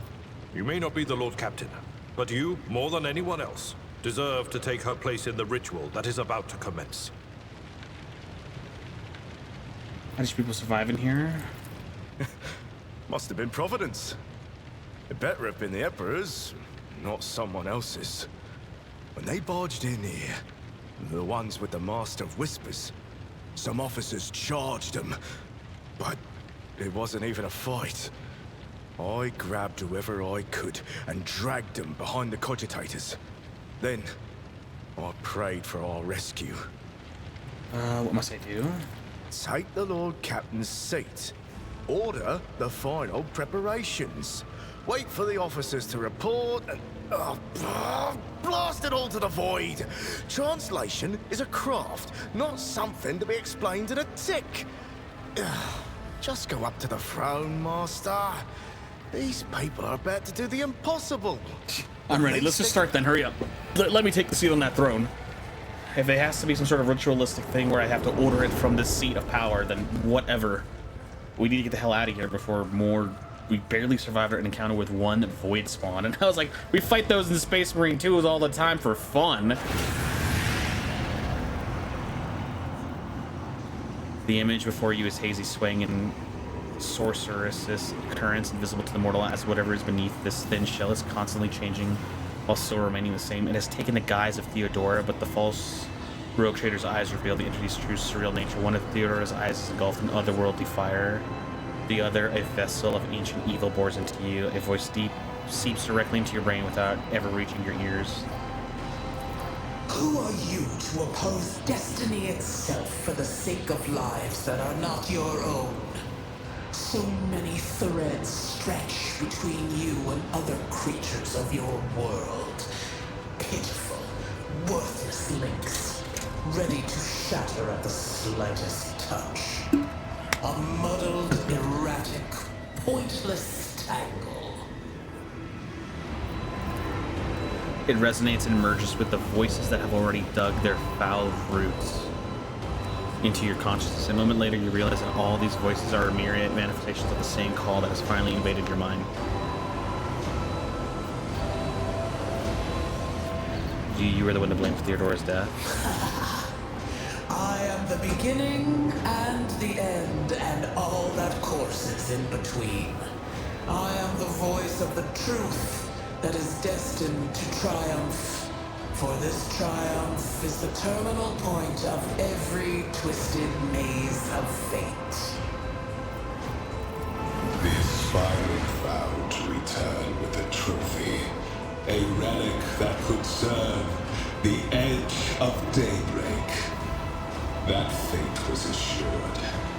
steps chosen. And yet, you broke the unbreakable when you took the aspirant's place. I see you. On the day when the final dawn rises over the Iron World, I see you by my side on that day. The day of my resurrection. Your image is woven into the tapestry of things to come. I am the will of the weaver of destinies, and today I will weave a new thread of elusive possibilities and fickle chances. The thread that will lead you out of the maw of irreversibility. The thread that will help you find the keys to salvation. The thread that will guide you and the weapon of our return to me. The path is set, child of the dawn. The thread is woven. Follow it, servant of mine. Images replace one another in a violent kaleidoscope without you ever letting you get your proper look at them. Sayings, child of the dawn, the thread is woven, follow it, servant of mine. Seneschal, the navigator's sanctum is silent. The Vox signal is stable, which means... The navigator gave his life battling the storm that nearly claimed the Von Valancius flagship. We will honor his memory, along with that of all who died this day. Seneschal, will you tell us now? Who is that? Where's the Lord Captain? As First Officer, it is my duty to inform you, with the greatest regret and indelible sorrow, that Lord Captain Theodora von Valancius is dead. May her memory never fade from the annals of the dynasty. By right of blood succession, and with the absence of other kin who could challenge this decision, say nothing, I'm not gonna refuse. It is hereby declared that the successor to Theodora von Valancius is her heir, the rightful inheritor of the warrant of trade, and the title of Rogue Trader. Yeah. The official ascension ceremony will be held at a later time. In the interim, have you lost your tongues? Hail your lord. It is because of his toils that we all still live. The deed is done, Master. Ah, my apologies. I meant to say Lord Captain. Oh. Oh, it's a cutscene. Oh my God! Was all this just the first treachery of the Master opening? of Whispers was fruitless, but victory came at a great cost. Lord Captain Theodora von Valancius perished along with her heir Edelthrad, and thousands of crew members.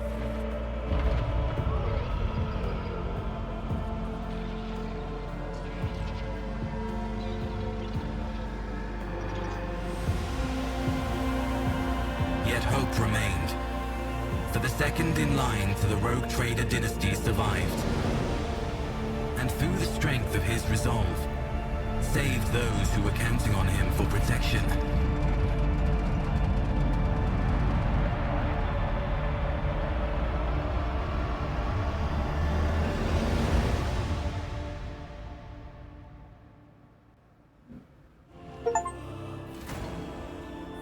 That was the prologue. Oh my God. It took like 5 hours just to do the prologue. Holy hell. Okay, well they rebuilt most of this place. Cargo management. Open the cargo menu screen to learn more about the cargo of your flagship, the amount of types, and the percentage of the cargo being filled.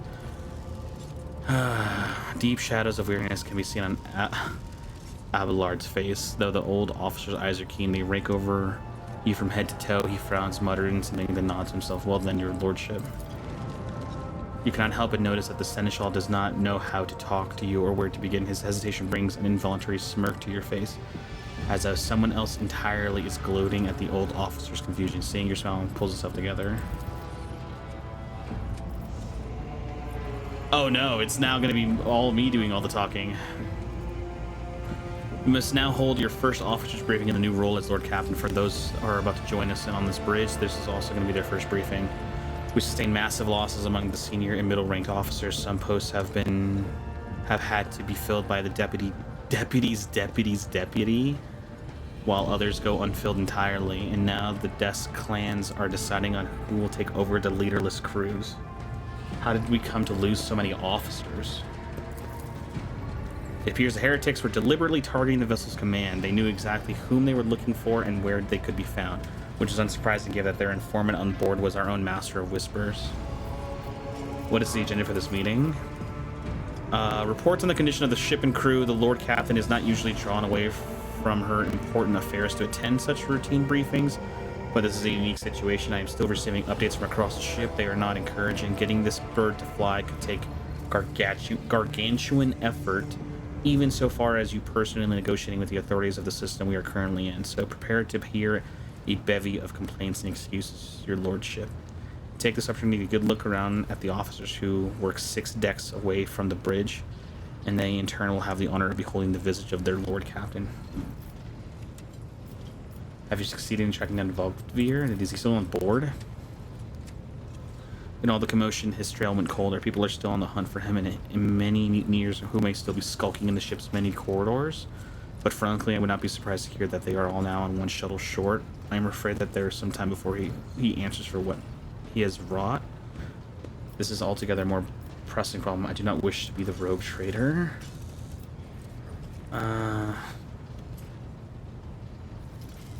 Why not? Why would not? Why not to be the rogue trader? Do you agree that your elevation to your new status was rather prestigious? I assured you there was a good reason for it, not at least the fact that without a Lord Captain, the ship would be destined for naught but disaster, but I digress. You do not have a choice, Ares. You are named their heir of the rogue trader, and your fate is predetermined. Besides, if Conrad is intent on eliminating all the candidates, then his assassins must still be out there waiting. I doubt they are reckless enough to attack you if you are draped in the mantle of the rogue trader, but if you were to disembark the ship bearing only the status of an ordinary servant of the Emperor...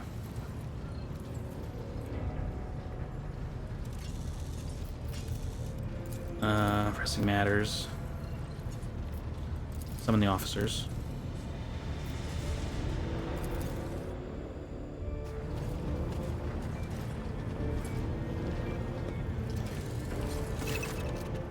A dozen pair of eyes bore into you. Their expressions reveals restraint, joy, curiosity, and weariness. Attention officers, you have been granted an honor. Lord Captain Ares von Veneschel will personally conduct today's briefing. Our most gracious Lord Captain's ready to hear your reports.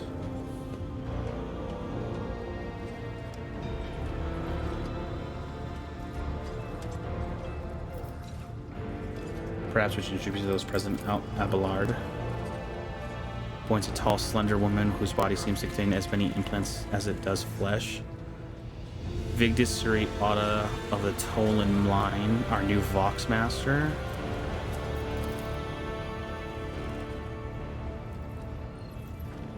It is an honor to serve your lordship. Offers a deep bow. Aboard this vessel you have at your command thousands of crew members and hundreds of officers and section chiefs. I am responsible for receiving, processing, and sending all communications between you and them, as well as external sources. I am your eyes and mouth, Lord Captain. Besides her is Raver, the master helmsman. He steers our ship along the course set by the Lord Captain and monitors the void around us to ensure that we do not stray into an asteroid field or a pirate trap. The bearded man with the pale, almost transparent skin, large dark circles under his eyes, and a dour expression that seems hardwired into a face gives a sullen nod. Hail, Lord Captain. This here's ship's as good as home to me, so rest assured she is in safe hands. I'll die before I let her come to any grief. And lastly, our High Factorum Jarnus Danrock, who oversees the supplies, procurement, and general tier's well-being of the ship.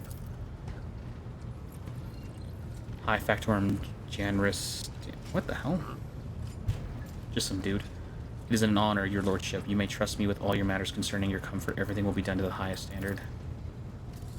In the second row, we have 3 officers charged with overseeing the ship's vital functions. The Master of Ordnance is responsible for artillery aboard.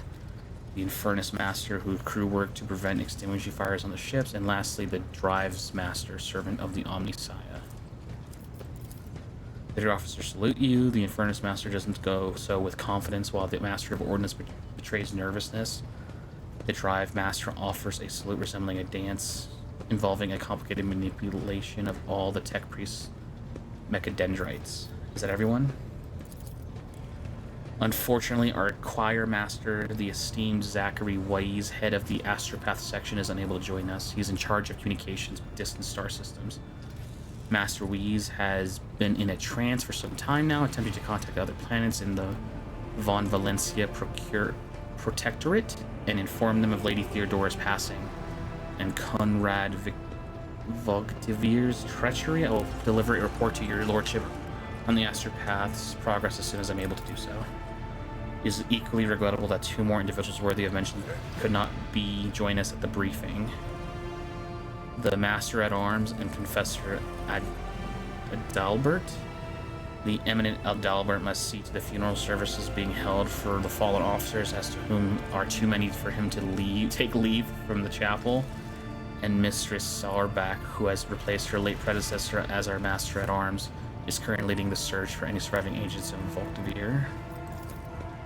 All other presents are adjutants, secretaries, and deputies. They are here to make a recording of proceedings. I wish to hear the Infernus Master's report. High Factorum, Drive Master. Master Helmsman, deliver your status report. Lucas Blades, fam. See a Prime and the Navigator who fell in battle. We have no way out of the system. If we try to set so much as a toe inside the warp, I don't know what'll happen first. Our warp drive being torn to pieces, or all of us melting into the bulkheads. Okay. Your lordship, if you allow me to interject. When we arrived in this system, my crew followed standard protocols and conducted a count of all available communication channels in the region. One of them was Navis Nobilite Station, ancient organization of noble mutant families whose genes follow them safely to guide warp-capable void ships through the Immaterium. This station maintains complete Vox silence, but even in its presence here inspires hope. To have located a navigator in the very same system is an incredible stroke of luck, a true blessing from the God Emperor. Void ship needs a new navigator. One may be found. A sharp bolt of pain lances through your skull as if in response to what you think you just heard. Understand what it is not the God Emperor you should thank for such good fortune. The words of the demon that appear before you during the translation to real space echoes in your mind. A promise of help was extended to you by the nightmarish demonic entity that spoke to you on the bridge during the ship's translation to the warp. I am the will of the Weaver of Destinies, and today I will weave a new thread of elusive possibilities and fickle chances. A thread that will lead you out of the maw of irreversibility. The thread will help you find the keys to salvation. If I were you, I'd grab this chance with both hands, or else you'd soon be eyeing up asteroids to use as your new residence. In slightly less shitty news, we can go round and round the system till our heads are swimming, as long as the Prometheum and supplies last. And if any thick-ass grok shit lowlifes come sniffing around, we'll be able to take them out. So don't you worry about that. Infernus Master's report. Yes, Lord Captain Tommen bows his head in deference. I can report that all fires across all decks have now been extinguished. The preliminary damage assessment in terms of material losses and crew casualties has been complete. The result has been submitted to the Seneschal and High Factorum. Post passed on him after the previous Infernus Master and his next 3 deputies expired in the line of duty. He can take the heat, so to speak. High Factorum, what have you to report? We are toiling day and night to compile a full account of the losses. The task will require next to no involvement from your lordship. I will personally ensure that all damaged components are given to the Tech Priest's hands for attention, and that all lost supplies are replaced. There's only one resource that I cannot replenish single-handedly, and that is people. We have lost more than 2,000 crew members, and unfortunately, this number is not confined to the scum from the lower decks, which are easily replaced, but also includes trained professionals. So 2,000 actual crewmen, and then like however many of the freaking lowlifes we had, like just operating the day-to-day stuff for the ship. We will be able to make up our losses on the nearest planet, Rydak Minoris. However, the planet, the whole system, in fact, belongs to the Winterscale Rogue Trader Dynasty. We cannot simply begin recruiting on the plan without first coming to an understanding with the governor. In that respect, I am powerless. Negotiations at this level are a matter for the Rogue Trader. Okay, for us. Especially given Caliagos Winterscale's penchant for attacking first and asking questions later, and the kind of thick-skulled thugs he usually installs as governors on the planets. Drive Master, I'll hear from you now. Zira Taller, a voice distorted by Vox translation, emerges from under the tech priest's scarlet hood. Lord Captain, the foes that set upon this noble and void ship destroyed the repositories of hundreds of machine spirits. The great warp engine entrusted into my charge is unharmed, thank the Omnissiah. But its spirit mourns its dead brethren. We have not yet identified a prayer protocol capable of assuaging its sorrow and anger. With great sorrow, I must also report that the Engineer Prime, overseer and spiritual authority of all tech priests on board, fell in battle. The Magos was betrayed by the little flesh that remained part of him. A most terrible loss. There is no one among my comrades aboard whose experience and comprehension of the sacred protocols equals that of the fallen Magos. We require a replacement as soon as possible. Would you care to translate the esteemed Drive Master's words? The ship's most senior tech priest, most senior both in rank and in experience, is dead. If we do not find a replacement, we will be able to unresolve the problem. It's like I can't like he's using a lot of flowery language. Do you want to just simplify it for me? There we go. Answers the Vox Master instantly without even thinking. This is not the first time she has acted as an interpreter between the ship's various inhabitants. Master of Ordnance, what do you got to report left? Ashar Naital. Oh god, you guys have such hard names to pronounce. Holy hell. No, my job's simple. Maintain the arsenal on fire when I'm told, but just ask anyone. We've got no able crew, no Lord Captain. You forget yourself. Master of Ordnance chokes back the words he was obviously about to blurt out without thinking. He casts another look at you before turning away. I apologize profusely, Lord Captain. Pardon the fool. The ship is in ruins. Every other officer instead of the Lord Captain is no longer with us. Fear has taken hold of me.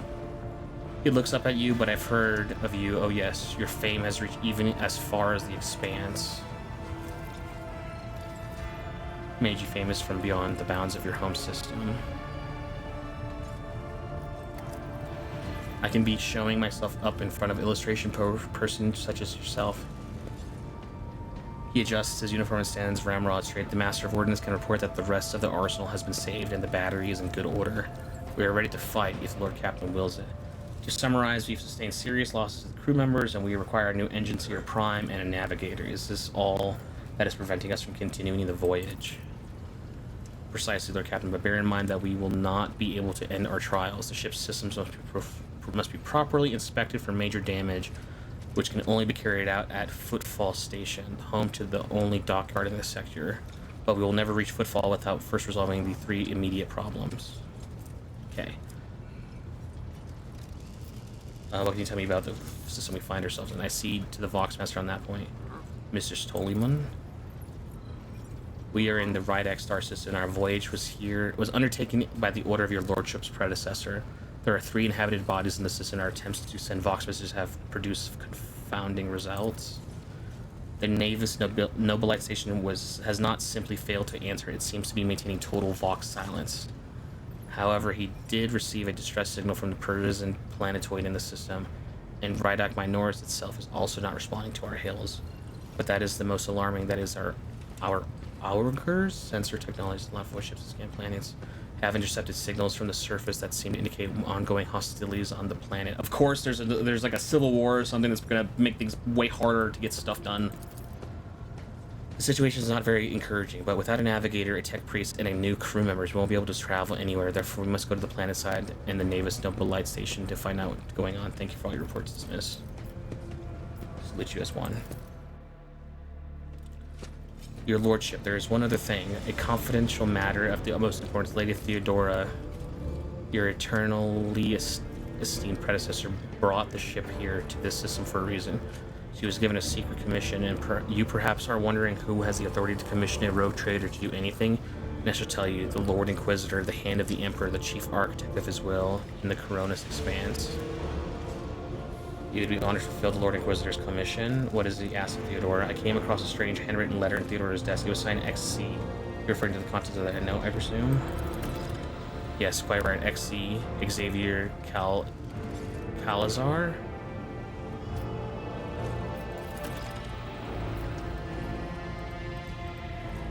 Lady Theodora was to seek out Lord Inquisitor's right-hand man, one Heinrich von Calix, an interrogator to you understand. All I know is that he is somewhere in the system. We must find him and offer him whatever assistance he requires and deliver him to footfall in the free Bundes system.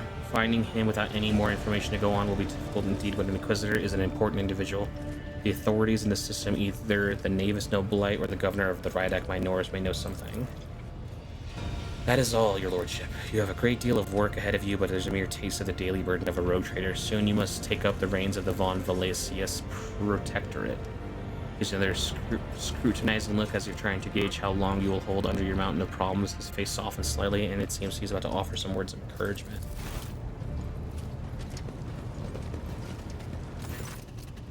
Gadira, Sister Argenta, explain yourselves. No, it's the Psyker is suffering some ailment or dark madness. She insists on seeing the rogue trader. I judged that it would be unwise to leave her unsupervised. For a brief moment, Sister Argenta's voice sounds hesitant. I was also hoping to approach you with a personal request, but it can wait. Speak with me when you have time, rogue trader. Daybreak?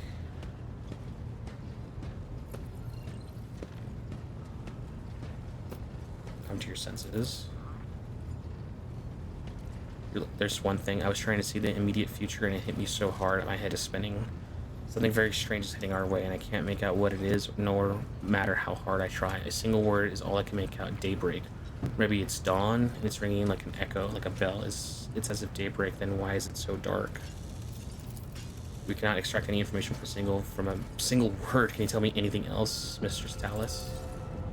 No, not yet. Anyway, the voices are going berserk, all shouting at once. I can make sense of any of it. As soon as I know something, I'll report it, alright? Lord Captain, if you wanted me to take a closer look into your future, find me on the bridge and we can talk. Lady Theodora was well served by my whispers on occasions, and I'm sure you will benefit from them as well. If there's anything else of value required to declare this briefing concluded, it's time to go to work.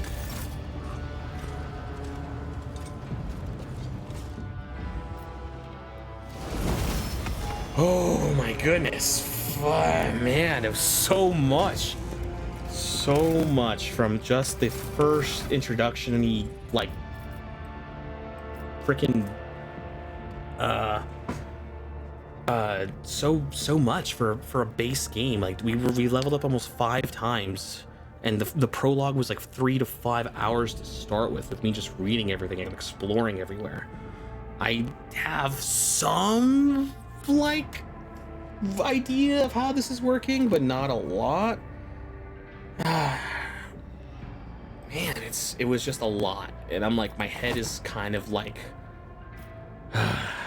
it's kind of swimming, so I'm gonna have to like take a break now. It's Warhammer 40k. It's a turn-based strategy. It's like XCOM. It's a little bit like Baldur's Gate. It's like if those two games had a baby and it just turns into this. It's definitely from a different perspective, where on Space Marines you're playing as a super soldier sent out on very covert and very dangerous missions. Here you're having to play a little bit more politics, you're having to be a little bit smarter with your tactics. I don't understand everything as far as how like some of the systems work. Maybe the game will remind me as we play. It's just a lot of numbers and a lot of things to remember, as far as like, you got to be this close to somebody, or like you can only do this certain action if you're standing right next to somebody, or it's just a lot. So I'm gonna have to, you know, go a little slow and try our best. I'm glad I put it on normal, because definitely gonna need to do that. Oof, man, it's been a lot. Man, my brain is just fried. It's a lot to try to wrap your head around. It's gonna be one of those very long playthrough games. Maybe like if we put a couple more hours into it, we'll have an idea as far as like everything we're supposed to be doing, and the story will kind of make more sense. It seems that like we were going to be an heir for the rogue trader, and she was going to start mentoring us. It looks like her nephew betrayed her for something for the warp. Some sort of entity in the warp has its eyes on us.